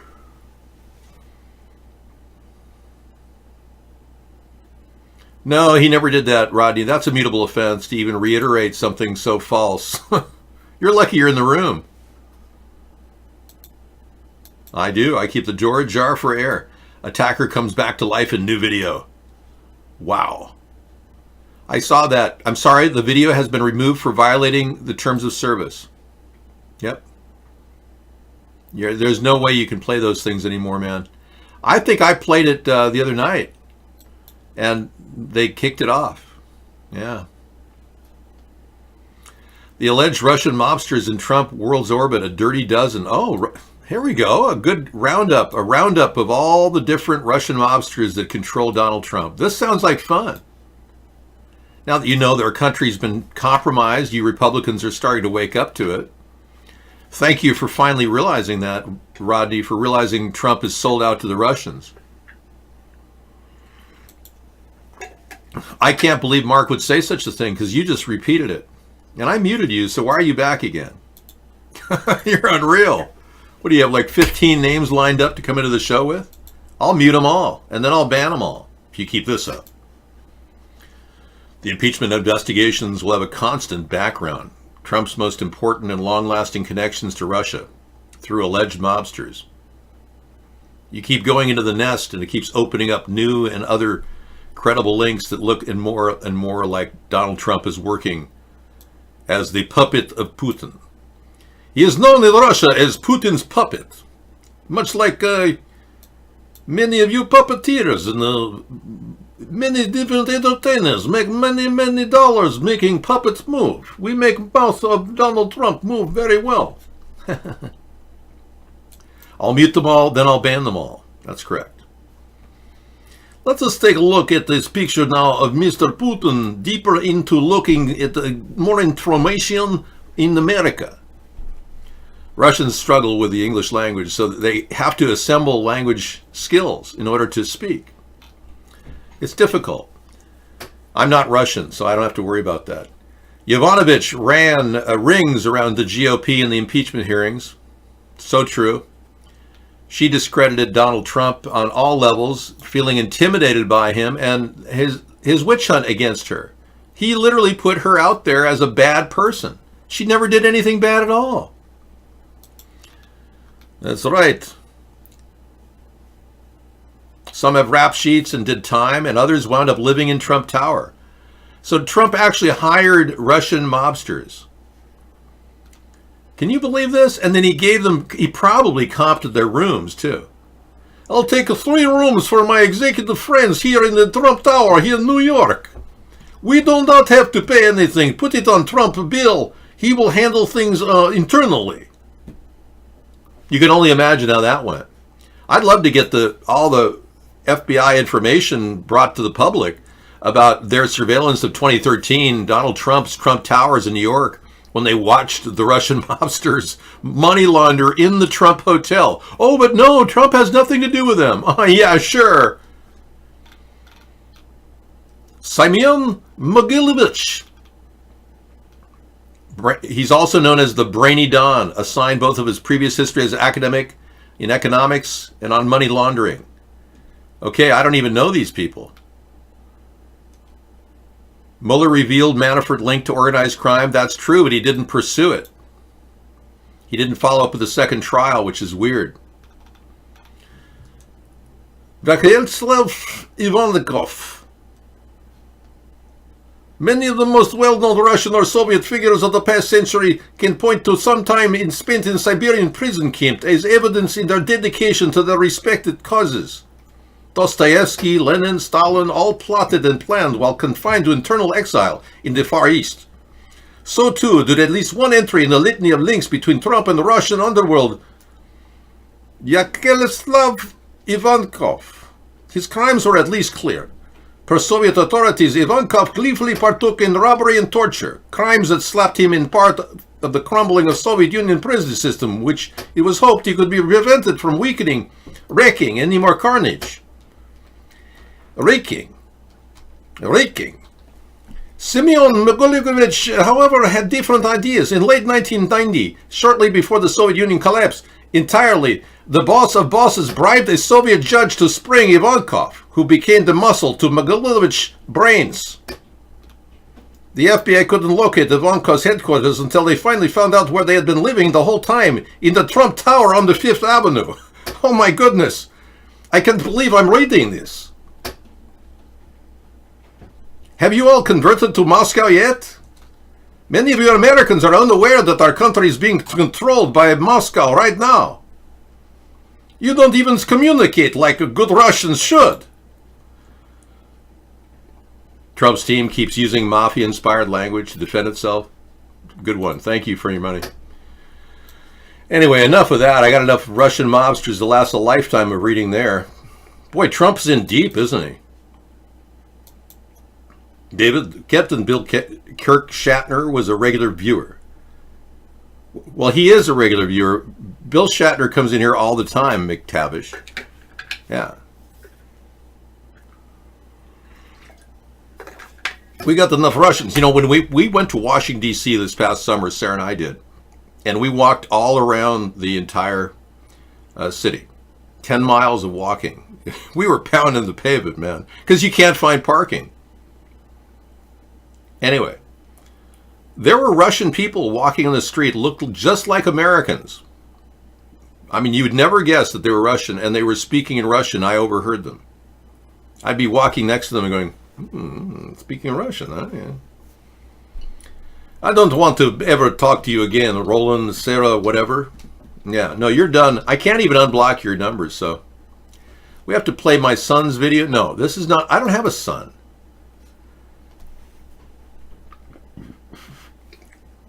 If you find me lacking, keep talking, and you'll leave here disappointed. Oh, you're not lacking. Final Dream is a very smart guy. We were talking about poetry last night, or 2 nights ago. And I found it, I found E.E. Cummings to be very poetic.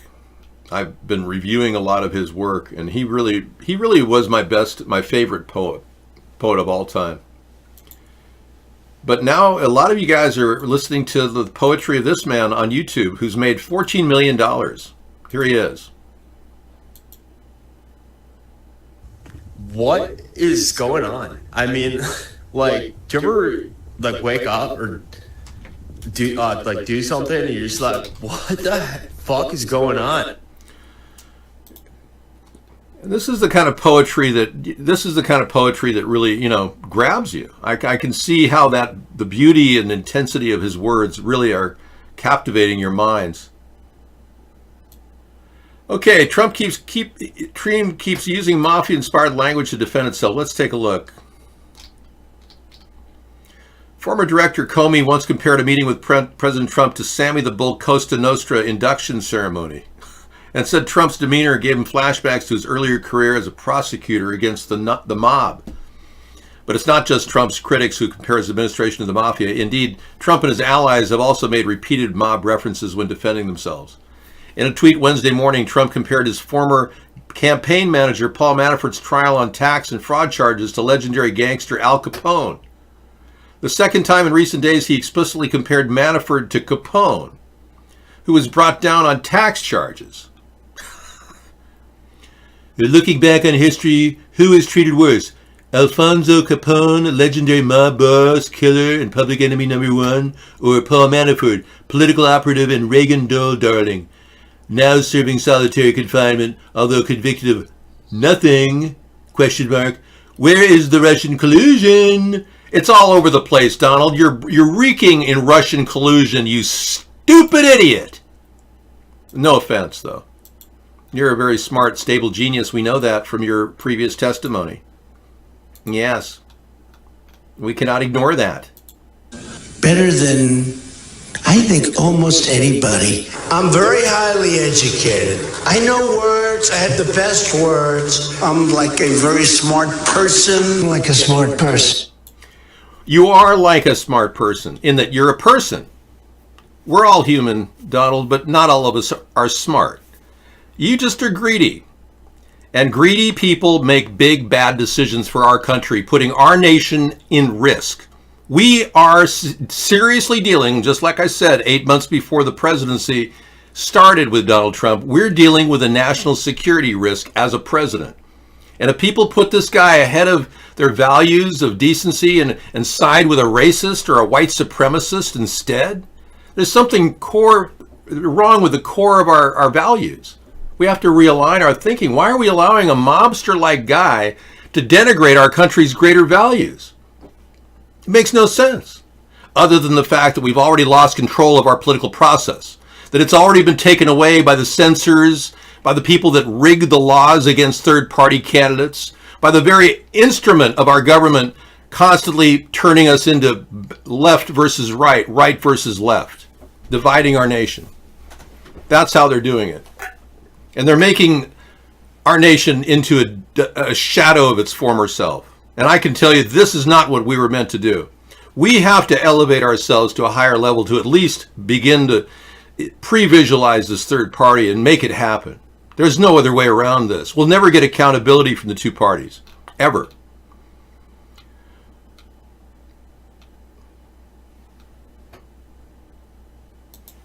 The core values of our country, like life, liberty, and the pursuit of happiness, built into our Declaration of Independence, and part of our real independent nature as Americans, this is being tread on by the behavior of the two parties as they slowly push a totalitarian police state upon us.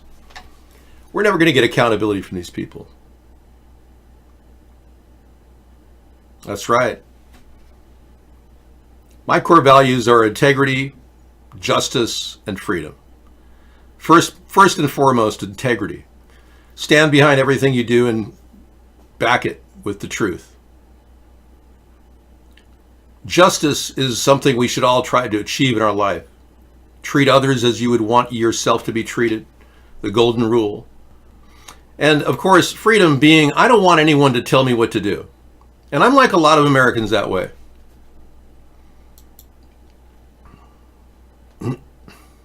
Present day poet. There you go. Yeah, sure. Why not call this guy the present day poet? I don't really care because he's made so much money being a YouTube prostitute or whatever you want to call these people that make all their money being mindless. Anyone who actually says anything, God forbid, I mean, if he says something, he immediately, gets kicked off the internet. This guy's never said anything of any nature that would cause him to be kicked off the internet. It's like, I'm not going to say anything to get kicked off the internet, dude. Like, why would I do that and ruin my YouTube channel? You know what I mean? Jeez. Same face, same personality. But this guy has nothing to say. I have everything to say. Rod, we're not getting any help from you. You haven't made a single donation to our party, so I'm going to take you out of the configuration here. Not because other people haven't donated, but because you don't belong here. Well, Trump is better than, Al Capone as our president. To go with those references. So he said it a couple times. He talks about Capone a lot, Trump does.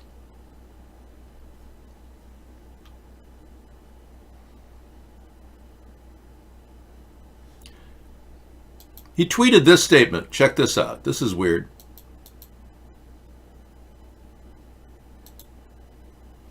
Most people flip.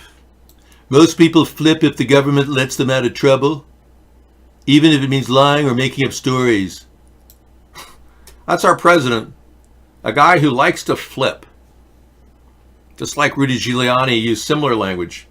And let's not forget Pompeo. He is quoted for saying this publicly. Our Secretary of State. Listen to this. Like, we had I was the CIA director. We lied, we cheated, we stole. It was like, we had entire training courses. It reminds you of the glory of the American experiment. Whatever the hell that means. They get to lie to us? Can you believe this? This is our Secretary of State who likes to encourage lying, and Trump said most people will flip if the government lets them out of trouble, even if it means lying or making up stories. I mean, my goodness, they're just openly, brazenly acting like mobsters right in our face.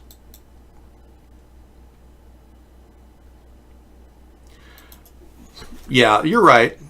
Well, anybody who tries to do anything with Rudy is probably dealing with a kill switch out there. Rudy's not a stupid man. He's probably got people working with... He even runs his own internet, although he recently got an F on his internet handling. Rudy's got his own people that can definitely get the information out to the media about everything he knows. So I think Rudy's as protected as Jeffrey Epstein is, living on St. James Island still to this day. I couldn't believe it. Yeah, you've seen right on St. James Island the other day. There he is. 20 days after he allegedly died. And of course his picture doesn't match. That's the face of the dead guy. You can see his nose has got a hook in it right there. That's not Jeffrey Epstein. That's Jeffrey Epstein. And look at how the ear is totally different. Yeah, it kind of looks like a little swan there. The dead person's ear. You see the swan? You want me to draw you a picture? Yeah, the way I have it positioned there, it's a little swan. See? It's a very cute little swan. Anyway, this is whatever this is, the real Jeffrey Epstein's not dead. We know simply by the photographic evidence. Plus, Michael Baden, the coroner that came in and did the second autopsy, said that it looks like a murder. Well, yeah, this guy was murdered, but this isn't Jeffrey Epstein. Sorry. Nice try, though. Any moron could tell you that's not Jeffrey Epstein. Why do we listen to these coroners? They should be charged with felonies for lying. That's Jeffrey Epstein, 20 days after he allegedly died, looking up at a hovering drone above his property in St. James Island. William Shatner, hi, how are you? I don't know. They say it could have been Hillary Clinton's brother. He looked a lot like that.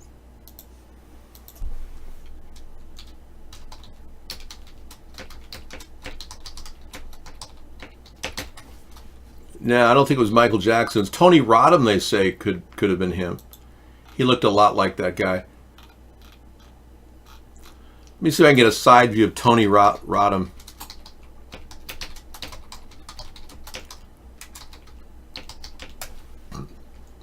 Yeah, we're not seeing any side views conveniently. Yeah, we're not getting any side views. Not gonna happen. Yeah, in fact, there's hardly any pictures of Tony Rodham out there, so we have to assume it's Tony Rodham. Okay. Since they've scrubbed all the pictures of Tony Rodham on the internet, I'm going to go ahead and assume it's Tony Rodham. All right, great.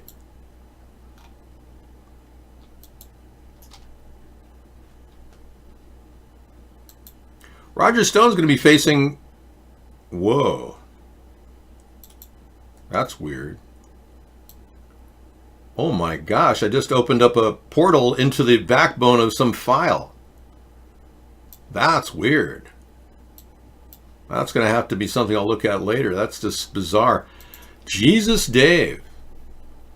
Yeah, so what do you think? Dave, do you ignore people who can help your campaign like Bill? Am I ignoring you, McTavish? I'm sorry. Feeling a little left out? The White House lawyers have to protect the office, not the president. They had to stop Trump from testifying because he would be lie under oath. You're probably right, yeah. There are other deals in the ear, too. They're different. William Shatner, good point. Good skills. Dave, would you like to interview Bill Shatner on your show about polygammy? I promise you Bill will talk about Zionism in Israel. I'd love it, McTavish, yeah. Do you know Bill? Bill Shatner, I'd love to get him on the phone. And Mel Gibson, yeah. Our number is available, 707-YOUR-ATP. Anybody can call up at any time. The interactive number has been available for the past 7 years, and anybody can call me, but apparently we've only been trolled by people like Rodney. He'd probably pretend to be William Shatner. Dave, I want you to take me to Warp 7. Spock, let's call Dave. That's completely illogical, Captain. No. Zulu, get me out of here.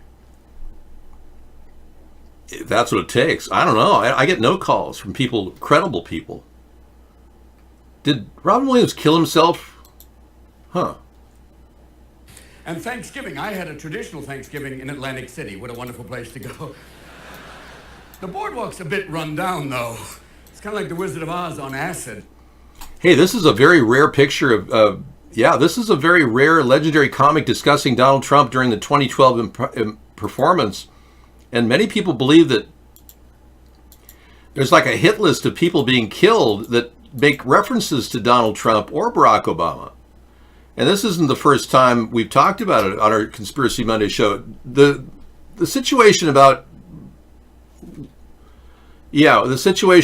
Robin Williams' death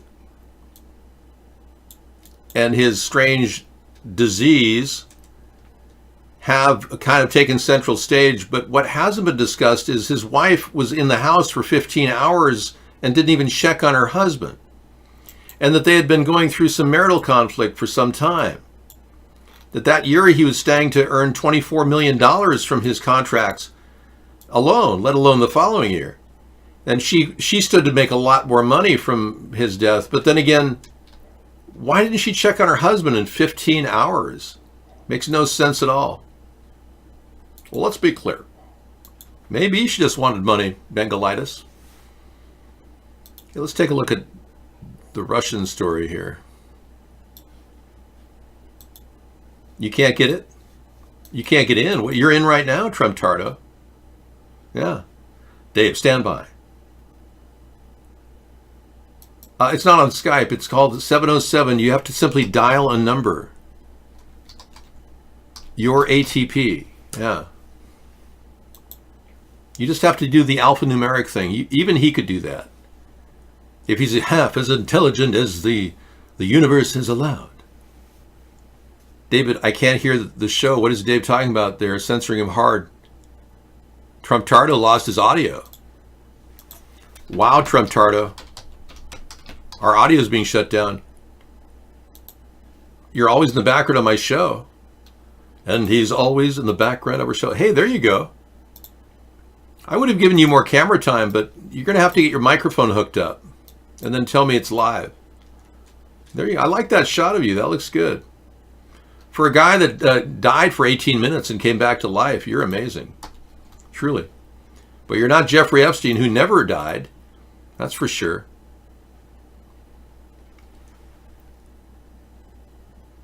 Okay. LOL. Nice to see you. Shadow's hanging out in the Twitch room. Thanks, Shadow. We got a few people over at Periscope. We're slowly building up our Periscope people. He ain't heavy, he's my brother. Okay, let's go to... Oh, I want to check I want to find anything on Jeffrey Epstein. Hang on. Rodham. Megan Madam Rodham, Tony Rodham, wife. Ah, it's a background of a... There's 37 instances of Rodham in this document. Huh. And this is some sort of an odd backbone of some file that never actually materialized. It can't be converted into HTTP. Interesting. I'll have to look at this. Yeah. I uncovered some weird file on the internet. It's weird. It's like the backbone of the Rodham Clinton story. I don't know who Jeffrey Epstein has been replaced with, nor do I care. It's not that important to me.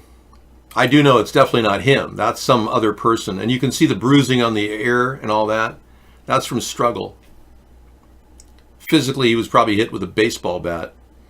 They probably made him an offer you can't refuse. We found some bag pusher that looked like Tony Jeffrey Epstein, and took him out with a baseball bat and stuck his body in there. Took and gave Jeffrey a little place to helicopter back to the island. You don't know how this is possible. I mean, the way Donald Trump acts like a mob boss, anything's possible. There may be something to it. Maybe somebody like, maybe there are people that are so powerful they can just order hits on people any day of the time, anytime they want. Not realizing that the person they're attacking is an expert sharpshooter with uncanny abilities to shoot at close range. Kind of amazing. Good evening from New York. I'm Chris Hayes. Ever since... Yes, that was Jeffrey Epstein hosting Donald. They were close. Jeffrey's put Donald Trump #1 on his guest list of callers, the blacklist. Since the Jeffrey Epstein scandal burst back into national headlines, the president has been trying to distance himself from the convicted sex offender. He's downplayed their relationship to the press. He's jettisoned a cabinet member who has ties to the Epstein scandal. But tonight, Donald Trump's project got a little harder. Tonight, we have more evidence the President of the United States has been lying about his relationship with the now registered sex offender.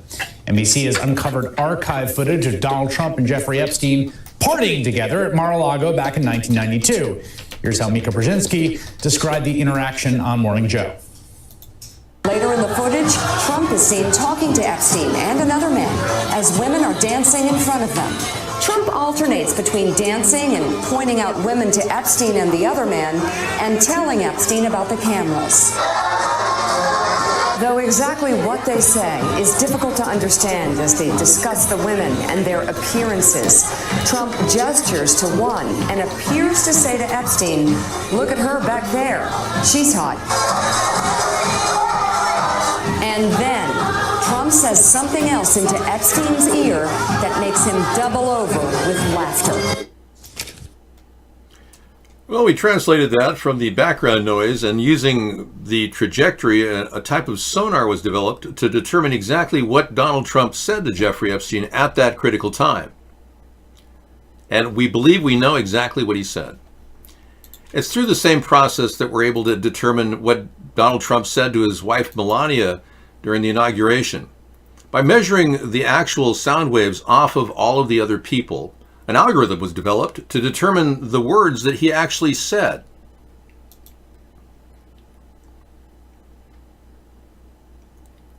Oh, well, tell Bill that he could be on the video by going into our live camera show right now, available at this location. William Shatner can go on camera right now at that location, activate his camera and his audio, and you can get him talking to me at this minute, right now.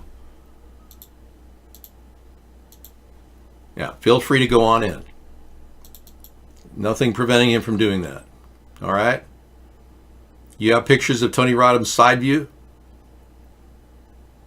Okay.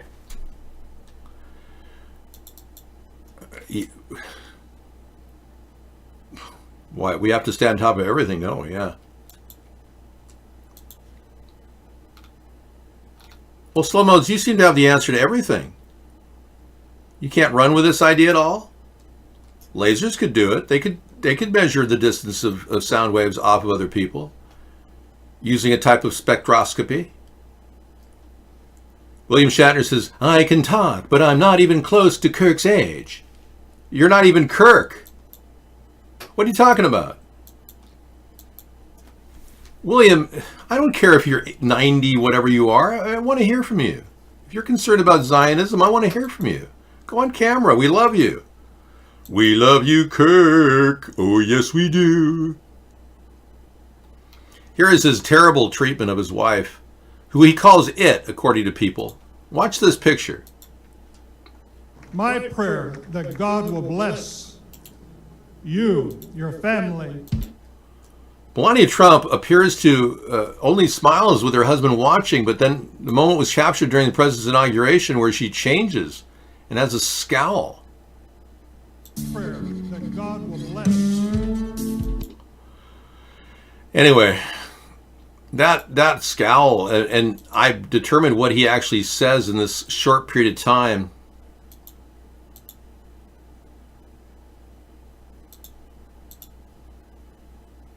Let's see it again. Play it again, Sam. Here's looking at you, sweetheart. Okay, that's definitely... I'm going to look at this over and over again. That's definitely reading off of all the other faces and the background noise. We have determined he said, F you. And F you too. Yeah. I think that's what he said. I'm kidding about the sonographic evidence. But hey, wouldn't that be great if we could find out what he did say to her that made her so upset? Yeah, look at this. Look at the scowl. Ooh. Ooh, dejection. He hurt her feelings. Why would we want to encourage a president that hurts his own wife's feelings and doesn't admit to having committed adultery on her? Trump-Tardo finally got in. Wow, you've been hard hit because you know all the dirt on Mark and all the Russians he knows. Yeah. Feelings, nothing more than feelings. Pablo Escobar's brother is now selling unbreakable folding Android phones. It seems like somebody's in the phone card business, if you know what I mean, you know? I think that's one of the things they did with the Bada Bing group though, in New York and New Jersey. You know, they got into phone cards pretty heavy, you know what I'm talking about? Yeah. Yeah, she's a very beautiful woman. I mean, no one deserves to be treated that way. You can see how dejected she feels. Kind of like...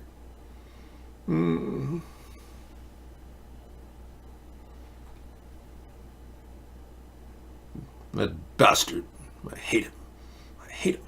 I hate him. I hate him. I hate him. I hate him. I hate him. I hate him. I hate him. I hate him. Oh. I feel bad for her. I really like Melania. I do. I'm just concerned that if she's safe or not. Hey Dave, how you doing? Kushner was dropped by Mueller. Yeah. There is an actual case. Donald Trump Jr.'s flip testimony, that's illegal, Rod. Kushner contacted the Kremlin, and Mueller didn't even know about that, which shows how incompetent Mueller was. Please IM me your Skype or tell me how we can have a video call with Bill has a strong opinion on Israel Epstein. I want Bill in. Just go to iVlog. What is the problem here? Activate Flash and start talking, Bill. I got cameras waiting for you. People are waiting in that room for you, Bill. We want Bill. We want Bill. William Shatner, please enter the room. Join the broadcast. It's your option. We're waiting. Hand and mouth. Make your appearance. Cream is banned for Bill's brand. Can't be just...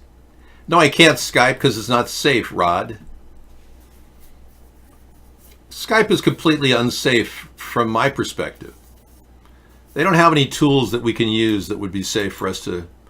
We get gang stalked over there pretty hard. Every time we open up Skype, we get literally shut down. I did find a Skype alternative. It's called iVlog. What is your problem? My goodness. We just saw Max in there earlier. He was doing great. What is your problem, sir? It's ridiculous. Netanyahu is trying to keep black people out of his country. This is on top of being charged with all kinds of potential graft and corruption. Earlier this month, Prime Minister Benjamin Netanyahu announced that African refugees had 3 months to get out of the country. That's not a very democratic approach toward people and open to different backgrounds, races, creeds. We have a prime minister who's quoting Pharaoh when he says of the asylum seekers that their numbers will grow. Pharaoh said the Hebrew slaves will grow and overcome us. So he's quoting pharaohs in trying to protect a country dedicated to Jews. That's weird. That makes no sense at all. But neither does Russia shutting off the Ukrainian pipeline. Yeah, threats from Russia. Now that they know that many people are concerned that Russia is still trying to attack Ukraine, being central in the news worldwide, now they're saying they're thinking of shutting off this possible connection.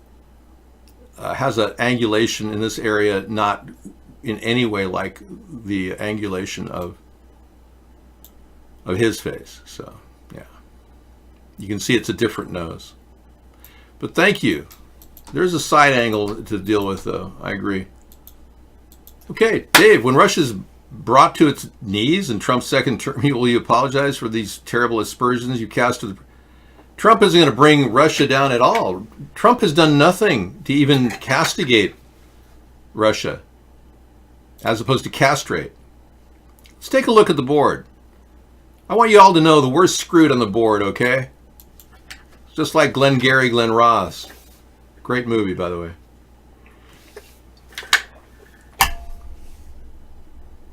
Yes, I know. That is very, very troubling. Thank you so much for the very interesting pictures, Mr. Max. I'm still looking for photographic evidence of Mark's bar in New Orleans. Thank you.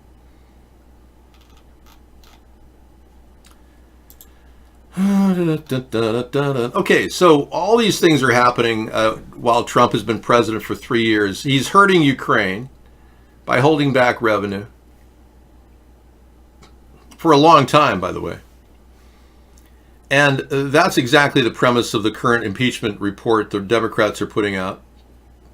That he did a quid pro quo for the $400 million that in federal assistance we were giving Ukraine to fight Russia. So by hurting Ukraine, he helped Russia.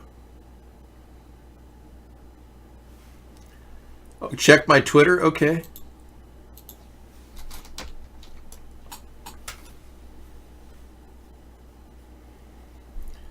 So Mr. Rodham was involved in an assault at the multi-generational Rodham family summer cottage. A man who said he saw Rodham having sex with his girlfriend broke into the cottage and assaulted him. Hugh Rodham and the woman restrained the attacker, both Tony Rodham and the... I didn't know that. I didn't know that somebody said he was having sex with his girlfriend, but how is that pertinent to our show right now? You seem to be sidetracking our show. I'm on point right now, and I want to close on my final words because this is all very important. I'll go check out my show over there. Hang on.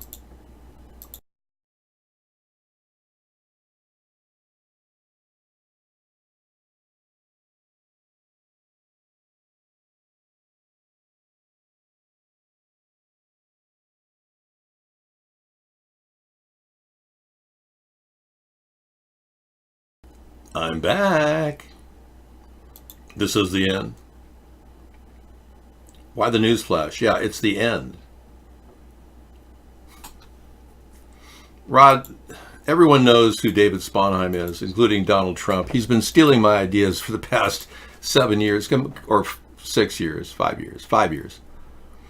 Yeah, just deal with that, man. I don't want a Democratic president. I want a centrist president, somebody who's at least aligned with this anti-gun control plan.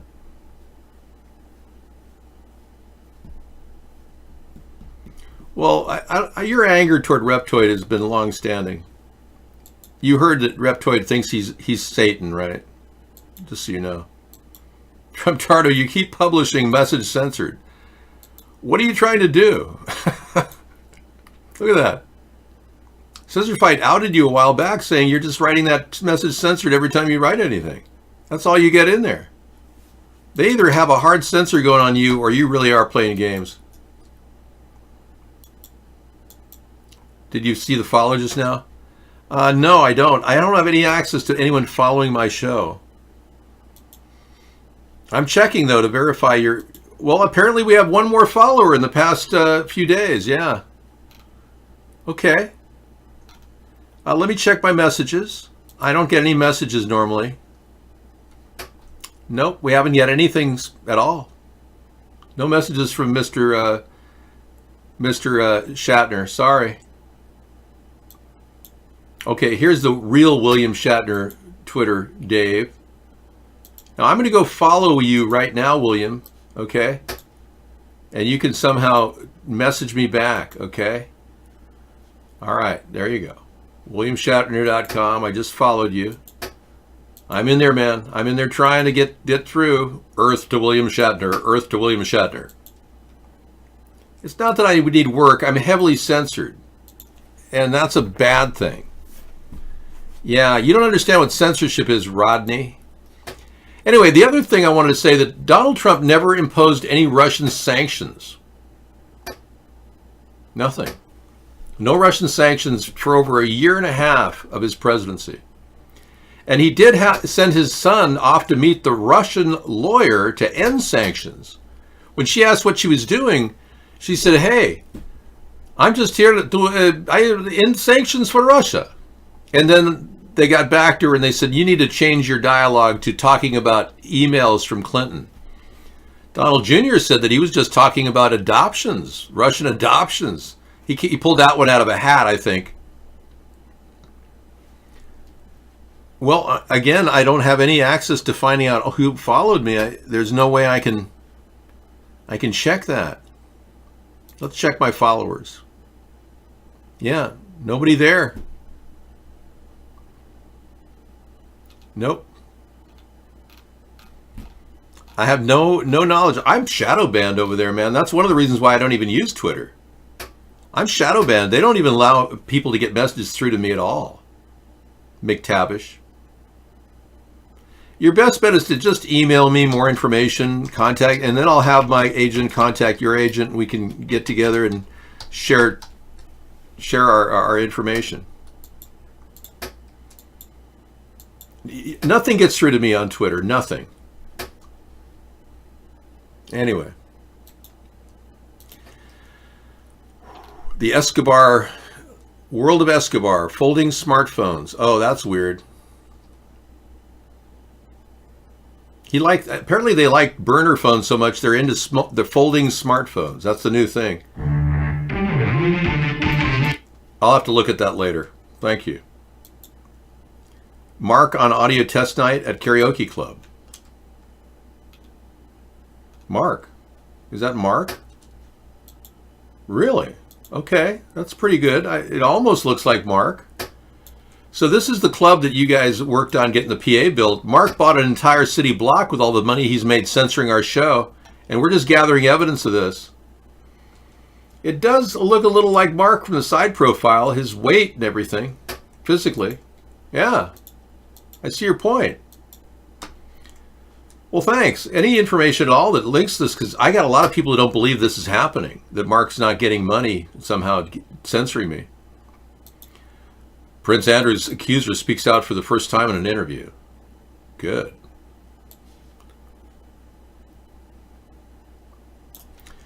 And then, of course, we left Syria, which many of our senators are upset about because we left our position, we left an airstrip and gave it to Russia. That helps Russia.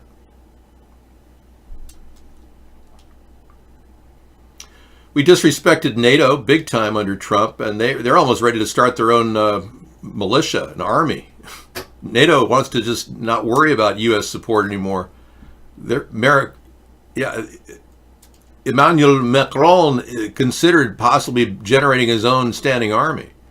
So NATO is one of Russia's biggest enemies, and here we are dissing them. That helps Russia. He tried to destabilize Venezuela, which gave Russia a chance to go in the back door, so to speak, and work a deal with Maduro, and maybe even get a missile launching pad down in Venezuela. Not at all, Rod and Sarah. The fact that our president totally disrespected NATO puts our nation at risk. And the nexus of powers in the area and the balance of powers, it's critical that our president supports the NATO allies if he wants to do his job. Okay, I would love to talk about Epstein, Trump, Israel, and immigration. It would be great for our show. Just send me an email, tell him to hold his concerns right now, and we'll get back to it. I'll try to set up a Skype account for you guys that I can trust. I have a Skype account, but when I go into it, I get stalked and completely shut down. So in our show, in Skyping with you, we could be interrupted constantly with gang stalking. I wish I had a way of calling you directly on his phone number with it, or vice versa. But since you want to be on video, I get your point. He wants to have his face on the camera. I get that. So we'll work something out. It may not happen this week, but soon. Yeah. And if William knows Mel Gibson. We can have him call because I've met Mel Gibson before. Anyway, attacking Iran is a very serious issue that Trump is doing. Ironically, it pushes Iran toward Russia, helps Russia. China trade war. This is hard to understand, but both nations, China and the U.S., are benefiting big time, are not benefiting from a trade war. Both of our countries are suffering because of a trade war.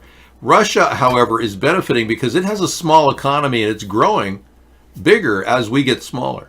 Again, that helps Russia. And there's a lot of other things they'll be adding to the work page here later. Hey, do you ever wonder, like, what is going on? I mean, what's really going on is you sold out to the YouTube powers that be, and you just leech off of the money that people donate to you. That's what's really happening. Okay, Prince Andrew's accuser speaks out. Let's take a look. Homeless veterans, good. Thank you, chat room celebrity. Hello, Tiny Home Tours. I'm cool. Take a look. He knows what happened. I know what happened. And there's only one of us telling the truth, and I know that's me. He asked me to dance. He is the most hideous dancer I've ever seen in my life. I mean, it was horrible, and this guy was sweating all over me. Like, his sweat was like, it was raining basically everywhere, and I was just like, whoa, grossed out from it. But I knew I had to keep him happy because that's what Jeffrey and Keelan would expect from me. Quite often, if I was in the United States and doing things, and if he wasn't there... Prince Andrew denied the allegations in a BBC interview. The people on the inside are going to keep coming up with these ridiculous excuses, like his arm was elongated, or the photo was doctored, or he came to New York to break up with Jeffrey Epstein. I mean, come on. I'm calling BS on this, because that's what it is. I implore the people in the UK to stand up beside me, to help me fight this fight, to not accept this as being okay. This is not some sordid sex story. This is a story of being trafficked. Okay, we're in with a person pretending to be Anderson Cooper right now. Somebody sent me this. One of the world's foldable smartphones, Escobar Fold 1. Huh. This looks like some sort of a sex video. I'm going to pass on that one.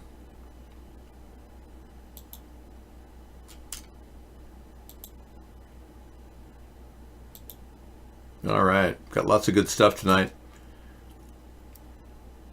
That's in the lineup too. Good. So we just got word from Anderson Cooper, or somebody who claims to be Anderson Cooper, looking into a story that he said that Jeffrey Epstein was spotted in Iowa just tonight at a Sam's Club in Des Moines, Iowa. Yeah. It's the first I've heard from it, Anderson Cooper. Oftentimes Anderson can't, if this indeed is the real Anderson, Anderson can't talk about the news in a raw, unfiltered way on his show. So he'll come in here and give me information to feed to the masses of the world audience that watch me far more than watch Anderson Cooper on CNN. I realize I have far more viewership than you, Anderson. I know that must upset you, but I don't get payments from anything. You're wealthy. I just do this because I care. It was yesterday? Okay. Thank you. I don't have any dirty laundry. Yeah, there's nothing that dirty laundry can bring up other than, of course, my sister suing me, which ended up, we worked out our differences and there was no problem. But that's it. That's dirty laundry, yeah. Sometimes I take my dirty laundry to a laundromat and wash it. Good night, Max. You stayed up really late tonight. You'd get some rest, man. And I appreciate all the links.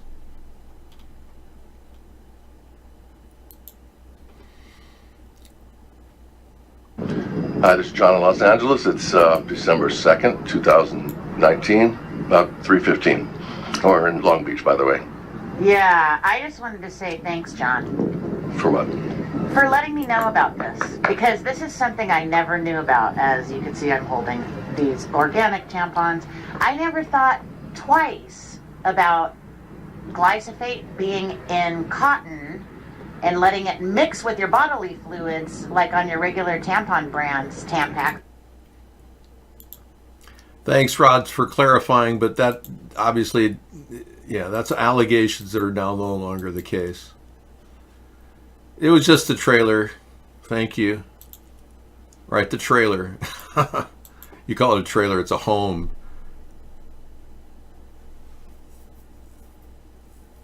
You probably don't know Bill was going to be the corporate executive and Mel's dragged across concrete. Bill is based. I don't know. The wiki has that. Yeah, I can't control the wiki. It's something I didn't write.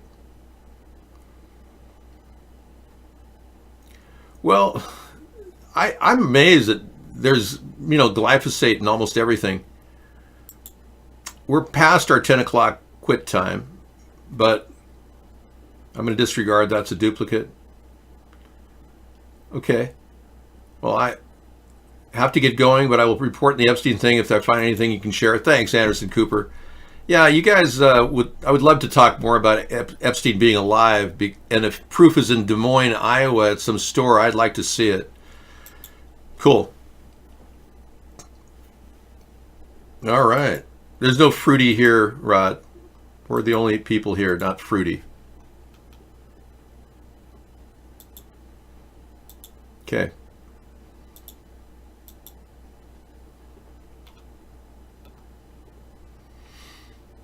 Yeah. So I will discuss this later in our video show about tampons being contaminated by Roundup, but what are you going to do? I mean, you're buying organic tampons, ladies. You think they're safer than the polyester ones. It's like you can't win. Everybody's suffering. I'll add that Trailer Park Boys link tonight too. So we are facing a little bit of a kind of a strategy of gang stalking that people are now trying to shut down my live show on YouTube again.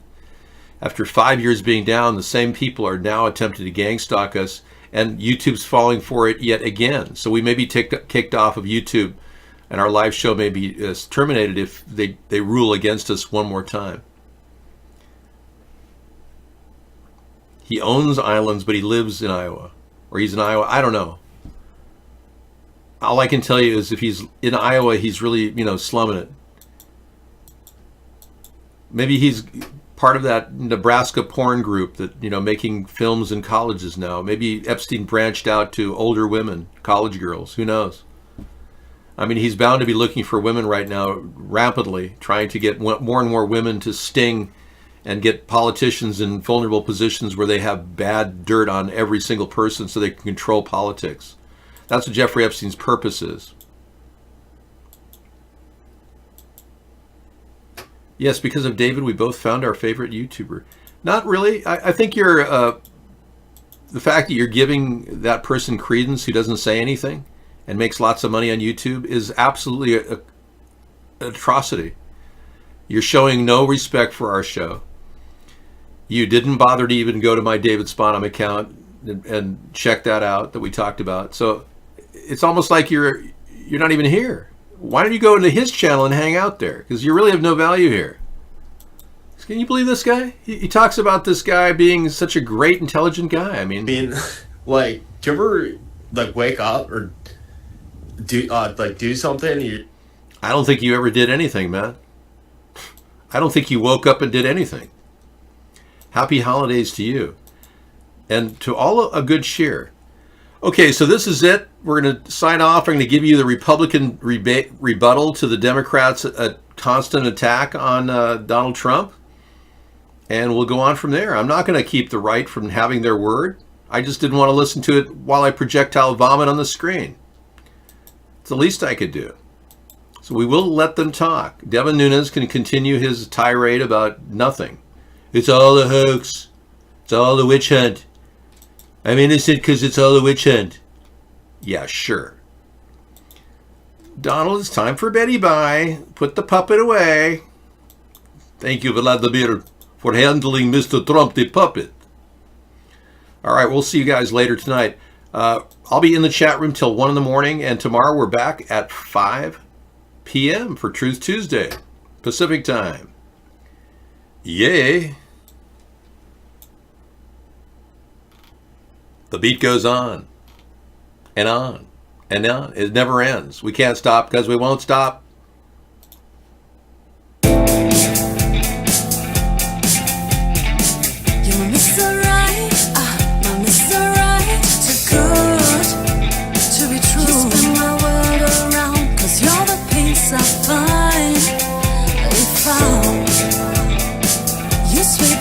My feet, my heart stops to beat. Cause you make me melt. Oh, my Mr. Right, too good.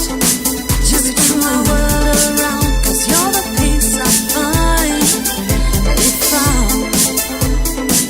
you sweep me off my feet, my heart stops to beat. Cause you make me melt away.